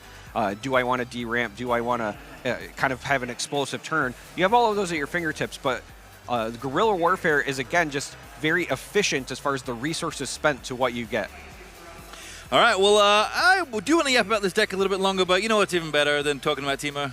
It's watching Teemo in the feature match area. Round 3 of Regional Qualifier Atlanta is off to quite the start. And always exciting on day 1 to see so many different decks. Let's have a look then. Teemo versus Rumble, a matchup we've seen so many times, Chalma. Very well practiced on this one. Tale as old as time. I'm sure the audience is totally sick of this Yordle on Yordle violence. That's all we get on the broadcast. No, I think that this is going to be very fun. I'm also very excited to see how the Rumble player in particular navigates around these hidden cards. Hidden is an interesting mechanic because you can get a lot of value by using the power costs to substitute in these sometimes very powerful effects. But in many decks, you only run 1 or 2 hidden cards, and the player across the table kind of knows what to expect. When you have all of these options as the Teemo player, it becomes that much harder to play around certain things. Yeah, so many things I was thinking about, like there's BMO, the other Teemo in the champ zone, the Chaos one, and there's 3 Mind Teemos in the main, so like don't want that effect in your champion zone or like on demand, but you do want a lot of it. Teemo can return Teemos to his hand. Like there's a lot going on, but we'll find out by watching the players play, shall we? As runes get channeled there for Vannon, our Rumble player on the left. Pass it on back. And what do you got there? Channel an extra rune, see what's happening, and it's going to be Warcamp versus Raven Bloom Conservatory, so saving the Bandle Tree for a rainy day, perhaps. All right, we're just going to see that Teemo, a.k.a. the BMO here, the Chaos-oriented one, come from the Champion Zone. This is why you run this one, because, one, you kind of want the Mind versions of the Teemo to be a surprise, so you don't want that information that it returns from hand, but also this is just a guaranteed turn 1 play every time for the Teemo player. Yeah, you also have to hide from hand, if I recall correctly. Yes. So you cannot hide from the Champion Zone, which is kind of what you're talking about there with the surprise factor. I actually really like Teemo just as a early drop in general. Aurelia, actually, sorry, not Aurelia, Yasuo from Lille, the best of deck there, was also playing this as a pretty flexible unit, and just having a unit here when Rumble didn't make a play on turn 1, even though you're going second, pretty easy to go ahead and move into the Conservatory. Maybe get a draw out of it. There's a good amount of spells as you're defending, and the fun has already begun. Pay an energy thanks to Teemo's Legend ability and hide a card at the battlefield. And now we get to play the guessing game. Yeah, you mentioned the Conservatory. Not only is there a fair number of spells, but many of those spells also have the word hidden on them. So this is one of the reasons that I think this Teemo player is opting this over, say, the Candlelit, just because you're going to get more value by forcing them to come into you there and still get your hidden triggers and do everything else. Vannon here is opting instead to just send the Rumble over to the war camp. Yeah, doesn't want anything to do with that hidden card there. So both players have a point here. Should be 1-1 here in this game. Off to a good early start for both, but I do like that Rumble's like, you know what, I am avoiding you at all costs. I want to keep my Rumble and not deal with anything else and just say, hey, can you ever break this battlefield? Because that's fairest forerunner right on time at the war camp. All right, so when you're playing Riftbound, there's one thing that you kind of want to consider, which is your macro game plan, how the game is going to develop, especially into the late game, and how you're going to close it out. Right now, our Teemo player, Fusilier, they kind of have the advantage because with the first score, if they just kind of dodge each other, they have the potential to win off the first hold point. The one thing working against them, however, is if Vannon does find a way to break through on that other side, the downside to Teemo decks traditionally is they have a hard time retaking fields. They're very good at holding, but they need to rely on cards like Watcher or almost like an offensive Rebuke if they want to retake a battlefield. Yeah, and we did have a peek at the deck list. In the main, there is a single Rebuke here for our Teemo player. 3 purple Ezreal, so clearly happy to draw through a bunch of their deck. You can even do the kind of extra fun thing with Ezreal and pick up a Teemo and discard it if you don't need it anymore, which is kind of a little extra value, quote-unquote, you can get. But Sprite Skull is going to hit the bin with the Ezreal that's getting played. Does reinforce the battlefield in the south, and now draws 2 cards, which, as we've noted from Vegas, pretty fun stuff. As Edge of Night was the hidden card. Put it on the Ezreal. Go ahead and equip that. And then you know what the best thing about revealing a hidden card you can keep at the battlefield is, Charmer? You just put another hidden card there. Put another one, absolutely. You still get that value is because Edge of Night, of course, is going to stick around, and now you can rehide something else. What I really like about developing this Ezreal as well is I did happen to notice, speaking of the late game, Teemo already has a Watcher in hand, and the Ezreal also reduces accelerate costs, right? Those additional costs also matter. On the other side, it looks like I just saw a Singularity picked up, and we'll see what happens with that. And from memory of these deck lists, that is also the single Singularity in Vannon's main. So not a bad one to find here. Ezreal not quite big enough. It is 3+2 for 5 might on the bottom side. And Teemo is still a lonely one because it wasn't played this turn. It's just been chilling in the conservatory. And there is a hidden card there, so of course things to consider. But I know something Vannon doesn't know. That is a Consult the Past as a hidden card. So a very efficient draw spell, especially in a deck like Teemo, but not something that's going to help you against damage or combat at this stage. Now, the nice thing about putting that Edge of Night on the Ezreal here is, with the exception of Singularity hitting both, you played around Falling Star pretty well. The Falling Star is not big enough to go 1-1 in both directions, so it either would need to take out the Ezreal and leave the Teemo or vice versa.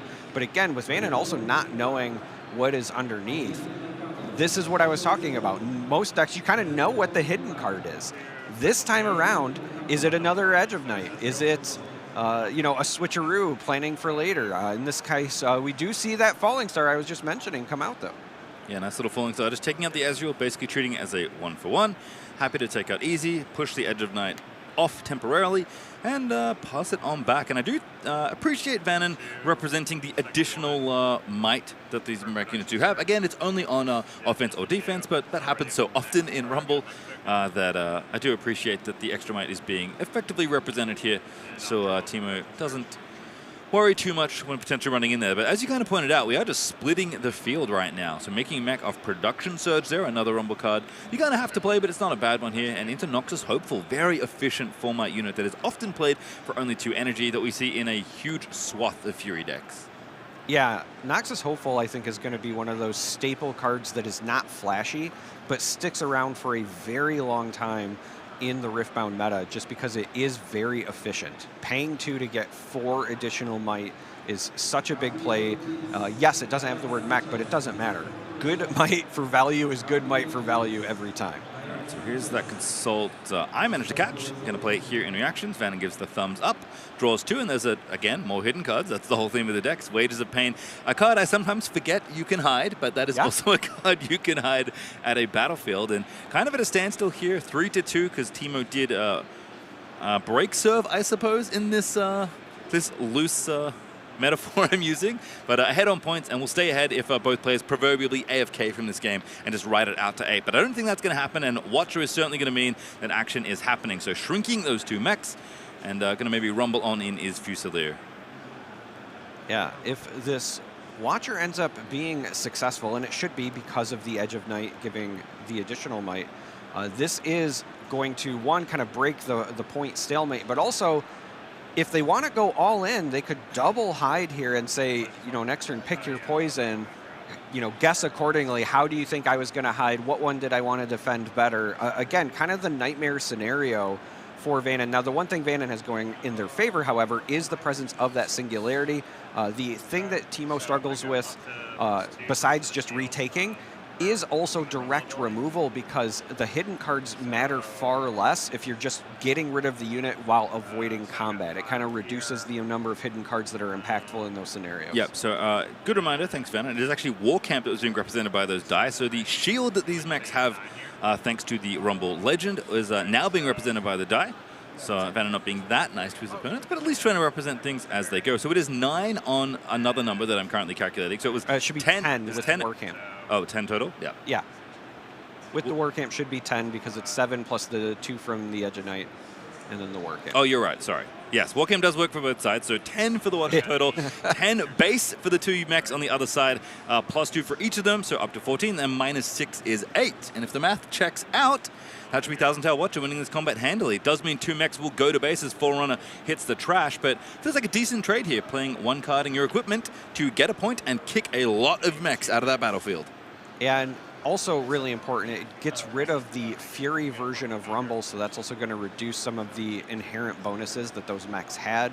Yes, the Legend ability will still be factored in there, but anytime that you can slow down some of these, you're in a good spot. The other thing that it does is it makes more units that are targetable by some of the effects that are very common in these Teemo lists. For example, when we saw the deck list earlier, there was the one of Windsinger. Obviously, these 3-might mechs are small enough where those cards work, but they do not work on those larger units. I appreciate Fusilier holding his cards at a relatively high in the camera, we can say, because that's one of the few ways I get to get a peek, and I do know what on the South Battlefield that card is. It is a switcheroo, which feels pretty good in this situation with that Teemo just casually chilling at only 1 little might. In fact, the fun part about switcheroo is that it will also confer the Warcamp might, I believe, because that is the snapshot that happens when you look at how big the Watcher is. So this Beamo might look a little vulnerable, but it is scarier than you think. Well, the switcheroo has to target the same battlefield. Boo. So it's not like the mutation that we got to see earlier on the broadcast, which was fantastic. This is instead just going to say, okay, whatever is coming in, my Teemo is now that size. But also, the nice thing in this scenario is because your Teemo is a 1, you're always getting maximum value out of your switcheroo. That's true. And I would like to do a thing. Defend actually happens as well. This is the other nice thing about how Hidden interacts. You do get a defend trigger when you're holding Raven Bloom Conservatory, so it does get a stack deck out of the deal. And Switcheroo effectively going to act like a little hidden removal spell here. It wasn't a wages or anything like that, but going to basically say that my BMO is now bigger than you're hopeful. As you mentioned, Teemo gets maximum value out of Switcheroo, and when it's only 1 unit crashing in, that's a combat Teemo wins easily. And now there's a Noxus Hopeful chilling for our Teemo player in the bottom battlefield. Yeah, and I believe this is going to be answered by the Cleave, but it does force another card out of the hand. Vannon, if they wanted to instead just give up a unit, they could have, instead of sending the Hopeful, kind of baited the Switcheroo of the mech and then come back in with the Hopeful over the top, because 4 would still be larger than the 3 that the Teemo became. But this is fine too. It also played that Stupefy just a cycle, so clearly okay with getting rid of some of these cards to make room. They didn't want to lose the unit either, right? I think Cleave's Assault 3, if memory serves yes. correctly. So would have been a trade, just with Cleave decides to commit a pretty low-cost card that also draws a card in order to keep presence at the battlefield. So all adds up there as Hopeful does win the exchange with Teemo. And now we have the 10 power Warcamp. I should know this. I am a Leona player. 10 power Thousand Tail Watcher. But unfortunately, when you have more than 1 unit, Warcamp gets a lot better. The math is easy when it's a single unit, although apparently I'm proving that that's not the case. So those are 3 mechs that are all 3 might. Well, that's a lot closer to 12 might total between those. Absolutely. If they all come in, and it looks like that is what we're going to see, is Vannon grabs them in the fist and turns them sideways, my favorite action in the game. So that's going to be 12 might coming in. Looks like a passive priority over to say, you know, hey, what's that hidden card? What do you got? I didn't know this one. I also did not. This wages. So this is where Warcamp actually kind of comes back to haunt Fusilier, because the wages only puts 3 damage on it. Will make a more efficient trade here when the damage is distributed, but not enough to keep things on the side of the Teemo player completely. Yeah, not a complete blowout, we can say. At least forces the total trade.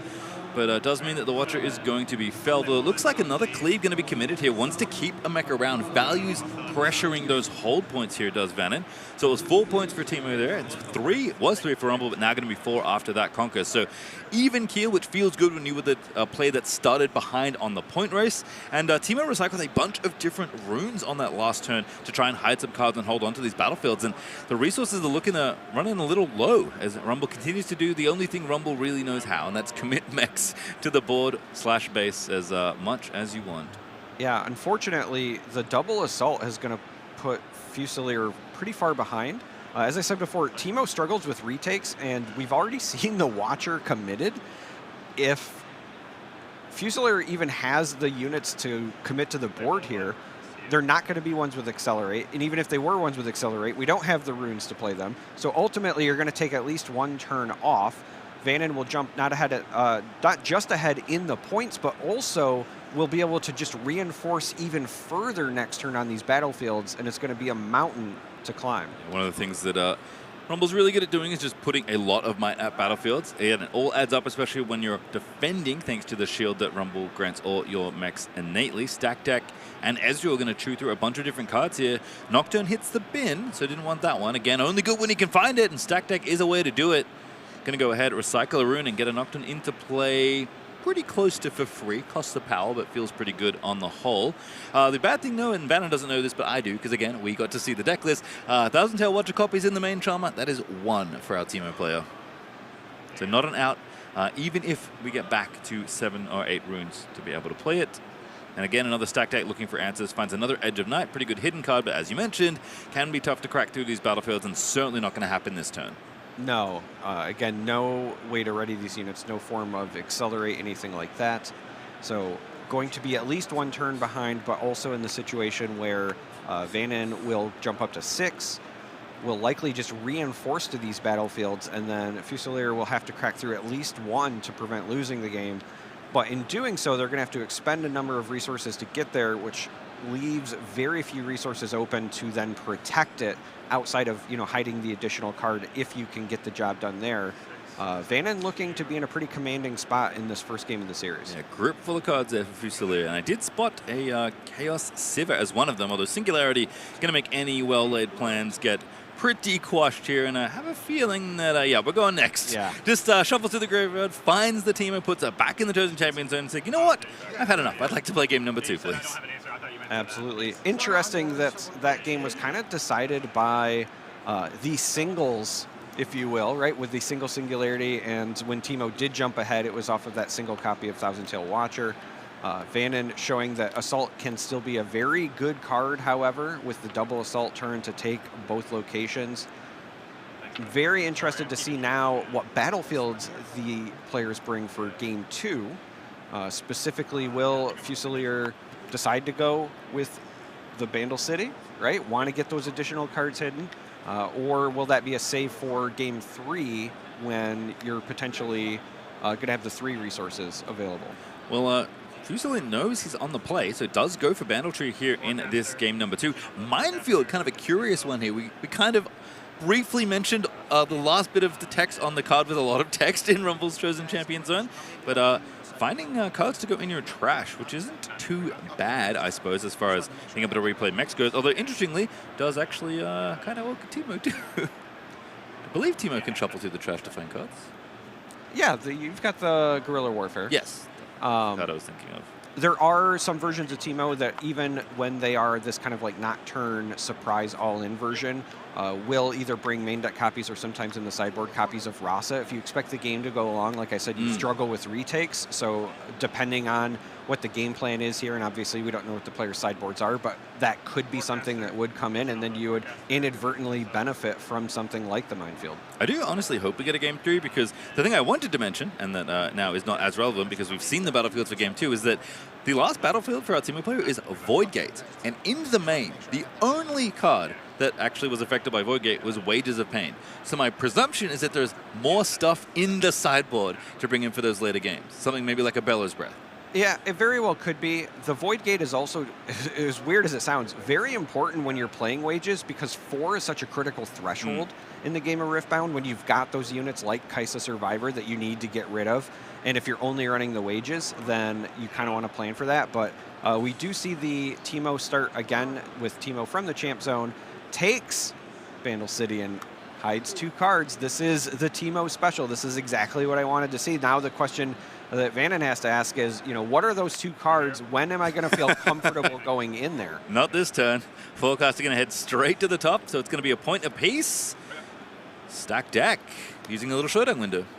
What's interesting as well, I was just wondering, on the side of Fusilier, what would you hide that you'd feel comfortable playing around potential removal? But maybe, possibly spotted that Vannon is on all blue runes. Those are all mind runes, which means you didn't even have to worry about cards like Falling Star, so that Teemo did not really need a lot of additional protection from removal. It had a bit of a buffer because I know the bottommost hidden card is Edge of Night. I believe the other one is Consult, but if it was, I guess we'll play it now. Don't have to reveal the information on the first action window you got, which Fusilier did get to play that stack deck on the other turn, and flipping over, yep, there was Consult, did spot that just barely the edge of that art, and we'll go again. In fact, we might even do the same play we saw in the first game where you flip the Edge of Night up, equip it, and then hide another card. But in this case, because it's Vandal City, you can hide 2 more cards. Absolutely, and the cards picked up from that Consult, I believe, were a Nocturne as well as a stack deck. One of the things that I like about this new version of Teemo that is running the Ezreals is that, yes, it can feel bad when you draw these Nocturnes sometimes, but if you really just want to pitch them, if you don't want to pay the cost, Ezreal gives you that out, and it's a very efficient way to refill your hand with more hidden cards. But I think here, just wanting to play around potential removal, we're going to see the Nocturne go down and the Edge of Night on it, and that is going to require at least a Singularity or all of a Falling Star, and if you've got 2 hidden cards, chances are you've got a buff there as well. Yeah, it's kind of interesting how this little Teemo works, because it is such an efficient early play, but you know the Might really doesn't stick around on Little Beemo. So wants to kind of reinforce a beefier unit to continue holding here with all these hidden cards. And I feel like if Teemo loses control of the Vandal tree, it's a real bad time. So definitely want to hold on as much as you can. 2 points each, though, still, thanks to how the start worked out. But we're kind of in the same spot where we're just splitting points for a few turns. Well, and Teemo's ahead once again on the race. The Fury runes were found on the side of Vannon. There is the Falling Star. I happen to notice there's also another Singularity there. So the question now becomes, what do I think those hidden cards are? Do I have the direct damage to go over it? There's also a Stupefy there as well. So if you wanted to do something like the Falling Star and then after seeing how the buffs are applied, then react with the Stupefy, that could be an option. A lot of intriguing plays here. Singularity feels pretty safe here, and that seems to be the play Vannon is going to go for. I'll pick 2 targets. They'll both take 6. And Fusilier's going to look at the 2 hidden cards. And as a reminder, you don't want to lose control of the battlefield, because if you do, your hidden cards go away. Without any other intervention, Sprite's Calder at least going to put 1 more unit at the battlefield, so that will do the job of holding on. But the 3 Might Sprite is not as big as the 4 Might Rumble that is ready in Vannon's base. Yeah, still waiting to see what the other card is, but given that those units are going away, have to assume that it's not another Edge of Night there. I think that was a good call by Vannon to say, I've already seen 1 Edge of Night. It's not likely to be another. This also is kind of telling in that this is potentially a switcheroo. So the question is Vannon going to call the bluff or not? He is going to send it in. Just says, okay. Assault happens. Fusilier's like, can I use a thing? It is Blue Teemo. Okay, so here's my favorite interaction in any Teemo deck. You flip the Blue Teemo. There's 1 hidden card, 2 hidden cards. Ezreal's a whiff. 3 hidden cards, 4 hidden cards. That's 4 damage onto the Rumble. So that's going to force a trade here, even with the Assault, I believe. Yep, Cleave's going to say, I would like to keep my unit. Once again, kind of being the undoing of a lot of these situations here. And these efficient tricks we've seen since Origins, really, when Kaisa was around in these same domains. going to serve Rumble well here, trying to win out this combat. So used all the hidden cards, at least didn't lose them for no value. That would have been quite the tragedy, but unfortunately is not going to get the trade that Teemo wants here. And again, when you don't get to hold on to your battlefield, especially your big signature one in Bandletree, it's sometimes a bad time, we can say. Well, the important thing, though, is the additional might from the Teemo and the Sprite means that you should still trade completely. So you'll have the opportunity to retake here. So yes, you lose control of it, but you don't have to worry about attacking into a controlled battlefield, because retaking, as opposed to walking into an empty one, is significantly harder. So ideally, I think Fusilier was hoping to hit another Nocturne or something else there, but that was still a very big hit with the blue Teemo to kind of ensure that you have at least one open battlefield that you can maybe contest later. Yeah, for everyone that's just as slow as me, it turns out that 5+4, which is the amount of damage that that hidden Teemo did when it revealed all the hidden cards, that adds up to 9, which is more than the might that Rumble had. So all caught up now. Thank you, Chama, once again for saving me as always. And Stack Deck gonna fish through the top 3, find 1, and I'll put the other 2 on the bottom here. Didn't quite see what Fusilier grabbed, but some options there. I think I saw a Chaos Sivir in hand as the Watcher is back again. Could be more of those from the board coming in. Again, only 1 in the main, but certainly in game 2 there could be more available. See a Purple Ezreal maybe filter through the hands, a Tide Turner, and suspiciously looked like a card shop on the far left of the hand. But we'll just give Teemo a little bit of time to cook. I'd be curious if that was the case. I thought it was a Fizz, which would make a lot of sense as well. Fizz is an incredibly powerful card when you have all of these cheap options that also have hidden on them, but even still, just using Fizz for something like a Wages is typically very powerful. Ezreal's going to come down, and we're going to see that Tide Turner go away, which I think makes sense at this stage of the game. It's Chaos Sivir as the answer there. I think Switcher, which we do know, because again, a bunch of different cards were revealed as well. And keep on playing threats here, and I think probably filtering through the deck here, because I did spy another Ezreal get drawn. That is going to get played as well. All right. Is hidden an additional cost? No, right? It's an alternate cost. It is an alternate cost. Ezreal you are correct. You are so smart. Sometimes. Only sometimes, Chama. But, you know, 3 might for 3 energy and a bunch of filtering here as a number of cards get drawn. Always feels good. Again, we saw a lot of Purple Ezreal back in the day. I guess it's not even that long ago. Vegas was only a few months ago. But pre-ban saw a lot of this. Still a very good card, as it turns out, as Vannon is going to awaken and continue to push forward here with Rumble. It's actually worth noting that if both Ezreal survive till next turn, that Watcher can be played and accelerated, because you can reduce 1 energy and then 1 power, so you can just pay the clean 7, not have to recycle anything, and get the job done. And that would open up, I think, a really good reconquer opportunity for Fusilier. But again, we're going to have to wait and see what Vannon does in response going into this next one. They're talking through some things now. Yeah, I believe our players have called a judge, which, as a reminder, if you find yourself playing at an event, a Riftbound event, at pretty much any level, whether to a Nexus Night or here in a regional qualifier, if you're not sure, call a judge. They're there to help you. They're your friends. They want to help all of us get through our games nice and cleanly. And the person running the card puller has a sense of humor. That is not a card in this matchup, but that is very funny. I appreciate you. This is their way of saying that the judges are there to help you, and their judgment is divine. It's true. Thankfully, you don't just recycle a bunch of your permanents when that all happens. You just get to chill. So just asking a question. Not exactly sure what the players are chatting about, but that's all right. We'll let them resolve things. Yeah, I think it was just something either on turn resolution or here at the start, because obviously the card was being drawn. I think that it might have either been something revealed.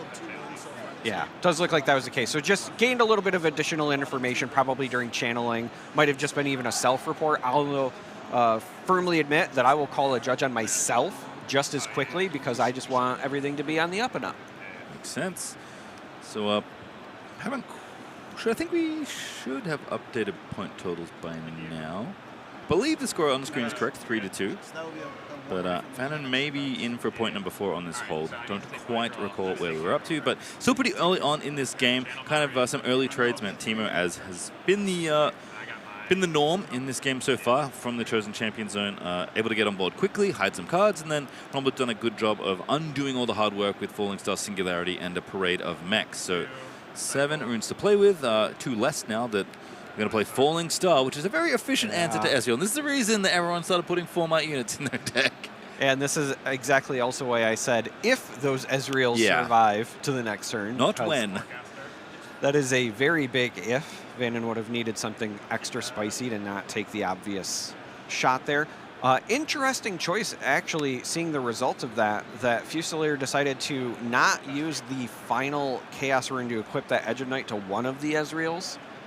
Perhaps just wanting to make sure that they had it to pay for something like a Nocturne if it did come up in the future, and was worried about how many were going to be channeled. Could have been thinking about the Thousand Tail Watch line too. Sometimes the cool thing is also the dangerous thing. So instead we'll move through. Fusilier gonna exhaust a couple runes, awaken them, just considering all the options. I see blue Teemo, I saw a Guerrilla Warfare, and I see a player fishing through their trash. Yeah. It's a bit of a tell. Yeah, it's typically something where you're saying, okay, they likely have a Fizz. I also just want to point out the heads-up play by Vannon to pull the mech back from the minefield last turn, because you want to play around something like Wages of Pain. You don't want to give away your units for free. Instead, we're going to have the Sivir Mercenary hit the table. Another good unit with Accelerate.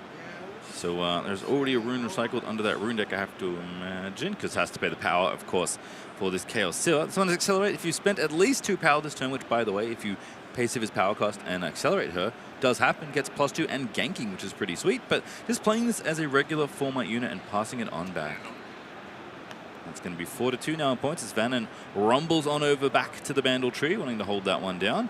And Forecaster can, of course, go back to the minefield and try and poke for an additional point. And all of a sudden, a 3-point lead would feel pretty comfy here in game number 2, in a series where you're already up 1 game. Absolutely. I do like the inclusion of Sivir Mercenary in this Teemo list, just because beyond needing it for those retakes, as I said, retaking with Teemo can be very difficult. It's also something where it's pretty easy to get those triggers with cards like Edge of Night, or if you've already got control of one battlefield, just paying the power cost as opposed to the energy purposefully so that you get that power cost paid, get her online to maybe take the other battlefield. But unfortunately for Fusilier, Ferris Forerunner has entered the fray, and with the point lead, this is going to be problematic, because now at some point you're going to have to break through that kind of huge mechanical force that has been dropped on your Bandle Tree. Yeah, the big bad, we can say, of the format really does feel like Ferris Forerunner at times, which is pretty impressive for a Spirit Forge rare, which is very threatening, making all those mechs. And we do know, again, Chaos has access to cards like Rebuke, which has been a very popular answer. Problem with Rebuke is it might be quite powerful, but it is temporary. And Fusilier does not have the point tempo to really do anything if Ferris Forerunner is ejected for a single turn.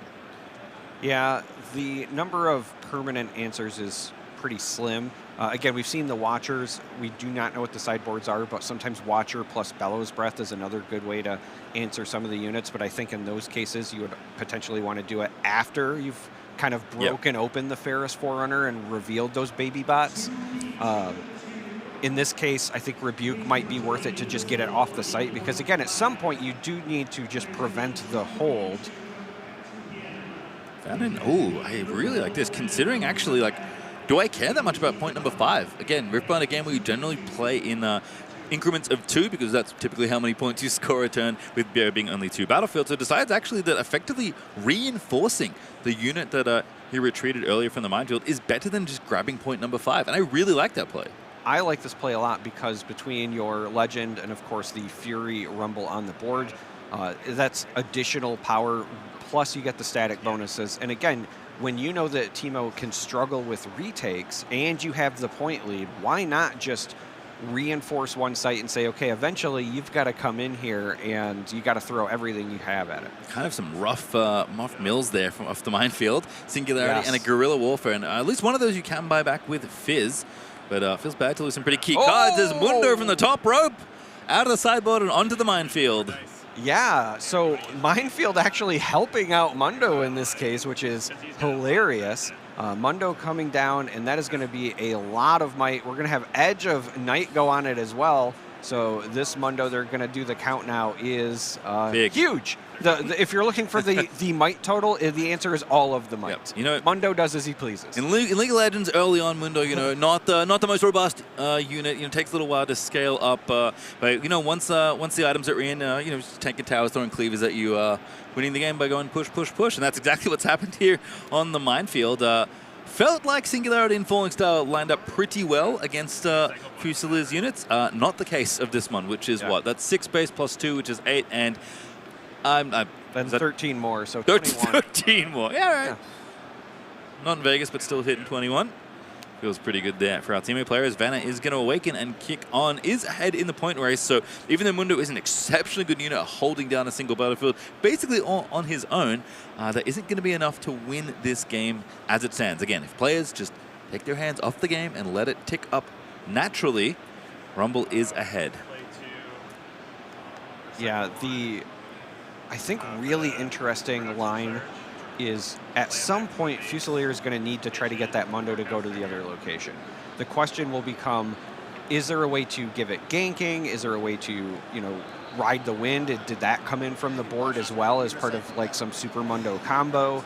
What are you going to do that doesn't telegraph? Because the problem is if that Mundo goes back to base, then Vannon could also, with the point lead, potentially just divert his own resources and kind of counterplay the Mundo, right? Vannon with the point lead and kind of the ability to dictate how the rest of this game is going to go is still ultimately forcing Fusilier to say, what is your answer first? And then do I have a way to stop it? Also doesn't have forever. The other thing about Mundo, there's more text on that card. It's not just this amazing unit that gets bigger and bigger. You do have to recycle cards from your trash, which can be something good if the game is going ultra late. But in this case, that's just going to shrink Mundo, and that's really not what we're looking for here. Yep. 21 is a pretty nice might number. I want to keep it as high as possible. So obviously, we'll ebb and flow as cards move from hand to trash and so on and so forth, but there is a single Ride the Wind in Fusilier's list, at least in the main. I know that for a fact. It makes sense. It's a pretty good Fizz target you can have as a one-of if you ever find it, but that's a rebuke. That's not a Ride the Wind. That Chaos card jumping right out to me, but not the one he may be looking for right now, as Vannon still considering his options in this game. Kind of looking at that battlefield in the north and going, what do I do? I had all these falling starts. I thought that was good enough.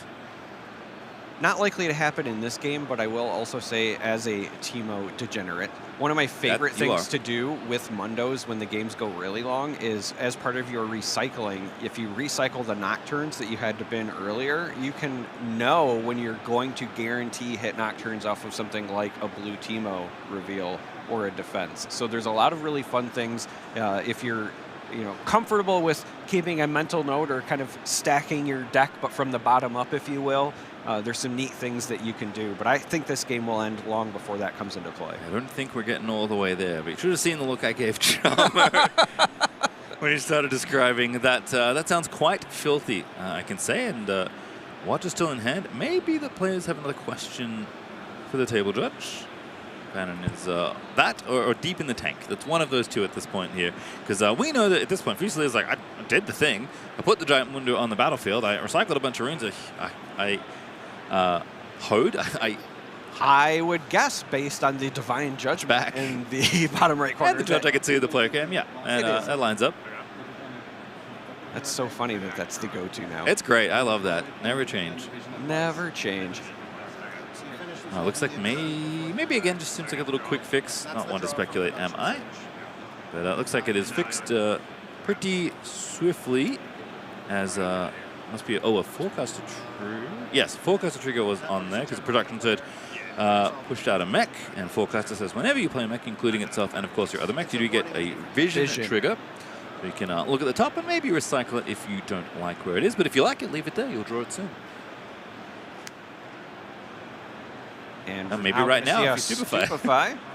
So -1 might on the Mountain of Mundo. Yep, chipping away. Definitely not just drawing a card and trying to get deeper to the deck and find a different answer. I mean, I think it's a pretty good indicator when they don't even put the -might on the Mundo because they know it's just cycling to draw the card. Veteran Surge does draw a card as well. Unfortunately, it doesn't stack in the way that you get the Vision Trigger first, because you have to obviously have to resolve the Surge completely. So that would be really nice for Rumble, but still works out pretty nicely. Make a mech draw a card, and in this case, also look at the top as well, thanks to Forecaster. Pretty innocuous little 2-drop that really only this deck plays. But you know, if you're gonna have to play mechs, because Rumble's the mech guy, makes sense to play that one. One of the things that I think could be scary here for Fusilier is we've seen Vanon's deck list. We know that there's a large number of just big blue mechs that have not been seen yet. I mean, even the vanilla, I was a one of, but even the vanilla, like you pay 7 and you get an 8 might mech, would... Literally what it's called. I am aware. Would be enough to start, believe it or not, rivaling that Mundo, because there's already a healthy number of might on the board. But we do see Vanon pull everything back, and this actually might open up a window now for Fusilier to take advantage of maybe relocating the Sivir, because again, if you recycle 2 runes, spend 2 power. Yes, it actually doesn't have to be recycling. You are correct. Spend 2 power. You don't just get the might, but you also get that fun ganking keyword. Certainly do. Hidden card still at Mundo's battlefield. I also just like this play in general from Vanon, saying, you know what? I don't know exactly what's going on there, but I roughly know, you know, what your domains can do. I don't want this Mundo to face check all of my mechs, because he's much bigger than them somehow, even though I have all these might stacking abilities thanks to my legend. So just backing off and saying, you know what? Let's get a bigger bot army. Let's figure it out and try and take the Mundo as he slowly whittles away. We saw 3 cards being recycled. I would call it an ambitious but exciting recycle from Fusilier. It was Ezreal, Singularity. So if you do get back to the bottom of the deck, you got some nice cards waiting for you, but not sure we're going to get there, although you never know. Games can drag out sometimes, but 5 points to fall here. Teemo catching up, but not quite back to parity. I think that also makes sense just from the standpoint of if you've got Fizz in your list, you want to make sure that you're bottoming the things that are not reducing your options, right? So in this case, we're also going to see a Nocturne join that minefield. Just a little bit of reinforce going on there. 1 power for everyone keeping it home. Oh, I was wondering if we were going to see this. So Guerrilla Warfare, this is very interesting because you're going to get some hidden cards back and you can hide for free. The drawback, however, is you're making your Mundo smaller because these come from the bin. Certainly do. And obviously, hidden is a pretty nice way to spend additional power, which would give the Sivir ganking. Fusilier only needs to find 1 more way to spend a power in order to do that. Oh, Guerrilla Warfare spins well. Never mind. We just figured it out. +2 in ganking, already there. Yeah, I was just going to say the play of the Nocturne, that's 1 power. Yep. And then obviously the Warfare is the other. So Sivir does get to go over. And then now, because you've played the Warfare, you've got 2 additional hidden cards that you can choose to play here. I like that the Tide Turner was one that was picked up because depending on the order here, you could do some fun switcheroo things. The blue Teemo, again, could potentially find more Nocturnes. Who knows how deep into the deck Fusilier is this late in the game. Also fully forgot, I'll admit, that it was Bandle City. We talked about it so much in the early stage of the game. He put 2 hidden cards in, and I was like, why isn't a judgment called? It's because you are allowed to do that at the Bandle Tree. We forgot that was a Bandle Tree after it hit the Industrial Revolution. Yeah. Rumble had all the mechs sitting in the tree. Big first forward, and I'm blocking the text there. Couldn't read it. That's my excuse, and I'm sticking to it. And I'm going to have a count and a peek through the trash. I think that's a very diligent thing to be doing at this juncture. Yep. You want to see exactly how big the Mundo is, but yeah, that tree was covered up for a while. You had a lot of robots there. We need bigger battlefields in the future match. I see Rumble sitting in a tree, MECHING. Certainly a choice. Certainly the thing Rumble wants to do. I did like it. It was tough for me to find a way to approve that joke. Oh. As a Thousand Tail Watcher on both sides of the table. Not a mech, but still a very good unit. Absolutely. No Bellows Breath to follow it up, but again, this -3 might across the board seems pretty good here. Again, the question is going to be, how does Fusilier navigate this with the 3 hidden cards below? I was just about to say, also like an idea where Vanon kind of slow rolls some of these swings in, because the Sivir down to 1 might here. It's going to force at least 1 reveal. Going to go with the Teemo this time. It's 25 might total. There's 1. Stack deck is a whiff. Nocturne, hey! It's not a hidden card, but it's still +4 might. Charmer's never been more excited to see a Nocturne. There's another one. Now this is... One more? One more! Yes! So you get the Nocturne and you get to deal 3 direct damage to the mech. This is huge. Now the other thing about the blue Teemo that I think sometimes people forget, it triggers on defense as well. So because Vannon did slow roll this in, if they come in again, that blue Teemo will trigger a second time. It's not just on the reveal. You know who didn't know that? Me. This is why I mentioned it. I appreciate it. You know who may not also know that? Because Teemo is not that popular a deck. Vannon. But I'll give Vannon credit. He's been very thorough, I will say, in approaching this game. So I imagine double-checking that tech. In fact, you know what? Doesn't matter because Teemo was the unit taken out in the exchange. And I think that was a very heads-up. Yeah. I saw a 3 and I thought the mech was getting taken out by you know what? I forgot as well because they didn't put the die on it. Sad. I am a Teemo degenerate, not a Rumble degenerate. That's true. So I forget about the Assault. Assault 1, pretty good. Thank you, Rumble Hot-Headed, which is still in play this game. So Nocturne going to be holding down the Bandle Tree, very normal. As Fusilier considering options, but again, mostly just looking at hidden cards because Vannon is continuing the Assault. I said it was 25 base might on Vannon's side before that mech went away. That is true, so that's 22 base plus Assault equals X, where X is the number of mechs. And as a reminder, Thousand Tail Watcher, not a mech, so that's plus 4. 27 might just chilling on that side of the board that you can distribute in a number of different ways. So 4 to contend with there, and maybe that hidden card depending on what it is. So considering things like Edge of Night, nope, just decides to run one in. Oh, it's 4, of course, because it's Assault, and this time the die comes out. Yes. It's not for his opponent, it's for us. It is for us. Teemo! Hey, double blue Teemo. Now we can cheer for 4 hidden cards. 1, 2, 2, 3. Oh! Everything's coming up, Millhouse. We got 4 damage done correctly this time around.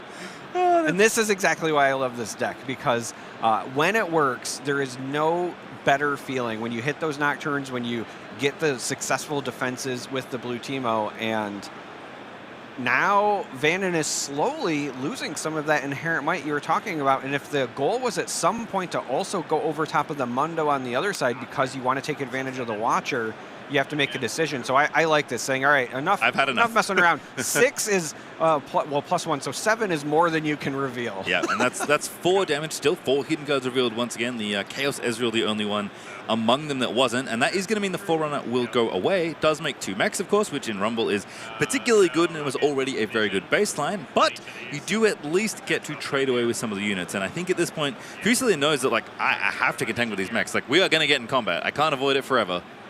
So at least chipping away feels pretty good. That Teemo strategist did work. Yes. Now, the other interesting thing is, because Vannon decided to go into the Bandle Tree first, all of those things resolve and go to the bin, so Mundo has been slowly creeping back up on the other side. Reveal Recycle? Is it Recycle? Well, no, but when the Teemo units die, right? So the cards that are being played from over there, or when they die, are slowly making that Mundo go back up. That's true. Ticking back up. It's 10 extra on top of the 8 that's already there. So it's 18 for everyone playing at home. Forecaster, though, going to the bottom side and going to take a point away from that Bandle Tree. It's 6-5 now in points, but Fusilier going to hold back up to 6. And this game is getting awfully close all of a sudden, Charmer. I thought this was firmly in Vannon's control, but after a very impressive defense off the back of that double Teemo strategist last turn, the resources that had mounted up on Vannon's side, they're still formidable, but they're not nearly what they were before. You did pop the one Ferris Forerunner, so you don't have to worry about kind of the lingering might. You've already seen the Thousand Tail Watcher used. Again, possible that they run more than one, but you feel pretty good that you got through one of the really bad on-play effects if you're on the side of Fusilier. So again, we haven't seen that ride the wind yet either, and Fusilier has probably seen the majority of the deck between reveals and everything else, so maybe knows where it is. That's true, actually. You do get to see a lot of your deck playing this card. Playing this deck, excuse me. I see a Thousand Tail Watcher in hand as well, but not a lot to have to contend with. Nocturne does have ganking, by the way. Yep. So we're going to take a quick trip over to the Bandle Tree. I almost said Bandle City. It's not Bandle City. It's Bandle Tree. So you cannot take Nocturne down to the Bandle City. In your defense, that tree is in the city limits. That is true. It is monitored by the local The local governance as 2 cards get hidden once again. And we're just saying, you know what? I feel pretty good here. I'm going to try and hold for this win because I'm at 7 points. Yeah, so before when I was saying that Teemo can struggle with retakes, one of the ways that it does it outside of Thousand Tail or the Sivir is through these Nocturnes with ganking. So if you get a Nocturne or, heaven forbid, 2 or 3 revealed on one location, they can then hop over to the other one like as a surprise. And very often, because they're revealed through the course of a turn, means your opponent doesn't have a way to answer them immediately. So a lot of times it is kind of a free conquer like we just saw from Fusilier. And this is, I think, a good answer from Vannon coming. Another unit. Hold on to those cards. Fusilier can look at both of them, but Falling Star is targeting that Nocturne down at the Bandle Tree. And one of these cards has to do something, I imagine. I was just going to say, it's interesting to navigate because if any one of them is a unit, you only have to show one to keep control. Yep. Because you could have both like Tide Turner or Sprite's Call, or if it was something like an Edge of Night or whatever, again, you would only have to reveal one. The only time where you might consider revealing 2 is if you also had like Consult the Past, because we actually have energy available for the first time in a long time on Fusilier's side, so trying to find answers also could make sense. We're going to have the attack, though. Yeah, 4 into 2. As you noted, as cards go to the trash, Mundo is getting bigger, so it's harder to crack. A Wages of Pain, pretty good here, as you pointed out. Kind of the reason why Voidgate might be one of the battlefields that Fusilier has access to. Actually, I think, yeah, it does hit the Mac to get the trade, so no points being gained. More cards to the trash, gold getting gained as well. So Mundo getting more and more formidable in this game, but still a decent amount of might on the other side. It is 11 plus 3, that is 14 plus the 2 assault, thanks to Rumble Hot-Headed. So 16 might available, but I can tell you just at a glance, Mundo is already bigger than that. Yes. Mundo has all the might. Yes, I don't have to. I don't know if doing the math. I just know it's bigger. The question is how much bigger? Because there's Smokescreen from -4. So I guess now I'll begrudgingly do the math. It is 6, 12, 18 for Mundo plus 3, 21. We found our way back. We found our way back. So I will say this. You mentioned the Void Gate and why that might be the battlefield. I think that this game might be a great way to showcase to a new Riftbound player why breakpoints are so important in this game, and understanding when you're playing the game what units are important to people and then what things deal with them at different thresholds, right? So 3 is an important one for a number of reasons because you have cards like the Purple Ezreal, but 4 is, in my opinion, like the marquee breakpoint for a lot of your direct damage removal and or even might on your own units to kind of target what your opponent is doing. This is 16 into 21. I'm glad I did the math earlier because I was not going to be able to do it any quicker. So Smokescreen is going to make it -4 more. That is only 20 though. And again, Mundo can get bigger at a pretty quick speed. So -4. All right, I'll take my my 1 extra might I have over you right now. So the interesting thing is in the hand of Fusilier, we do see the Rebuke. And Rebuke, I actually... That's the game. Yeah, I was going to say, I actually think that this will result in the game because with no way to go over the top of all of that with that Watcher going away. Is +8 might for 2 energy good? Because that's effectively what that Rebuke was, right? Well, we also saw you showed the wages as well, but because the wages also would have got rid of a mic and would have went so. Still had all these. Yeah, it had all these things, but yes, 2 energy, 2 power, +8 might seems pretty. Yep. Remove 7 off the battlefield, put 1 in the trash, make Mundo bigger, wages for +1, so plenty available. Then I think showcasing a really cool interaction why Mundo is such an exciting card from this deck sideboard. Again, this is a deck that is constantly shuffling cards through different zones. And Mundo can just kind of go up and down and stay very, very big as the game goes on. But we have something very exciting, Tom. We have a Game 3 between Rumble and Teemo to kick off round 3 here of Regional Qualifier Atlanta. 12 minutes left in the round. Voidgate on the bottom and Power Nexus, the final battlefield for Rumble. Yeah, I'm very excited for a number of reasons. First of all, we get to see these Yordles in action. Second, both decks have had their time to shine so far in the series. We got to see the power of just flooding might on the Mac side. We got to see the power of the cool hidden interactions and Nocturne combo on the Teemo side. But as we go into this third game, we also get to see potentially the Voidgate tech matter. I love Power Nexus and Rumble, and it makes me wonder if maybe there's time warps in the sideboard and you're trying to set up a sneaky win from 6 to 8 as like a switchboard. I mean, again, I think in this matchup especially, holding one side felt you know, relatively straightforward. Holding both for either player has felt really difficult in this matchup. So I do think finding a way to get some extra points with something like a Time Warp Nexus combo, if that is what Vannon has available, feels pretty good here. And so does getting on board early as Rumble. Forecaster into Rumble hot-headed, and everyone's sent over to the battlefield. It's a point already. Yeah, and I like this heads-up play from Vannon because the jump onto the Power Nexus also means that at some point Teemo needs to break that, not just because Vannon was first on the board, which you already normally have to kind of break that cycle, but you really have to do it sooner because of the threatening the additional point. Yeah, one apiece, but behind on the race, as we've noted a few times. Vannon in the lead 2-1 in points. I will say, the more I watch this matchup, the more I understand the appeal of having a 2 energy unit that doesn't cost power in your chosen champion zone. That is really, really powerful for your early game consistency. And, you know, again, it looks a little innocuous, this 1 might unit you have access to, but that's enough to conquer. In fact, 0 is enough to conquer, as we learn in Unleashed. That's right. Crab coming soon. Just having something that you know will always be available is traditionally great. But now we see the Gem Jammer come down. That is extremely hype. Gives ganking is a mech. We actually see Gem Jammer in, you know, non-mech Fury decks from time to time. We do have a hidden card, though. If this is a switcheroo, this could be a blowout for Fusilier. If not, it also could be disastrous. I'm going to see 2 runes recycled, so I think this might be just a switcheroo from hand. Not the one you maybe have expected, and that is bad news for Vannon. Again, getting the maximum value out of switcheroo as the 1 might Teemo. Kind of a fun little twist there, as Fusilier does have the combat trick and says, I want to hold on to my points and the battlefield, because as you've noted a few times in this matchup, very tough to retake, because I see that Fizz finally poking around. I see a blue Teemo as well.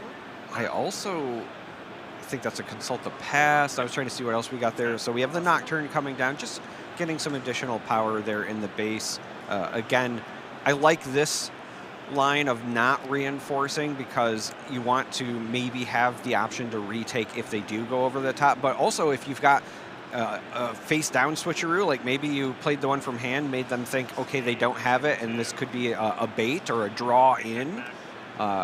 Very excited to see this. And hey, there's the big mech that we talked about from before. Not the biggest, but still pretty big. That is Breakneck Mech, which does give your mechs ganking. So Rumble Hot-Headed is going to do the same thing that happened last time and see if there's a switcheroo. Your mechs have Deflect and ganking. That is a lot of text. And here is Hidden Teemo once again.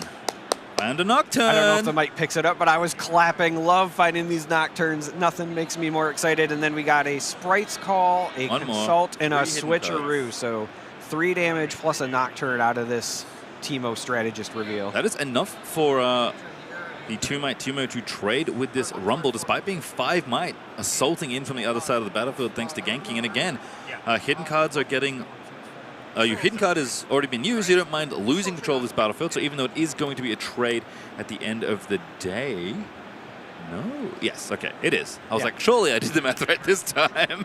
No, it will be a trade, but again, heads-up play by Fusilier to play that Nocturne to the base, understanding that there's no way because of the mechs on the other side, and they all have ganking now, that you're going to defend it.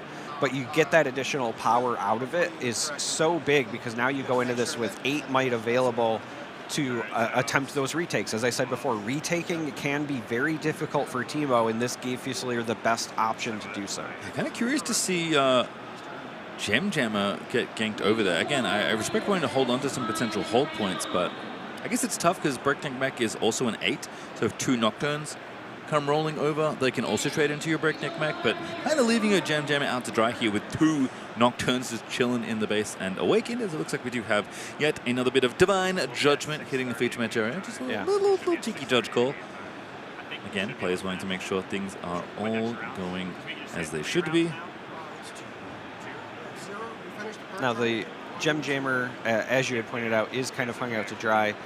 Could also be targetable by something like a Wages, if that is drawn, and then you don't even have to worry about the combat. Vannon has everything exhausted, no energy available, so you don't have to play around anything anyway if you do want to walk the Nocturnes in, but...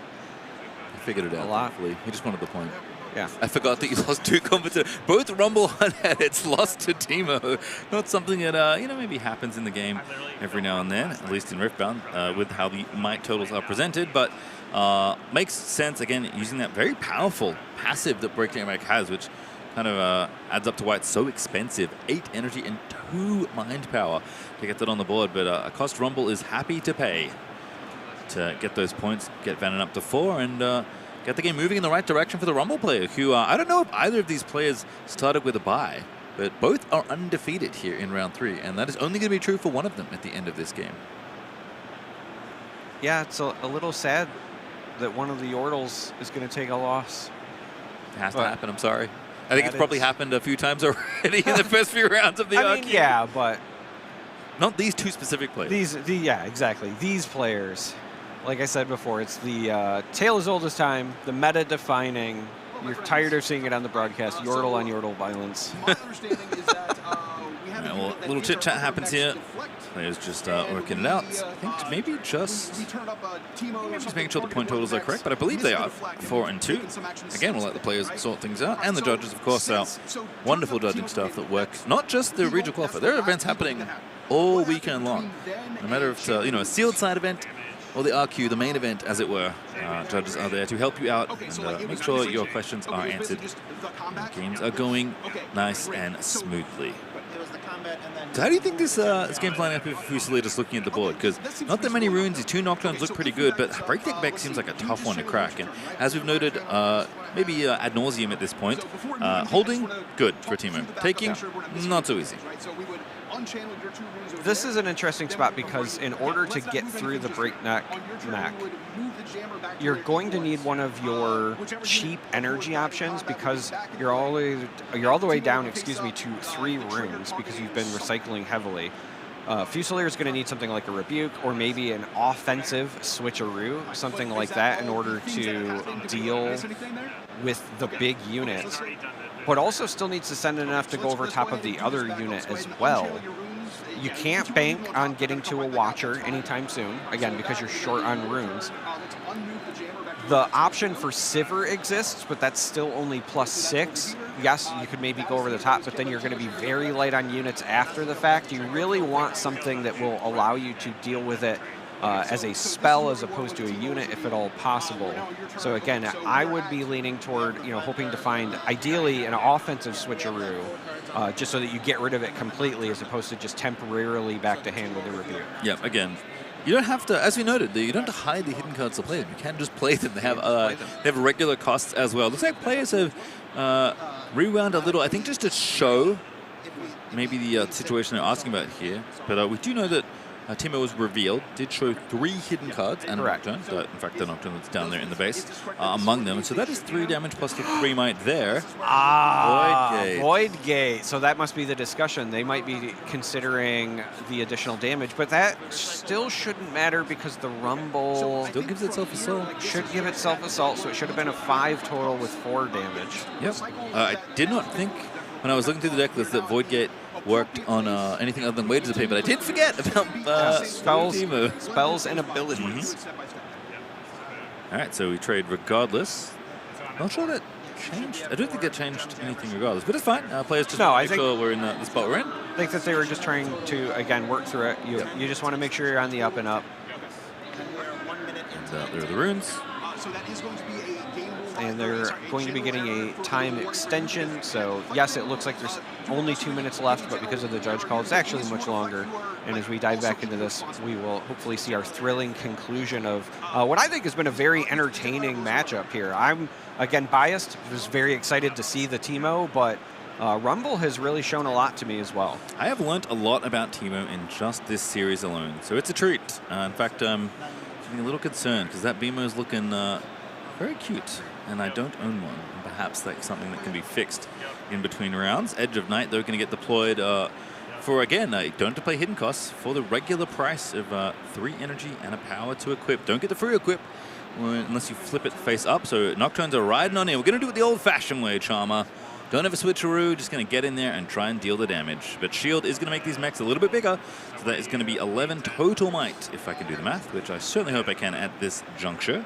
Yeah, and I believe it's still only 10 on the other side, so unless there's something from hand, I was going to say if this is just to get rid of the Breakneck mechs, deciding that the ganking is too much, there's no way I'll be able to get control back of this. Now, the one downside to the strategy is Vannon still gets the double hold, jumps up to 6. You don't have a lot of accelerate in your deck for the low costs. Gonna maybe bank on something like a wages to prevent one of these. And the breakneck is probably going to seal it, actually. I mean, even if Vanna wanted to deploy mechs to bases, and just set up for a potential double conquer, kind of let Fusilier come in. I think given where we are, given that, seeing Watcher is likely the only real accelerate unit, there's no Nocturnes jumping out right now.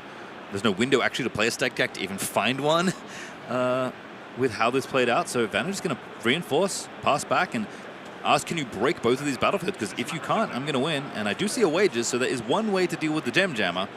But, with ganking, it actually doesn't work. That's why I said I think that the breakneck is just going to seal it. Specifically, if Fusilier had like 1 or 2 more energy, I would have liked Vannon to still put the mech in the base, because you didn't want to run into a situation where the Chaos version of Sivir was be able to be played with an offensive switcheroo. Like, that would be the only way you'd lose the game. But in this situation, I was going to say, there's just no way that you're going to be able to stop it. And Rumble moving to 3-0. Vannon undefeated still here in the first 3 rounds of RQ Atlanta. A fascinating look at Yordle v Yordle, but the one with the giant mech robot wins, which I think, given the prevalence of Ferris Forerunner over the weekend, does kind of that adds up to me. Yeah, that adds up. It's a little sad for me as the Teemo degenerate, but I'm very happy to see this match on the broadcast. I think that it was very entertaining. It also, I think, showcases what both decks do well. Yep. And it also, I will admit, as somebody who's played a lot of Teemo, traditionally Kai'Sa is your bad matchup. So like that combination of Fury and Mind together, because of the direct damage and the accelerate, it does mean that when you fall behind, you're kind of permanently behind. Yep. Rumble still in those same domains, so you kind of see the same thing. It is ultimately kind of a bad matchup for Teemo, but that game 2, if you're somebody at home and you're like, hey, I kind of want to play the hidden Teemo, but I don't know what it's all about, that game 2, I think, showcases exactly what the deck is capable of. Yeah, you can kind of see as well, Teemo does have to use a lot of resources in order to, hide all these cards. There's a lot of power costs associated with this deck and how it's built. And at some point, I think it was must have been at least 8 runes to 2.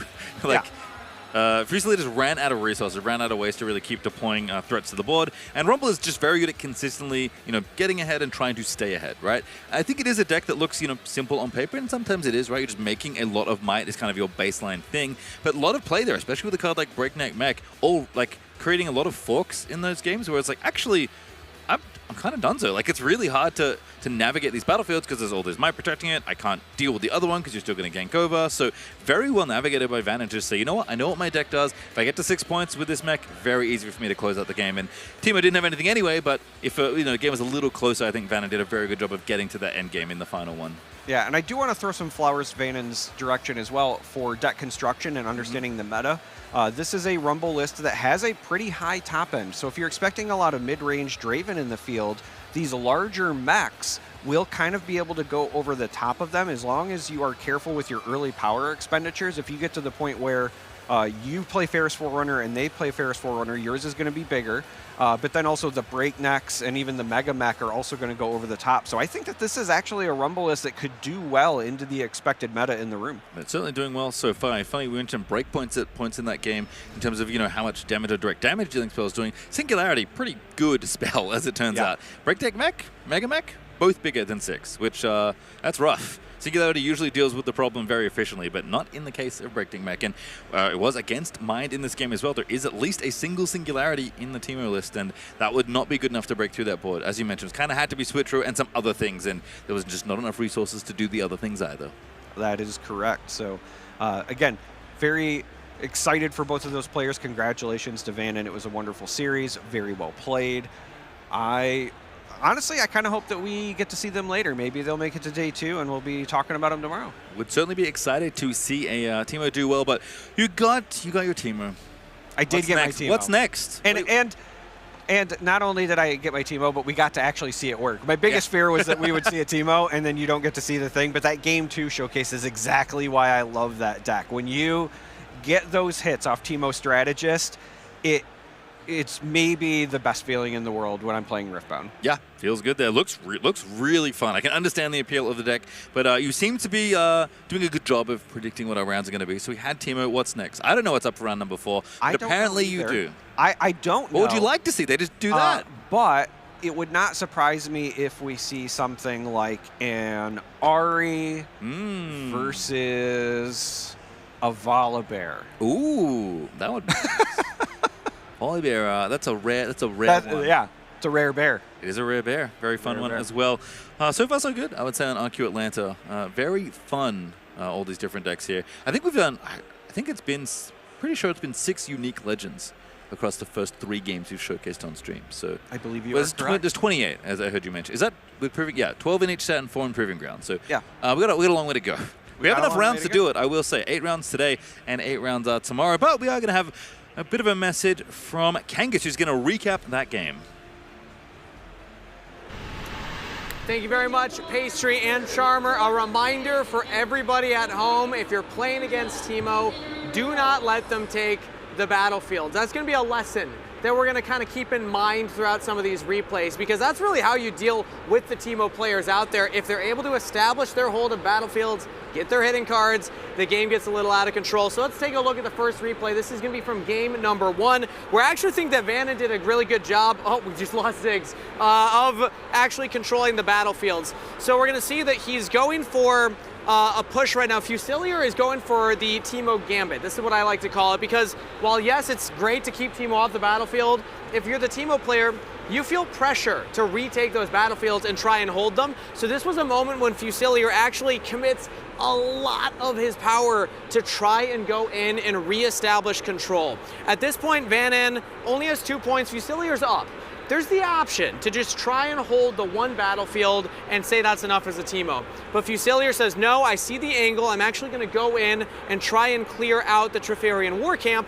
But in doing so, uses a lot of the available runes, and that's going to bite them later. Let's fast forward to the next point here, because as the board state progresses, we do see they've reestablished right now control over 2. Fusilier, as the Teemo player, has both battlefields, is up to 4 points to 2, but we're down to 3 runes, because we paid the accelerate cost of Thousand Tail.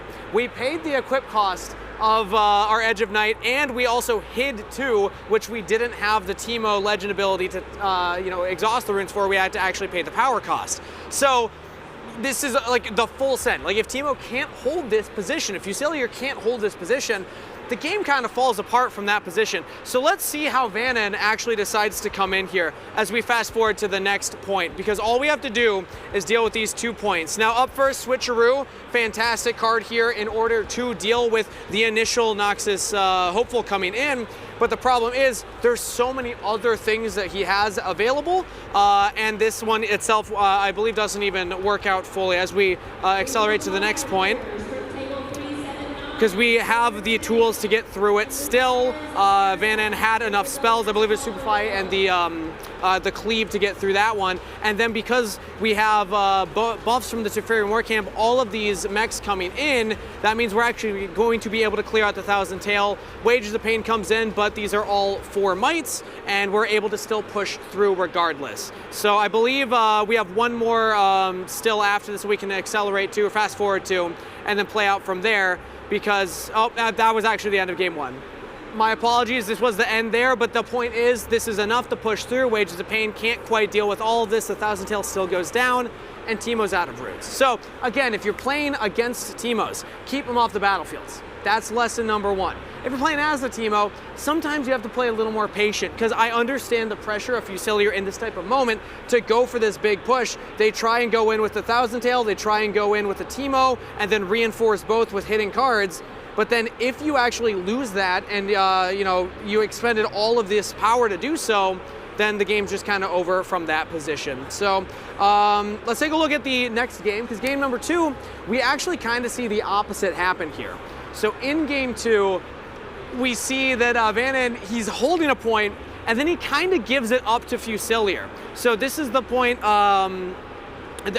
he at some point does have control over here. That's going to happen later. First off, we see that he goes in, he has the same game plan as game number 1. Control the battlefields, hit in. Sometimes when the Teemo has the hitting cards, it can be scary. Rumble likes to punch, let Rumble punch, especially when you have the cleave. This was actually, funnily enough, not a necessary cleave, because we did already have enough with our empowered unit. We did get the -4 on it, so this helps us out, but still, like, you can't accept the resource trade. he accepts that, no, I'm just going to clear this point regardless. So goes in, takes this out, and is able to kind of reassess his control over the battlefield. But as we fast forward to the next point here, we have the control on 1 point right now. So at this point, Fusilier has fought his way back. He's got the Mundo out there, and he's controlling the minefield. But you're behind on points. Vanden's actually winning the point trade. If I'm against a Teemo, usually I'm thinking, you hold this battlefield. Always go for that one because you can just prevent the Teemo from retaking it. You're ahead on points. You're going to win out on the clock. And the Mundo will just get smaller and smaller as the game goes. Maybe later you push in with the Thousand Tail or something like that. But Vanden actually, instead, if we fast forward to the next still, he decides to kind of back off of the battlefield and instead cedes the position. And I guess you're maybe thinking like, okay, he's gonna have to try and send something in ready here, and I wanna have a big push over here. But as we fast forward to the next still, Fusilier is able to kind of reestablish control, getting the Sivir over, and now has 2 hit-ins, has a lot of units at these battlefields, and now it's kind of an awkward spot for Vanden. He's got a lot to punch in with.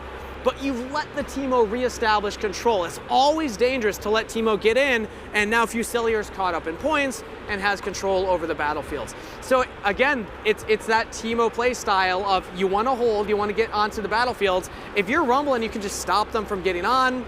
That's arguably the stronger position. So let's play this one out from here because we do see the Vanden is able to chip away a lot, but I wanted to show off just how fun it is because we had the one Teemo play the Nocturne, and then we're actually going to get another Teemo flipped here, and that's the fun of this type of Teemo strategy. I love that Fusilier's playing the Nocturnes. A lot of Teemo players have moved on to just be like, you just have a guaranteed 2 energy unit that can be played turn 1, and then you play more kind of like mid-range, a lot of hidden stuff, and even playing like the Ezreal package, which Fusilier was also on. But I do love the Nocturne stuff because it just gives all these crazy plays. Fusilier almost defends fully here, and in fact, I believe that this is the one that he is able to hold the top side, but he almost also holds down the bottom side just because the other blue Teemo. So Vanden's got a lot of resources. He feels like that's enough to push in.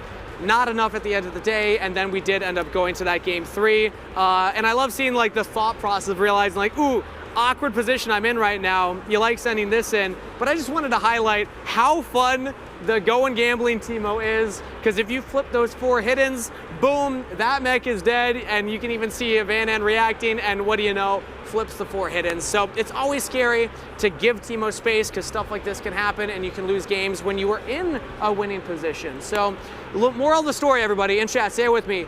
Don't give Teemo space. Do not let the Teemo take battlefields if you have the ability to deny it, or at least don't give it to them easily. So that's all we had for this replay. Now back to the casters.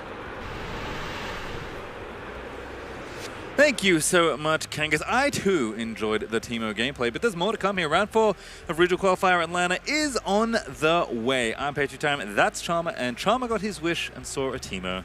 So now we'll see what they have lined up for us in this next round. We have no idea. We only make requests. They do not always get acquiesced. In fact, usually we're like, hey, it'd be really great if we could see X, Y, or Z, and they just laugh. They laugh at us right in the face. I was just, again, very happy we got to see Teemo. Teemo traditionally very hidden at these events, pun incredibly intended. I do hope that we get to continue to see more diversity as the broadcast goes. And again, in these early rounds, it is not uncommon for us to see it.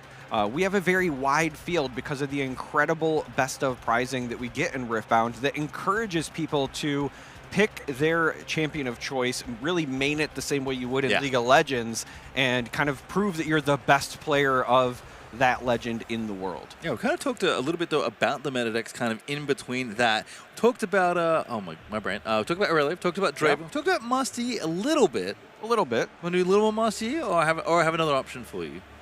They're in this. They're in similar domains. They're not the same domains. They're in similar domains? It's Azir. Oh, yeah. Well, I think Azir is worth mentioning because it was the big winner at Lille and showed that the deck is incredibly powerful. It's also one of those decks that I kind of been on the fringes of popping off. We saw it perform very well in some of the Chinese events.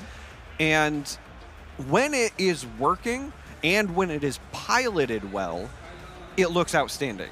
I will say that I've seen some of the numbers thrown around, and it does not look like the representation increased a lot despite the great performance in Lille. So we'll have to wait and see if that's still going to result in conversions from the kind of smaller representation or not. But I do think Azir is at least going to be on people's minds regarding having a game plan for it. Where before it was kind of like, if you're in Fury, maybe you're in Thermo Beam, you don't really respect it. But instead now you have to really say, okay, what do I do if there's just a ton of birds or sand soldiers in this case? I'm curious what people's thoughts were, because the reality, and here's my little fun fact for you all. So in Lille, Azir converted incredibly well, and I think that's probably going to be true here in Atlanta as well. But there were 49 Azir decks in Lille. And would you like to guess how many Azir decks there were in Atlanta for this RQ? No, because I know the answer. It's 49. It was exactly the same, which is really funny. That's wild to me that it didn't change. Like, I promise you, the players are different. The tournaments are different sizes, but the number of Azirs stayed the same. Apparently, we're capped at 49. We cannot get to 50 or above. Yeah, it's a little bit crazy to me. I will say the thing that shocked me the most is that the Master Yi representation is up. Again, obviously this is a deck that performed well in Lille as well, and historically has been good since Origins. Very strong from Proving Grounds. But I was not expecting that to be the deck that gained. I did expect more people to maybe pick up Azir because that was the winner, but apparently Master Yi just resonates. Yeah, I'm curious what the devise is. But before that, we do have a little bit more content for you. It is Miss Chim Chim back out on the floor doing some interviews. Hello and welcome to the Riftbound Regional Qualifiers in Atlanta, Georgia. My name is Miss Chim Chim, and today, as you can see, I'm on the floor and I'm interviewing all of the attendees here. And I want to start with an interesting question with you first. Do you play League of Legends? I do, yeah. What role do you main? It swaps between mid and ADC, so. Okay, love that. So if I were to ask you, what champion would you like to see in a future set, what would you say? So easy for me. I know she's getting like a unit, but it'd be Katarina. I need an actual legend of Katarina. Oh, I love that. I love that. Yeah, and we do have like, what is it, the Blade Waltz or something from Origins, so I could see her come in. Do you play a lot of League of Legends? I've never played a game of League of Legends in my life. Oh my gosh, wait, this is actually super interesting. So if I were to ask you, what legend do you want to see in the next set or the set 5, what would you say? Ooh, that's a great question. I think, so one, I can't remember her name. The person who is on the cover of Radiance, the new set coming out. Seraphine? Seraphine. I do like Seraphine. I like everything surrounding League of Legends. I've just never played the game. A big KDA fan, big music fan, so I think Seraphine being in the set's gonna be really cool. Yeah. Do you play League of Legends? I do indeed. What role? I'm an ADC. Love that. What ADCs do you main? I either play Twitch or Kai'Sa. Love. Okay, so if you were to pick any champion to come to Riftbound, what champion would it be? Probably Twitch or Katarina. Okay, that's our second Katarina today. So if Twitch were to come to Riftbound, what would his legend ability be? I feel like it should be AoE damage. So like if you deal damage to one, everything at the battlefield will deal a certain amount of damage. Because that's like his ult, right? Yeah. I absolutely love that. So we're hoping for Twitch to come to Riftbound here. Thank you guys so much for watching, and we'll see you soon. Thank you. But I do want to ask you, do you play League of Legends? Yeah, I've played League of Legends for about 12 years or so, so I'd say I've been a fan for a while. What role do you play? Mid, most of the time, Malzahar, so low-key, I can't wait for Malzahar to come out as a champion. That was my next question. I wanted to know, what champion do you want to come as a legend in the next set? So obviously it's going to be Malzahar. So give me his legend's ability. What will Malzahar be able to do? I'm really curious to see how they do the suppression. Like so Malzahar, he generates a bunch of voidlings and then suppressing at the same time. Like, how is that going to work with cards? So, I mean, my goal is at the end of the day, just flood the field, stun the enemy, win. Like, it's a solid strategy. He's a simple man, and that was a simple interview here at Riftbound Regional Qualifiers in Atlanta. Thank you so much for watching. Do you play League of Legends? No, unfortunately. Oh, I love it when I find people who don't even play League of Legends, because this next question is always so much fun. What champion would you want to come to League of Legends that you've seen? Oh, to Riftbound. I would really like a legend card for Jace. I really liked him in Arcane, and I like his champion unit. I would like a legend card for Jace. Okay, so if Jace came to Riftbound, what is his legend ability? Go ahead and spitball it. Oh, man. It would have to be with gear, and I would probably think it would have to be a exhaust ability so we could have some combos with Heimerdinger. I don't know exactly what it would be, but I think it would have to fall under those restraints. So, you've been grinding Irelia, you've been grinding Yasuo. What legend from League of Legends would you like to see in the future? I need to see Yorick. It will never happen. Don't look at me like that. No, I love it. Oh, I love it. I love it. Great, yeah. No, dude, I love Yorick. He's one of my favorite guys. I love just sitting in top lane and just doing whatever all game. And I need to see that in Riftbound. Absolutely. And like Last Rites would be perfect for him, no? Exactly. That's his whole weapon.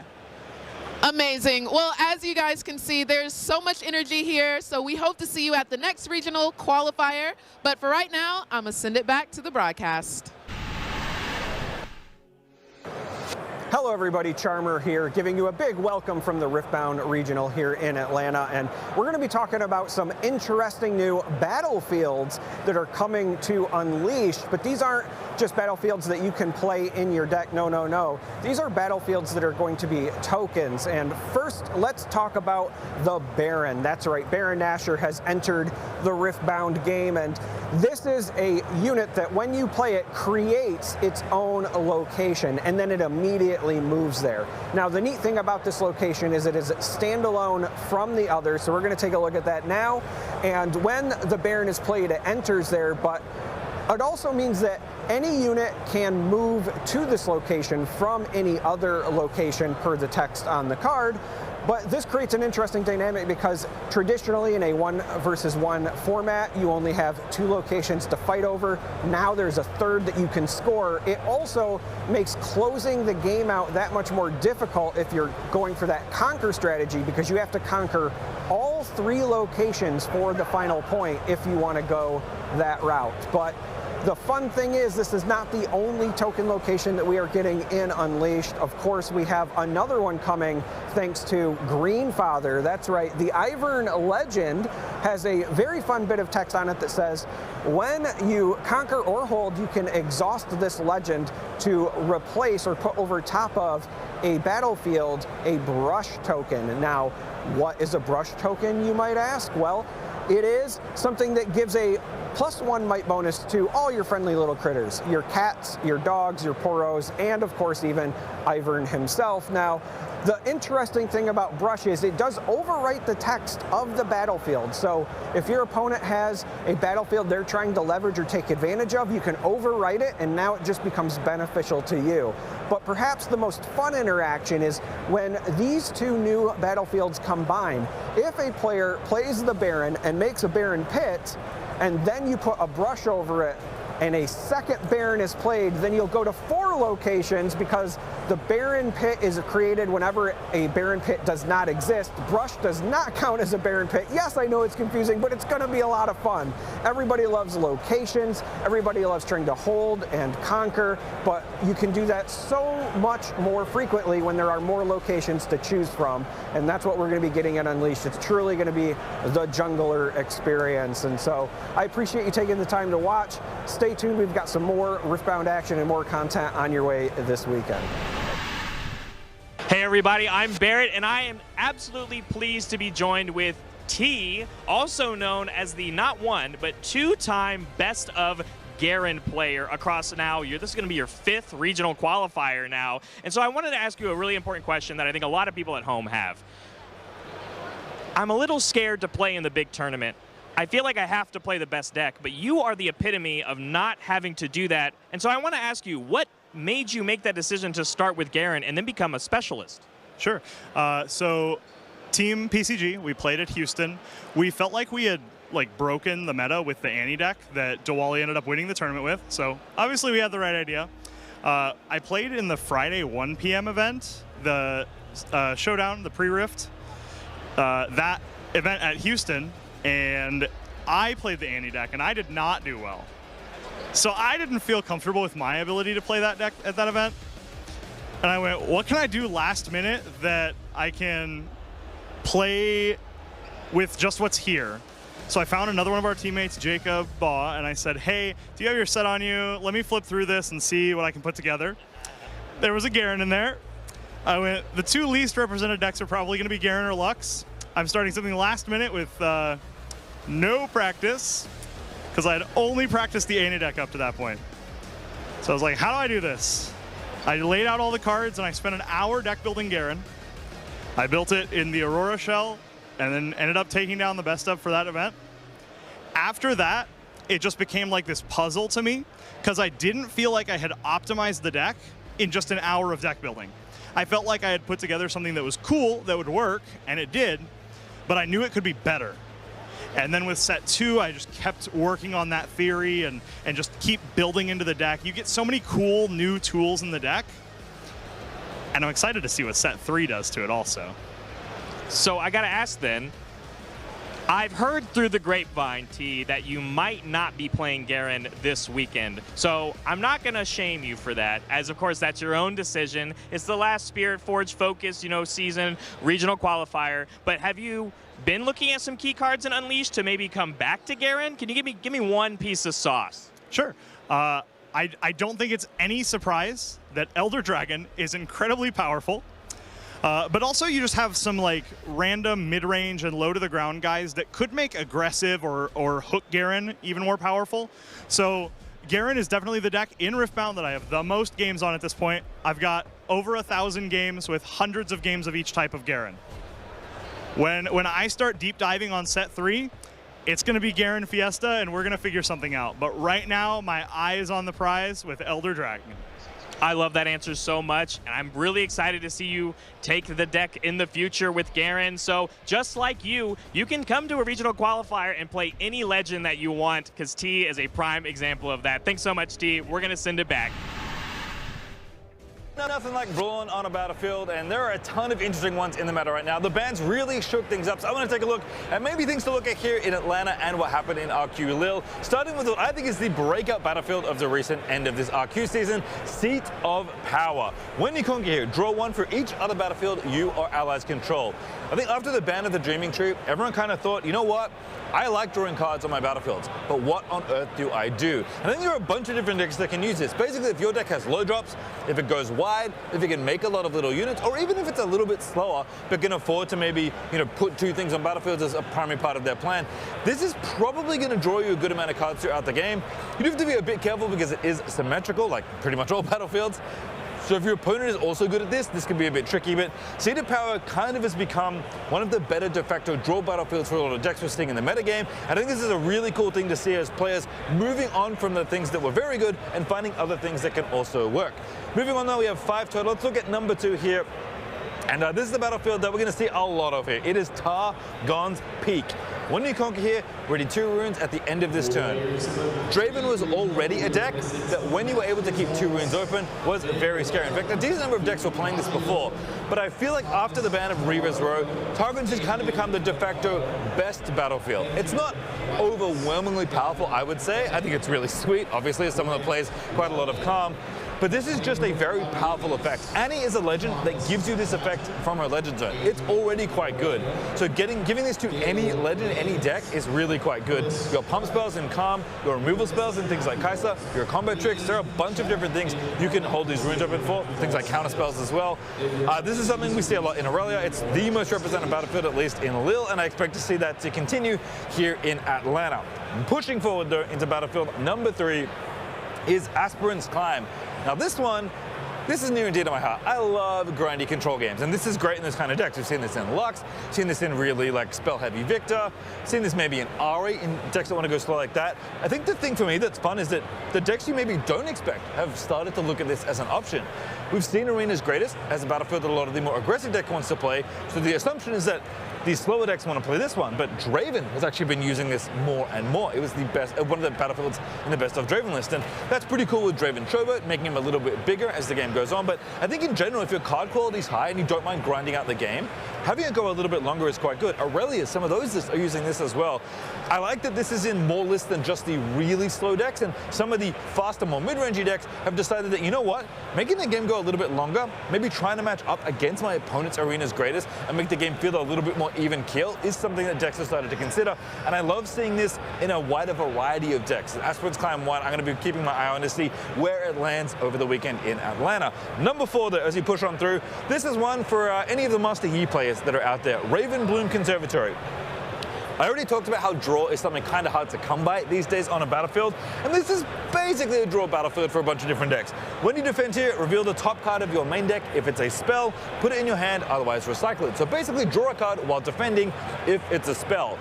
The nice thing about this is not only does Yi want to be on battlefields defending, so this will trigger very often when he is there, but also you can just flip a spell that you can play to turn the tide of combat once again. And I think there are other decks they can use as well. I think Ari might be interested in this if there's an Ari deck out there. I think some Aurelia lists might be interested in this. I think Ezreal, if he wanted to defend a battlefield, which he doesn't really, could be interested in this. There's a bunch of different decks where this could shine, and this is, again, another element of players looking at battlefields where I want to draw more cards. How can I do that? This is a way to kind of get it done. I think one of the reasons Master Yi is seeing more success recently is that this is just a very good battlefield in this deck. Last but not least, though, our 5th and final battlefield that I want to highlight here at kind of the end of Spirit Forge's competitive lifecycle. This is the one that really took Lil by storm. Hall of Legends. When you conquer here, you may pay 1 to ready your legend. Now, a lot of legend abilities that make you exhaust. The reason they make you exhaust is because they don't really want you doing this more than once. Now, you could do something like, I don't know, Yasuo. You could do that with that. That's kind of fun. You could do it with, I mean, Aurelia, I guess, but you can already do that with her legend ability.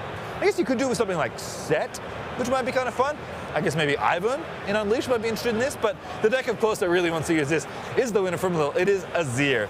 Getting another Sand Soldier is so powerful. And if you've activated Azir once already, you conquer this, maybe you move in with a different soldier that you had, you pay 1, you ready it again. If you've made the first Sand Soldier, well, you're guaranteed to make the second because you've already played a gear. You just have to have the energy.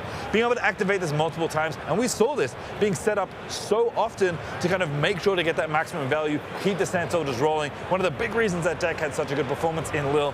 Hall of Legends, I think, a battlefield you always want to look at because if your legend is maybe interested in re-readying, this is something that could be quite powerful, but obviously in Azir, this is where it shines. These are just some of the battlefields I wanted to look at here. Tune in for more action of Atlanta.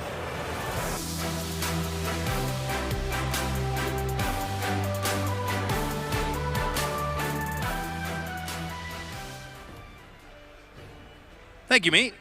That was a great time. Welcome back, round 4 of Regional Qualifier Atlanta. Charlie, nothing happened. I don't know, you were giggling away over there. We have a round of Riftbound coming up here. We've had a lot of fun on the stream so far. We've had a lot of different legends, and Little Production Birdie told me that we have 2 more unique legends entering the stream. It's 8 for 8 so far in the first 4 rounds, which feels pretty good. It does. Feels fantastic. Unfortunately, I was not correct. Spoiler for those at home, it is not Ari versus Volibear. It is not Ari versus Volibear. That was a bold guess and a fun one for sure. You know what, let's have a look perhaps at some of our deck lists, because I happen to know that I finally got my wish. Bubble Buddy is on Leona. No baited hooks, but not needed.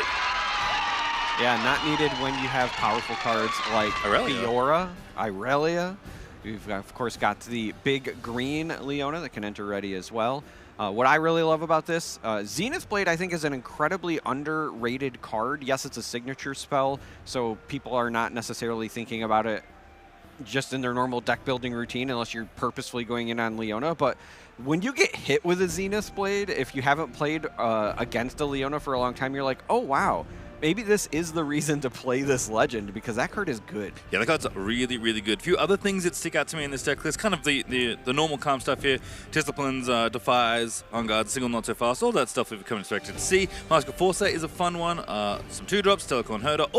This is all the stuff we know, including 3 Tonys and 3 GA, so really trying to protect a calm unit like we've seen from decks like Yasuo. Aurelia obviously wants to do this as well. 1 Call to Glory, really like that one. It's a pretty easy way to get buffs in Leona, because whenever you stun something, you get to go ahead and give a buff, and this is basically a +2 on that unit if you take the buff away by removing the buff to pay the cost instead of paying the actual cost, or we can give a different unit +3. So a pump that is effectively free. One of the few free spells that Riftbound really has is Call to Glory, and a single copy is always nice. Battlefield's also looking kind of interesting, wanting to play kind of a longer game here. Aspirant's Climb, Rockfall Path, and Sigil of the Storm. So places that people really don't generally want to go, or can't go in the case of Rockfall Path. Yeah, absolutely. This is signaling that this is a player that wants the game to go a little bit longer, likely because of cards like the Aurelia, like the Leona. You're trying to set up this big end game.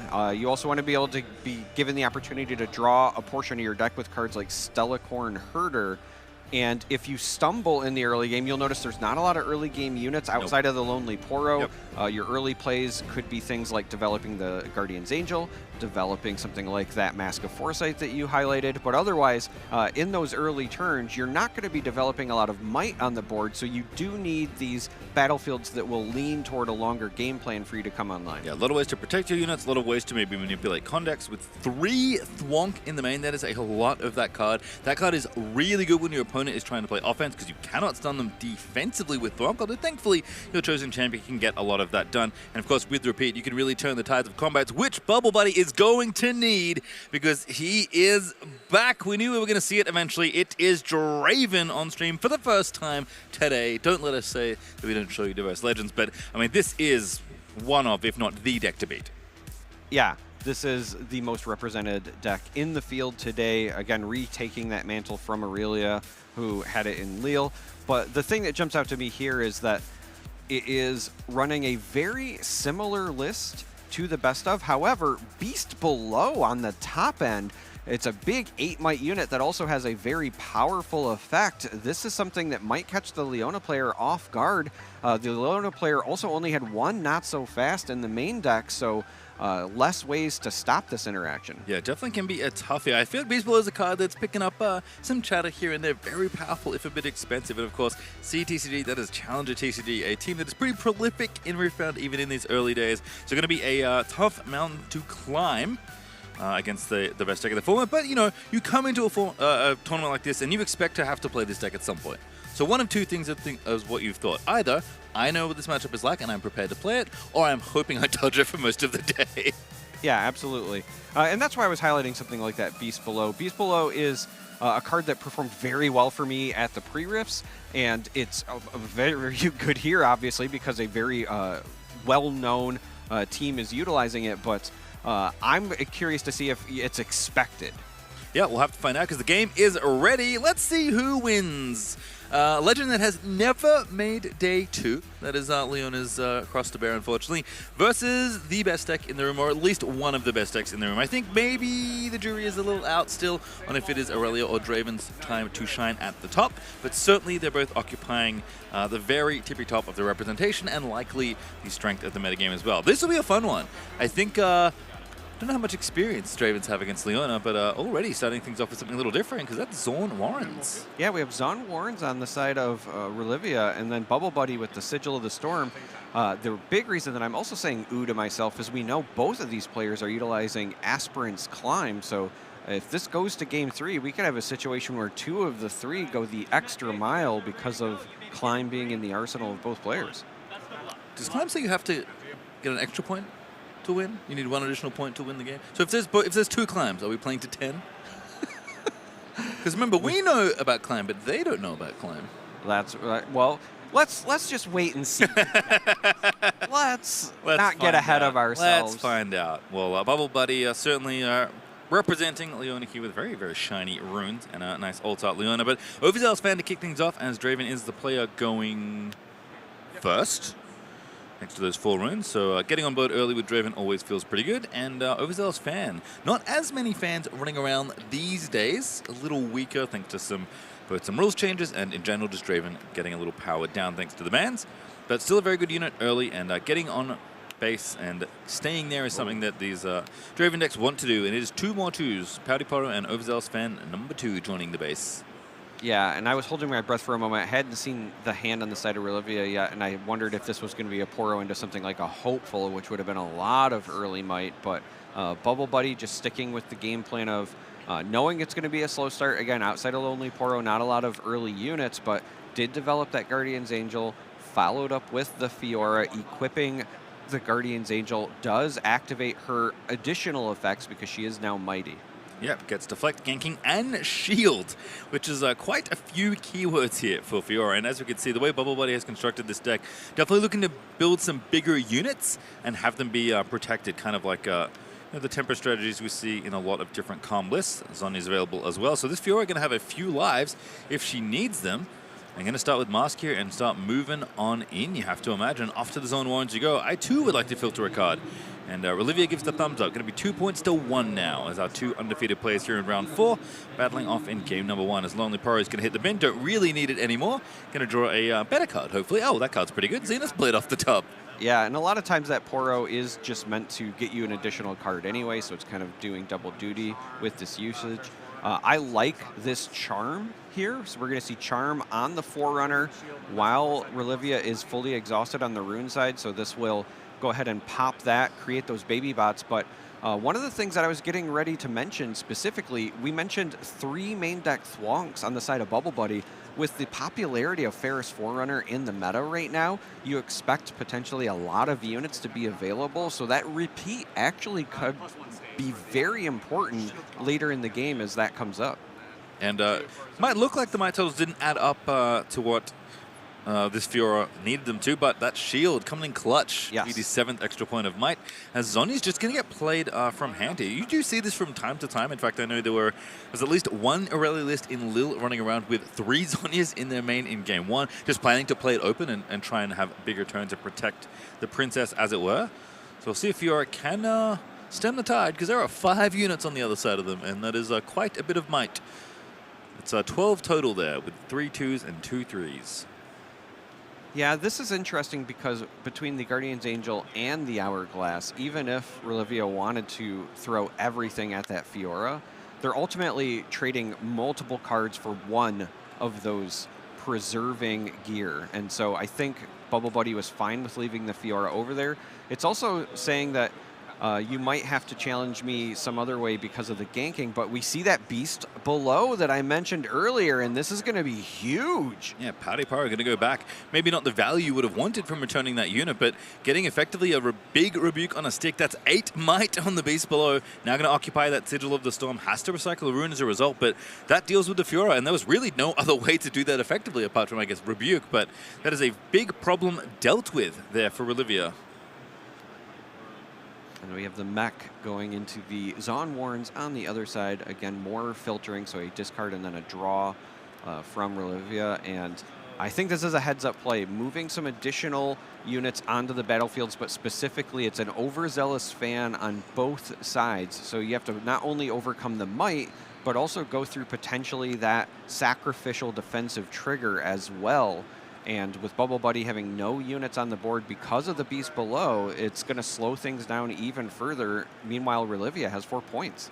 Yeah, 4 points to 1. Unfortunately, means that even Green Leona is not going to enter ready. You need to be within 3 points of the victory score for that. So instead, it's another Fiora made mighty once again, thanks to that Guardian Angel equip. And Zenith Blade could let us move in here, but again, Overzealous Fan makes that pretty bad, you have to say. And I think the things you hate to see whenever you're playing against the Draven is Overzealous Fan and a friend at a battlefield. And doesn't really matter the size, whether it's a 3 might mech or an 8 might beast below, both situations are bad. And Relivia already racing up to 6 points in this game, 5 full points ahead in this one. Definitely a tough spot to pull out of in game 1 here.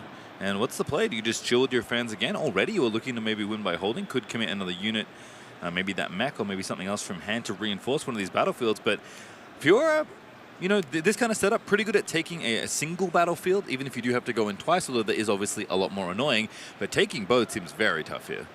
Yeah, it does seem tough. And again, we noted we have the Thwonks in the main deck, but nothing like the Rune Prisons, for example. So a lot of the offensive combat tricks outside of Zenith Blade really aren't there. I believe there was a one of On Guard. This is one of those situations where Bubble Buddy's kind of in that dreaded, I'm playing a hold deck and I'm not holding anything situation. And this is why you can't necessarily go all in on one strategy. When you're playing Riftbound, you need to have a way to not just camp on sites and not just take them, but sometimes you need a little bit of both. Yeah, and Draven just kind of good at combat in general. So good at both those things, especially with Overzealous Fan in the mix. So going to be that mech reinforcing, waddling on down to the Zorn Warrens, and another card from hand here to at least reinforce something. Going to be the top side. It's that Pouty Pyro we actually knew was in hand. Yep. To the bounce of the beast below. And Draven usually likes to hold up, 2 runes or so. So maybe going to hold a few up. Hide a hidden card. That one is not Fight or Flight, thank goodness. But still plenty of good options here for these decks. Yeah. So with the Rune Recycle, the only thing that is really worth noting on the side of Bubble Buddy is that you don't have to play around Rebuke at the moment. Only 1 Chaos Power available on the other side. But again, when you have all that might, and you have an Overzealous Fan on both spots, and now there's a hidden card, there's still a lot that you have to plow through to even get on one battlefield. And with Relivia at 6 points, even getting through one means you're going to have to get through the other one on the other side, and you have to play around any sort of retakes. So way behind at the current game state. Bubble Buddy is potentially going to have to make a miracle happen to get things going back in the other direction. Yeah, good note on the Rebuke not being up. I have to wonder if that's just a very minor mistap out of Relivia, because energy is color ambivalent. It doesn't matter what color it is. Yeah, but left all the Furies open, so needed to recycle when you're hiding something. So yeah, it's mostly you just needed another Chaos Rune there, so you could have open Fury runes, but as long as you have the Chaos runes on the board, you could still pay for the power, but it's just the one. I think, was there not 2? That's what because did Relivia recycle a Chaos Rune? That's my question.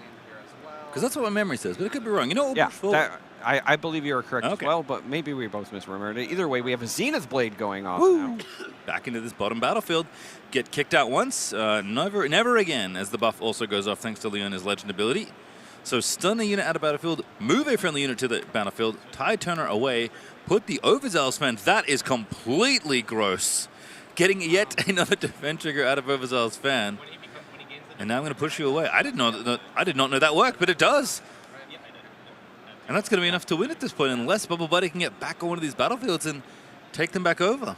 Yeah, because the move triggers a reaction window, and your hidden cards can be played at reaction speed. You can do the Tide Turner before the attacker and defender designations are then listed, and then once the Overzealous Fan is listed as a defender, now you have the option for the Overzealous Fan trigger. So again, it's just a really neat interaction and a heads-up play by Relivia to shut down that push, and that might just result in a Game 1 win because Bubble Buddy does not have a lot of other options. Another one. It's Zenith Blade the second.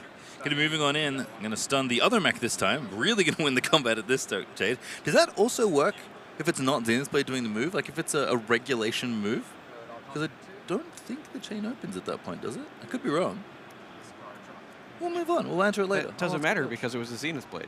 Yes, it doesn't matter. It doesn't matter if it's a Zenith Blade, and this one's also a Zenith Blade, which is good enough to move on in. Big fan of crossing that bridge when we get there. Yeah, you know what? That's very fair here. Fiora, though, does do the job she needed to do and take over one of the battlefields, get a point, and at least stave off the win for now. But there is still a whole host of might, 12 to be exact, at that top battlefield.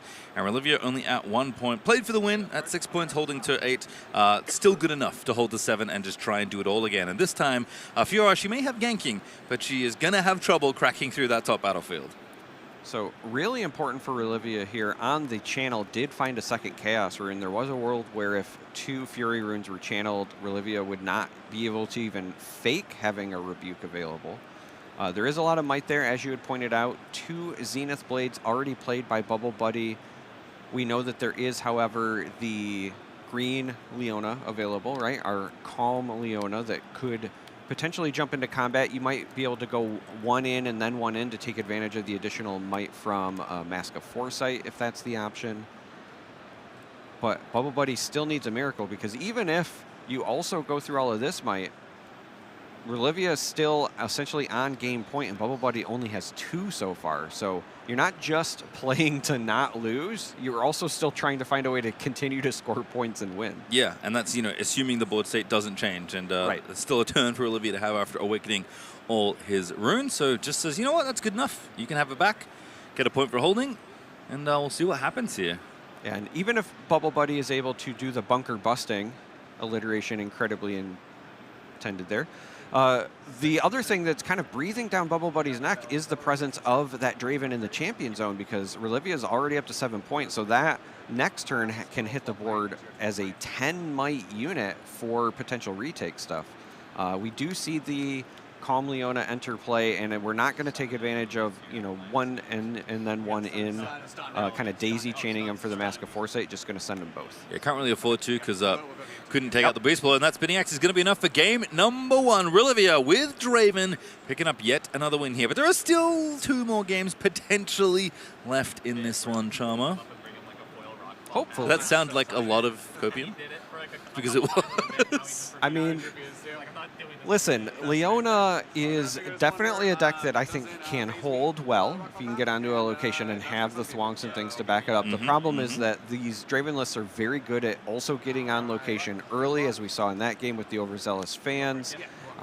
That was a blazing fast start from Relivia, while unfortunately Bubble Buddy's list, without the Lonely Poro being in the opener, was only able to develop a gear, then play a Fiora. So you're really looking at game 3 before you're even ending up on a location. That could be problematic. And again, the retakes can be an issue. Draven loves combat. If there was a legend that could be personified as Fight Me, bro, it's Draven. It's Draven, for sure. As game 2 is underway, it is Aspirant's Climb on the Draven side and Rockfall Path on the other. I just want to say, I'm pretty confident I'm remembering the deck list correctly. Those 2 overzealous fans felt really bad on those battlefields, and I think that's the only 2 in Relivia's main. So, sometimes feels good. As Guardian Angel going to be the first play of this game. We also know that it was the single Beast Below, and that did work. We highlighted it when we saw the deck list, and then, of course, it came down at a crucial time and was a mountain of might as well as an incredible effect. Here, instead, we see the new, very popular Rek'Sai Breacher hitting the table on the side of Relivia. This is a card that these Draven lists and, as well as Annie and some of the others have been utilizing because of the accelerate both on this unit itself, but as well as on your units from the champion zone. Even more. Ooh, Hopeful going to join the party as well. That is a very good second turn there, thanks to Extra Rune Challenge for going second. Rek'Sai Breacher on curve into Rek'Sai Breacher number 2 and a Noxus Hopeful at the discount. So a cool 10 might already assembled. Fiora is back with her GA.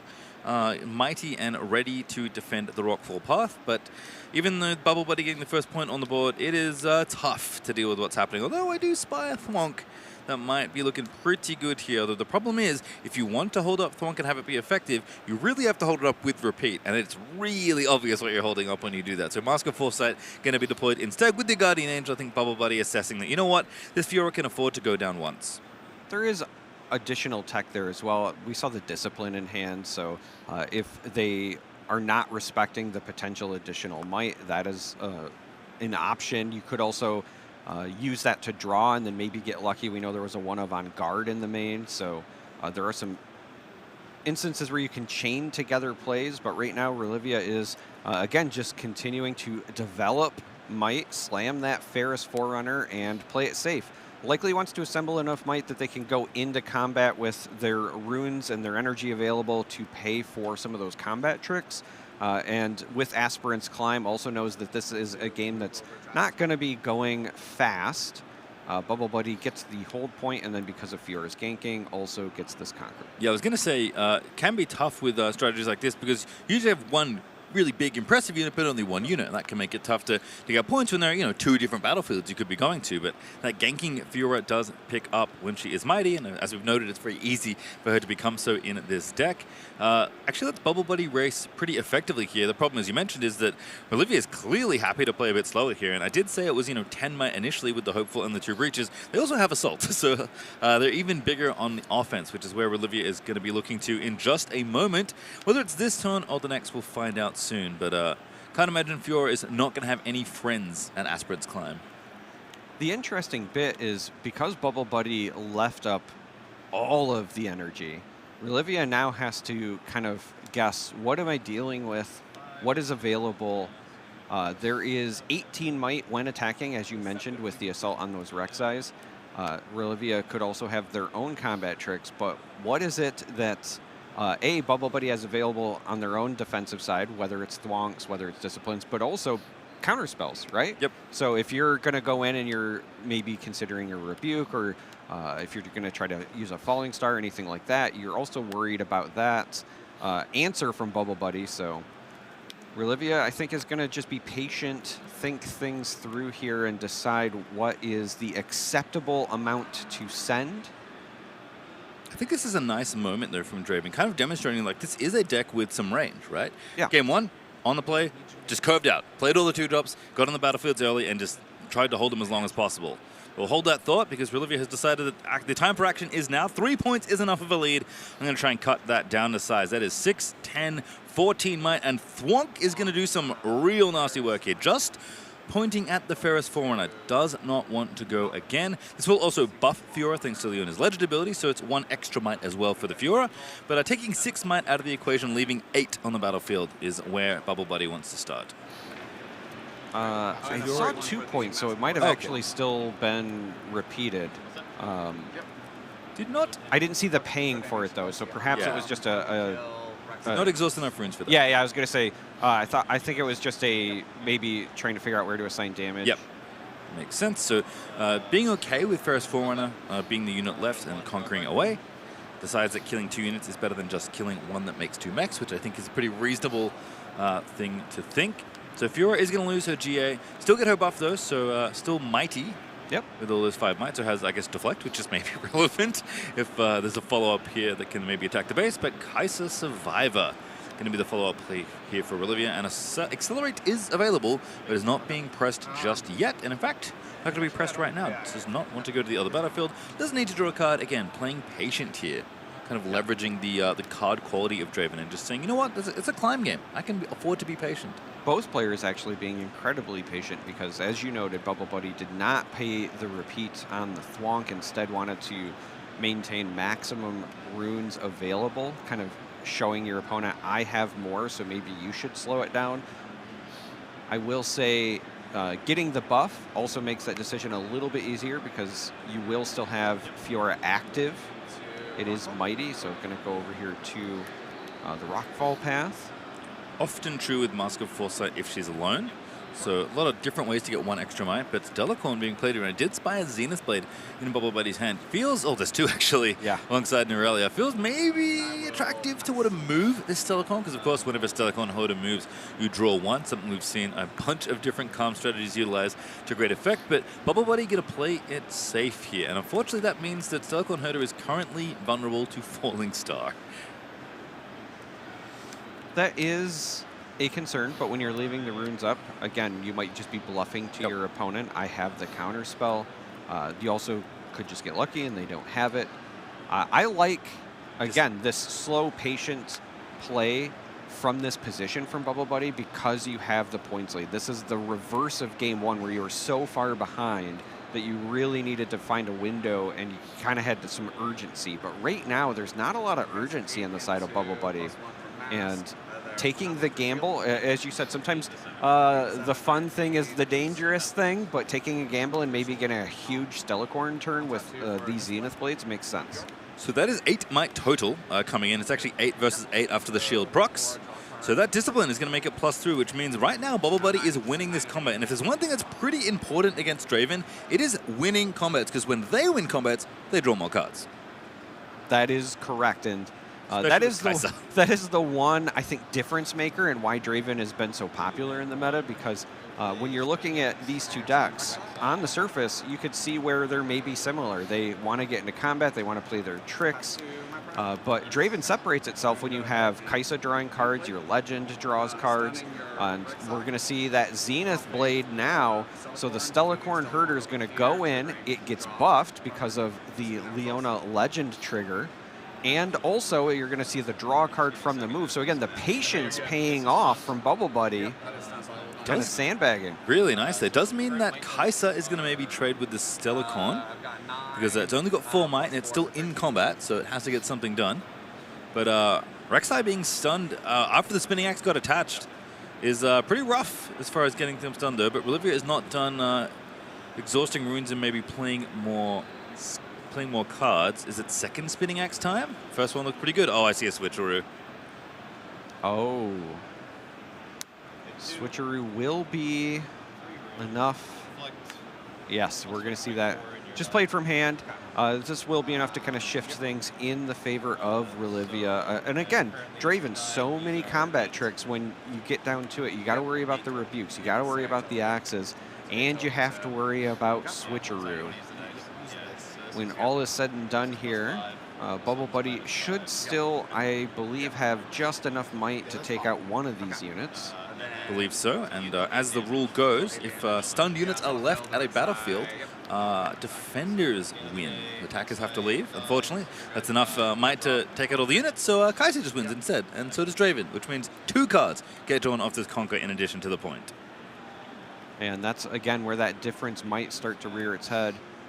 Calm decks do traditionally tend to lean on Stellarcorn Herder and or some of the effects where they replace themselves, right? We saw that discipline earlier, but Draven just needs to play the game. Yep. Right? You just get rewards for winning combats, and that is very oftentimes a lot easier because you don't have to worry about protecting a unit like the Stellarcorn Herder. Looks like this axe is going to go back onto a unit, which makes sense. It's going to go away otherwise if it's not attached. So considering which unit, is it the Pautipara or is it Kaiser? It is going to be the Pautipara, so a little deflect added to that 2 might, making it a little 5 in the back line. And the rough thing here is that it feels like Bubble Buddy kind of picked a line early on. So, you know what? I'm just going to leave that 4 over there. I don't want to break this. It's tough. I don't like going there. I don't like taking out this unit. It makes too many mechs. So I'm just going to say, you know what? I have a points lead. Let me just try and hold the other side and, you know, win that race. And unfortunately, with the Stellarcorn and the Fiora going into the trash, it is very tough to win a race which you are now behind in.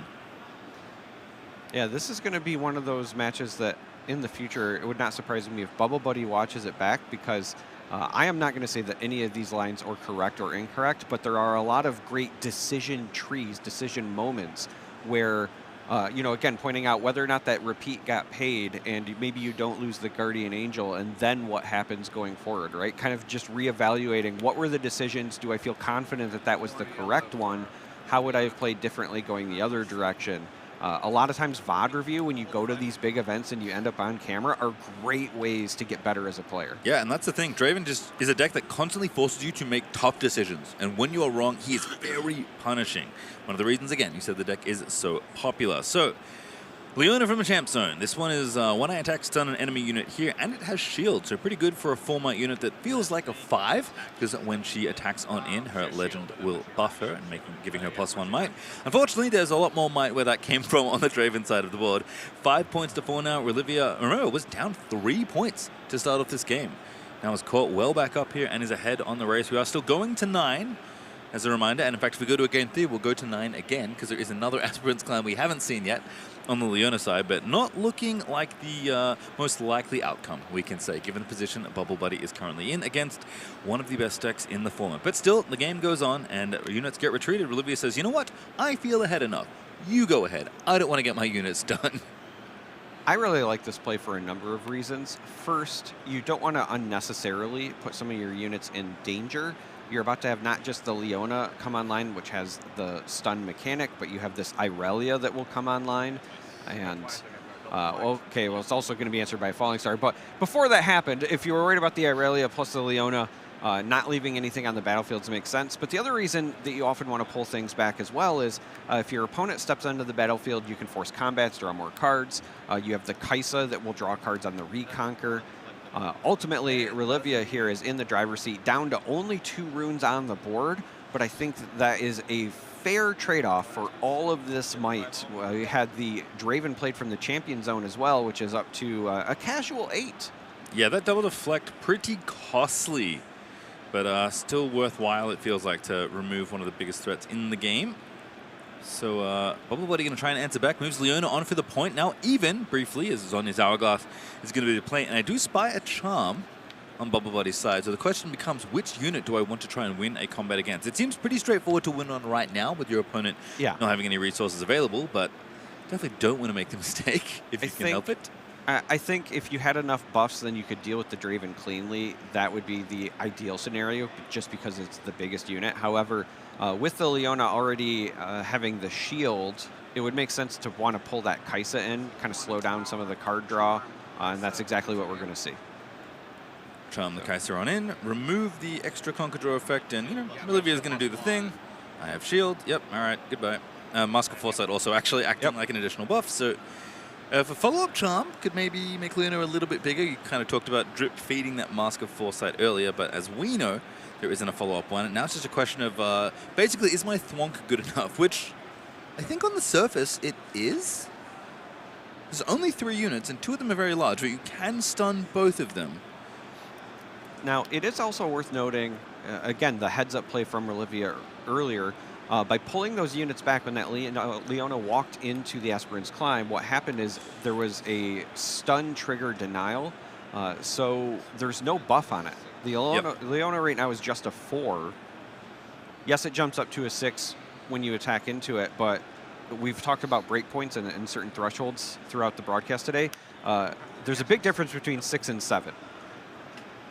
We're going to have Zenith Blade.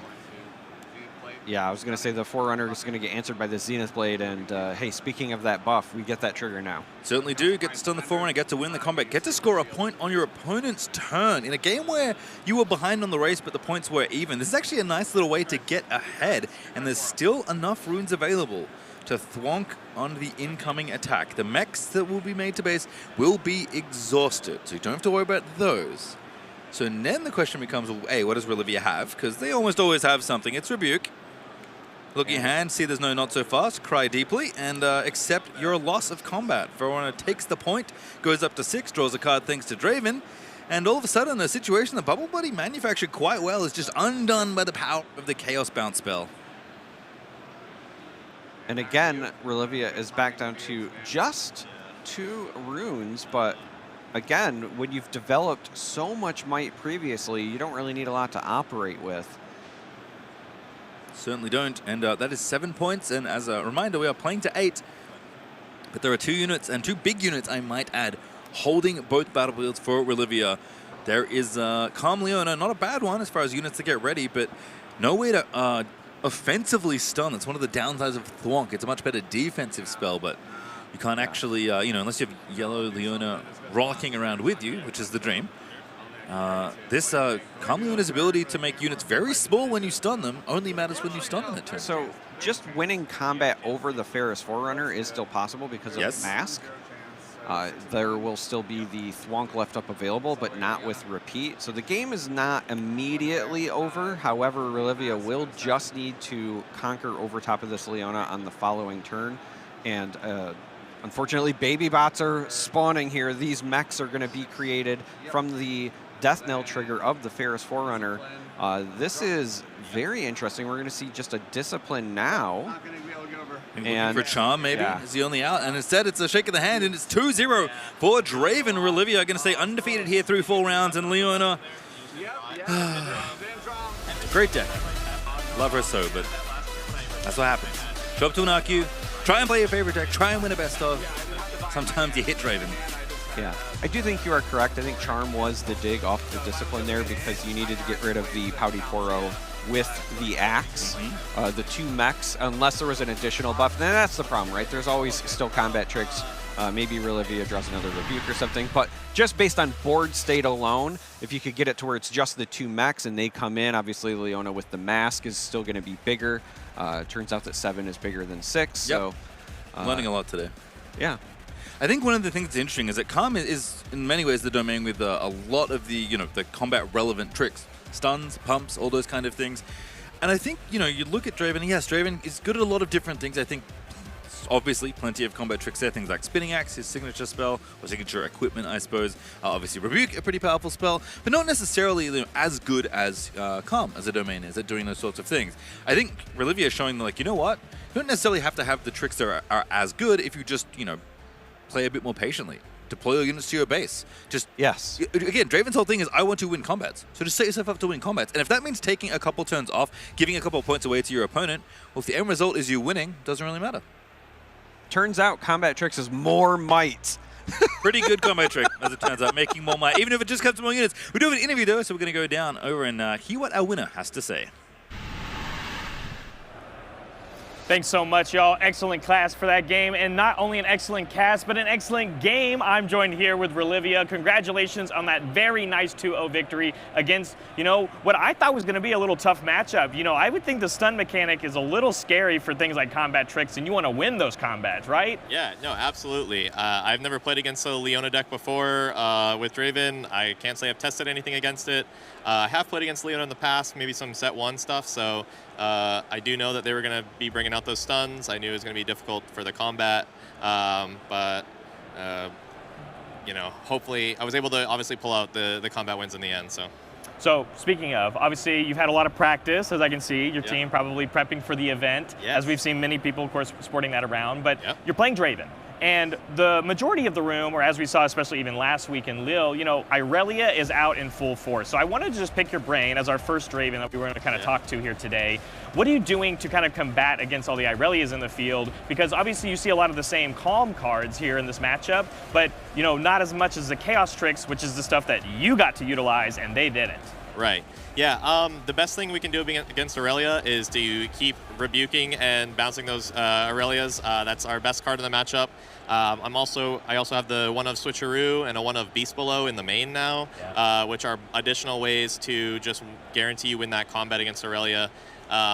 We hope that the Aurelia decks are a little slow so we can get that point tempo lead on them, and then get those last final points pushed through. Obviously, Brynn here is a matchup winner, and if you ever can combo Brynn here with Rebuke, it's very hard for them to stop you from scoring 2 points. So typically against Aurelia, you just get to that checkmate position of 6 points. You line up that Brynn here plus Rebuke, or Brynn here plus Switcheroo, something like that, and you just push in for the win. So I like my matchup there. It is tough. It's a very tough matchup, but I think we're in a good spot for it. Well, you're already playing excellently because you're already halfway through today and you're 4-0 now going into round 5 here shortly. But, you brought up the rebukes. We saw the spinning axes, of course, the quick draw, being able to bring those in quickly. You want to win those combats. And it feels like, comparatively before the ban list, people were doing whatever they could to avoid combat. And now you get to kind of take advantage of going back into combat and really taking advantage of it, and less so relying on things like the removal. But that Falling Star play with the, the double, triple, quadruple recycle just to get that Irelia off the board, absolutely immaculate. One of my favorite moments of the game. But my last question I really have for you here, Olivia, is I got to ask you about the experience climb. In game 2, going second, we're going to play to 9 points.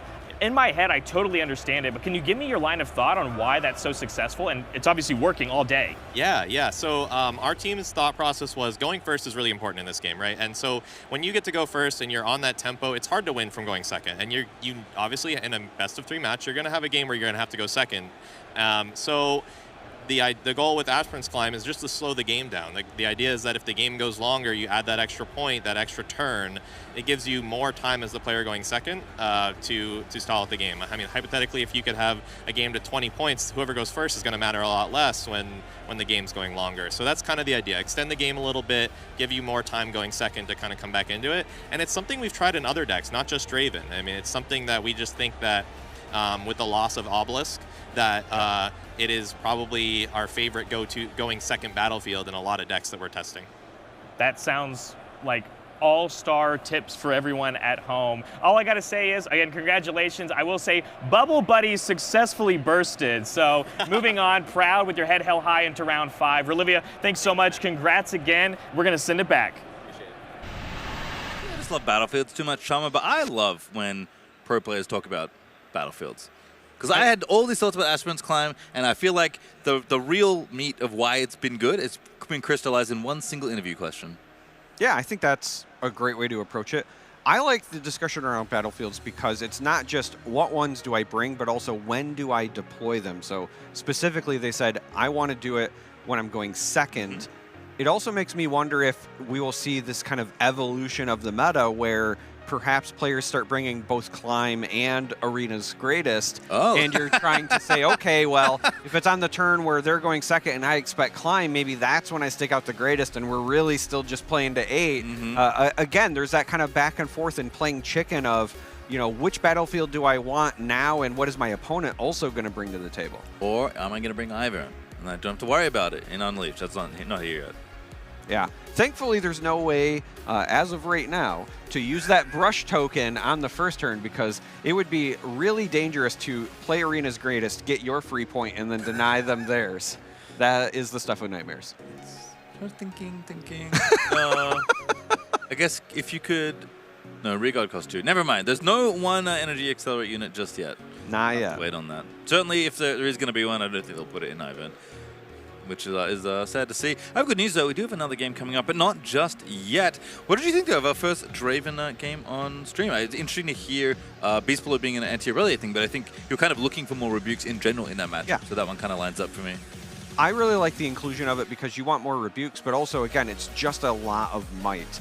And in a meta right now where things are already either being answered completely by rebukes or essentially switcheroo is a complete answer, if you will, or if you're worried about some of the order-based decks, those are kind of complete removal.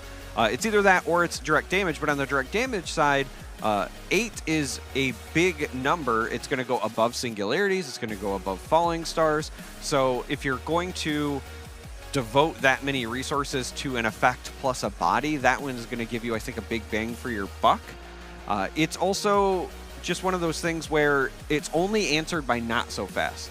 Yeah. And a lot of decks have been cutting down on the not so fast to go back up on Defies. We've seen a lot of 3-in-1 splits so far. So banking on, hey, I'm going to find this and they're not going to have the one thing that stops it, it might just blow out, win a game for me. It's also really good as well into a wider meta. So with all these best of decks floating around, we got to see the Ornn earlier on the broadcast today. Oh, no. It would be great in that matchup too.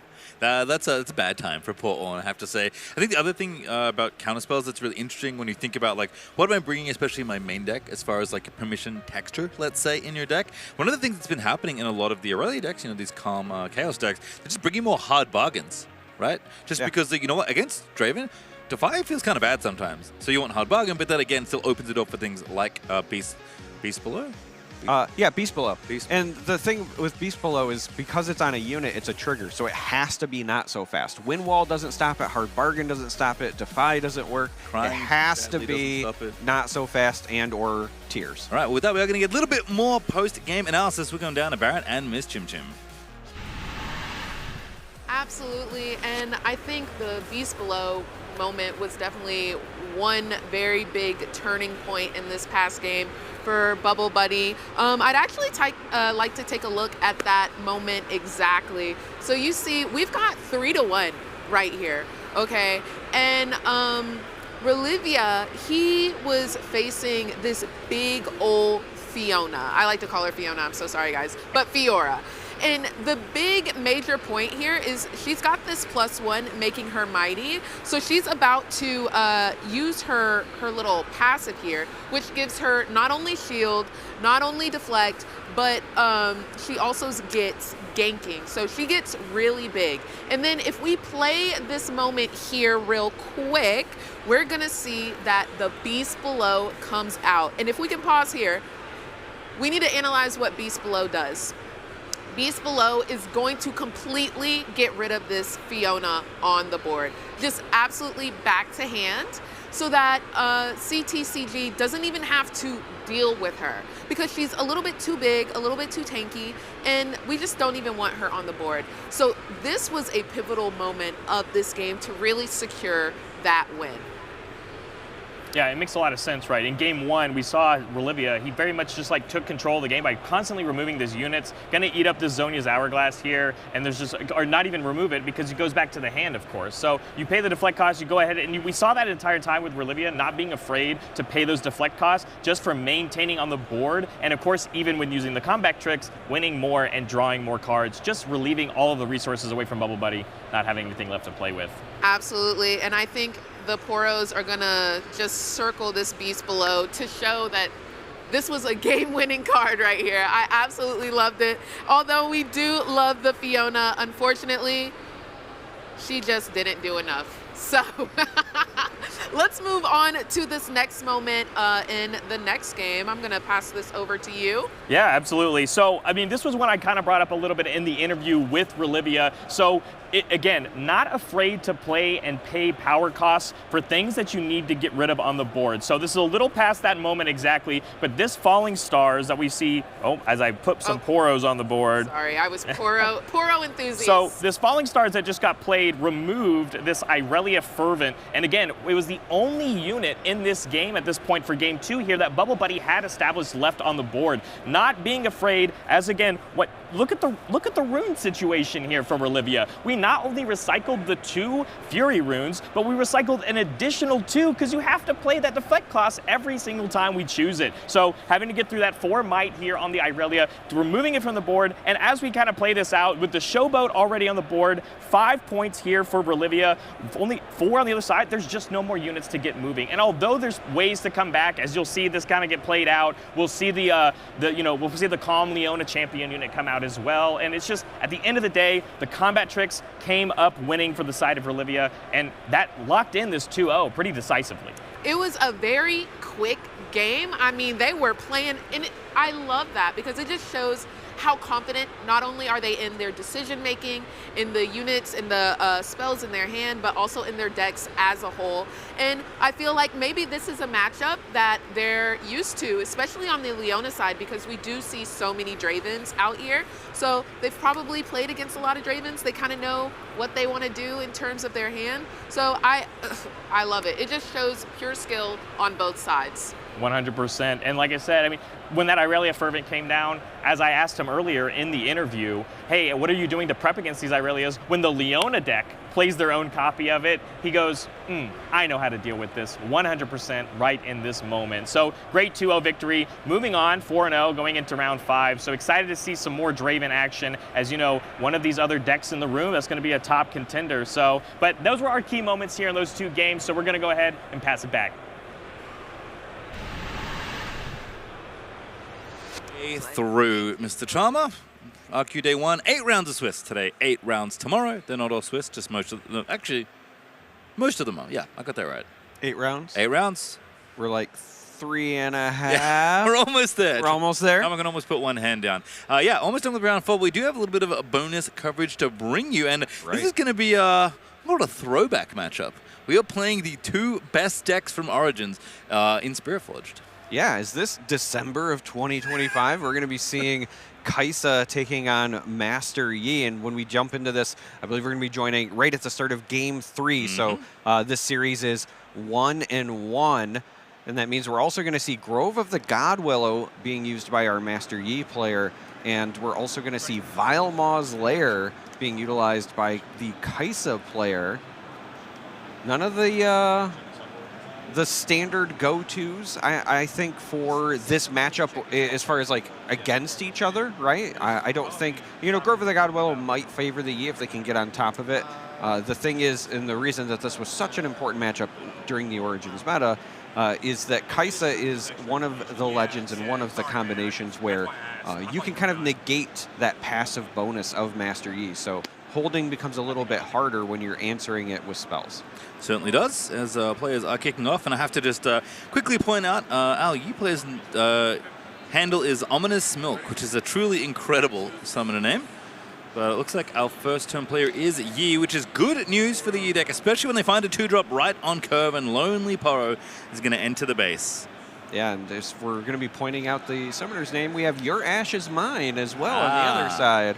Somebody who wants to take out the opposing Ash, which will be joining Riftbound in set 3, but on turn 1 here instead, it's just a Plundering Poro joining the base. And I did have a brief question in my mind. Is it Aurora Yi or is it Midrange Yi? And I think Lonely Poro pretty much confirms that it's not Aurora.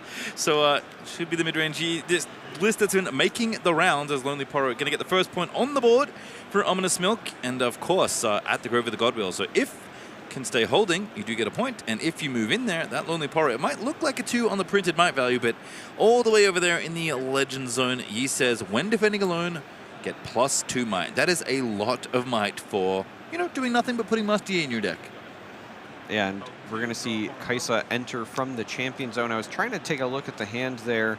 There were I think some good options, but nothing that you really want to use against this Lonely Poro. A lot of the removal is more on the top end side. I did see a Singularity, and even if you did have the resources to play that, not the sort of thing that you want to play against a Poro. I also feel like I saw a couple of Thermo Beams, which might have been in from the sideboard to perhaps answer those blazing starts where Trinity Force is used by the Yi players. That is a very good piece of tech that these decks have kind of picked up as Ruin Runner. Speaking of things that are good to attach equipment to, Ruin Runner may be the best 5-might unit that cannot be chosen by enemy spells and abilities. Pretty tough to remove that one once it gets sat on a battlefield, which again is kind of the thing that Yi wants to be doing. So Grove drew a card, scored another point. It's now 2 for 2 as far as the points go, because Plundering Poro also did a good job of holding down Biomor's Lair. But it feels like the hold value is just a little bit better on one side of the map. Absolutely, it is a little bit better on the one side, and currently our Kai'Sa player is, I think, just trying to navigate this clunky start. Yeah. Because again, the double Thermo Beam in hand means that you have some unusable cards at the moment. Did just pick up a Falling Star, though. That will potentially provide an answer for this Lonely Poro because, again, with the Yi passive, would have been problematic to try to attack into with the Kai'Sa. But the gold generated from the Plundering Poro combined with the Kai'Sa Legend ability means you don't even have to recycle, no deramping required. This will allow for the Kai'Sa to likely conquer and draw that card exactly what you want. Yeah, I feel like you're trying to get back in this. I feel like freeing up space to actually just get your Conquer trigger feels really good. You probably expect Plundering Poro to not make it much longer in Biomor's Lair, but did stick around for an extra point. So Plundering Poro the second going to move in, and I guess can't defend from the Ruin Runner. So wants to leave Kai'Sa at home. And again, I mean, even if I guess Plundering Poro wanted to move, that's illegal. You're not allowed to do that. Right. I always forget. So this is interesting. What this tells me is that our Kai'Sa player might be waiting for that Kai'Sa to go into the lair at a later point. So if the Poro is answered by something not named Ruin Runner, then you could send the Kai'Sa over to entice it. Ultimately, you want the Ruin Runner to end up over there because then it's kind of locked into its position and you don't have to worry about going over top of it to deny the Grove. Ruin Runner just takes the bait here, does attack and get rid of the Plundering Poro that will get that Conquer as well. I really like that play. I like it less because Charm is happening. And yeah, just puts it in the bin. It's like, yep, I know what's happening here. Getting charmed into a battlefield in the combat, I cannot win. That is 7 might when defending, thanks to Yi's Legend ability. And this is one of the reasons that Calm, I feel like stocks have been rising. Charm is just such a flexible, powerful spell that these decks get to play. And in Yi especially, it feels real good. And there's an Aurelia in this list. That is not something you see every time you see mid-range Yi. Yeah, this is showing why I'm a Charmer, because that card is very good. But you are correct. The Aurelia is not something that's in every mid-range list, but in the ones that do have a fair number of combat tricks, it is very often included. You can target it with, the disciplines that you're likely running. If you're running the On Guards, which makes sense because, again, you want to be solo with that Yi ability. That also makes sense. Yeah, you don't get quite as much value as, Aurelia herself can get, but when you make every pump spell one better innately with Aurelia, that honestly feels pretty good as far as value you're getting. And, mid-range units want to play pretty chunky units, and Aurelia certainly fits that bill in a bunch of different comp decks, but Plundering Poro going to continue ransacking the battlefield. It's going to take Grove of the Godwillow down for a point. Now 3-3 as far as points go, with an extra gold in the back. Ominous Milk, though, ahead on the point tempo. Shoutouts to Al Relivia for introducing that term into my lexicon as get out of there. Rocket Barrage tries to shoot down the Aurelia, and those missiles are told not so swiftly. Sir, I would like to keep my unit. Yeah, that's a great answer on the side of Ominous Milk. Now, another reason I think this Aurelia is likely included is I think people sometimes underestimate how strong just having a generically good unit is that A, doesn't cost power, and B, makes your opponent panic to get rid of it. So again, we just saw that Rocket Barrage be sent over, and yes, there was the answer, but also at the end of the day, as you had pointed out, this Aurelia is not nearly as good as it would be in an actual Aurelia deck, but it was still fearsome enough that Urash's mind felt the need to target it immediately. I mean, it makes sense. When you think about Kai'Sa, what's the number one thing that jumps to mind? It is damage-based removal at very efficient prices. And if you can make a big unit bigger very easily by pumping something like an Aurelia, definitely a unit Kai'Sa wants to get rid of. But Ruin Runner with the Trinity Force at Biomor's Lair Feeling like a game of Cluedo, but that is a tough thing to try and crack. In fact, it might not look like it, but we're only playing 8 points this time around, Chama, and currently Ominous Milk is threatening to win by holding. That is correct. At least one of these locations needs to be cracked somehow, or otherwise Ominous Milk will just win. If you're wondering why, it's because that Trinity Force does grant an additional point when holding. So the 2 holds would go to 7, and then the additional point would be the 8 required to win. However, there are ways to get through this. They're just not in the hand of your Ash's Mind. This would have been a great turn for something like Watcher. Watcher, because it doesn't target, is still a good way to crack through the Ruin Runners. However, again, the Thermo Beams are stuck in hand. This could be a turn where Thermo Beam still is played, however, because that would at least buy you time. If you get rid of the Trinity Force, then you don't lose the game on the spot. So if this doesn't work, I think the only way that you can get through this on the side of your Ash's Mind is to play the Thermo Beam and deny the Trinity Force. Yeah, just take the extra point away. I mean, you get to put them at 7 instead of losing. Darius are feeling pretty good. Yeah, we're going to see inside Darius enters ready because it's the second card play. It'll also get the +2, so it'll be 7.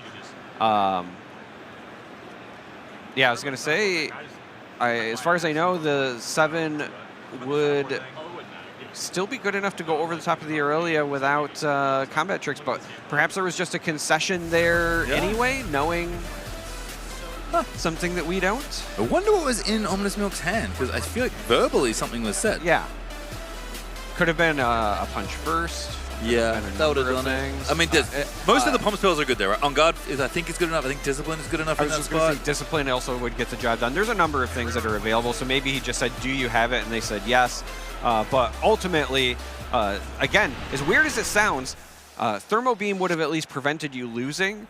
However, it also didn't advance your board state, right? So sometimes you play to not lose, but it's still not going to win you the game. It would have just bought you an additional turn. Really, it comes down to those Thermo Beams being in the hand made everything clunky. Yeah. And if there was a Watcher or something else available, perhaps the game goes a different way. But it was a great play from the Yi to just get the early pressure, get the early presence, and then ride Ruin Runner to the victory.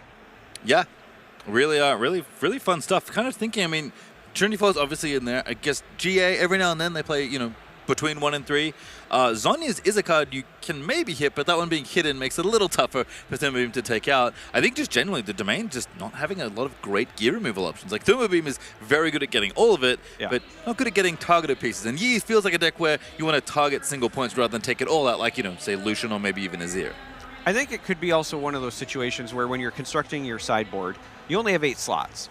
Yeah. And so if you're already considering bringing Thermo Beam for decks like Azir, which we thought might have increased representation, or if you're worried about decks like Lucian or Ornn, which is very good there as well, it's already going to be in your sideboard, and then it's like, yes, it's overcosted, but maybe it's useful in these other situations. The other key thing is, with the exception of Wind Wall, nothing else counters it. Yeah. So that's another reason why you might consider it in these Aurelia matchups. Also why, or not Aurelia, excuse me. The Yi. It was Aurelia. I had Aurelia on the brain, though, because that was the problem. But yes, on these Yi and potentially the Aurelia matchups as well. I don't think I've ever seen a fast and not so fast be played. As soon as that Rocket Barrage got pointed, Ominous Milk was like, no, I know exactly what to do. And clearly a very talented pilot of this deck. I mean, both these players undefeated so far, although unfortunately our Kaiser player does take a loss in this round. Still plenty of leeway to make day 2 again. 8 rounds of Swiss. Looks like X and 2, I think, is the record you're typically looking at to at least guarantee you get to day 2. But of course, lots of different things to fight for. Like the best ofs. Like the best ofs. Well, with that, we're going to pass it over to Miss Chim Chim, who I believe is standing by with an interview. Hello, y'all, and welcome to the Riftbound Regional Qualifiers here in Atlanta, Georgia. My name is Miss Chim Chim, and today I am on the floor, as you can see, and I want to talk to some of the attendees. How are you doing today? Doing fine. Doing great today. Awesome. And are you grinding for something on the prize wall today? Most I'm just looking to get a medal. Irelia is one of my favorite champions, so is Yasuo. I'm going to go for another Irelia medal if I can. Did you say another? Do you already have one? I have one in my bag right now. What are you eyeing on the prize wall here at Riftbound Regionals? So I think a must for me, at least to start with, would be the pin, because you got to have, hey, I was here. And then if we can save up for it, if there's like a Metal Kai'Sa, that's probably the one for me. And for the prize wall, are you working towards anything specifically? A Victor medal card or plated card would be really cool, but I haven't had a chance to sit down and play some side events yet, but tomorrow, hopefully, I'll have a chance to. What are you grinding for?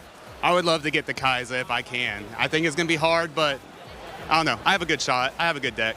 How's the grind been so far? It's brutal. This is my first regional, and it is a little stressful, but you know, every single game and all the competitors out here have been great, and I'm having fun. So what can I say? It's been awesome. So have you been eyeing anything on the prize wall? On the prize wall, I mean, everyone's eyeing the medal cards, right? It's a little bit of a grind to get there, but hopefully we can leave this weekend with one. We'll see. And which one are you wanting to leave with? Well, I'm playing Sivir in the main event tomorrow, so if I'm not getting the best of, I'm hoping to at least get a plated one.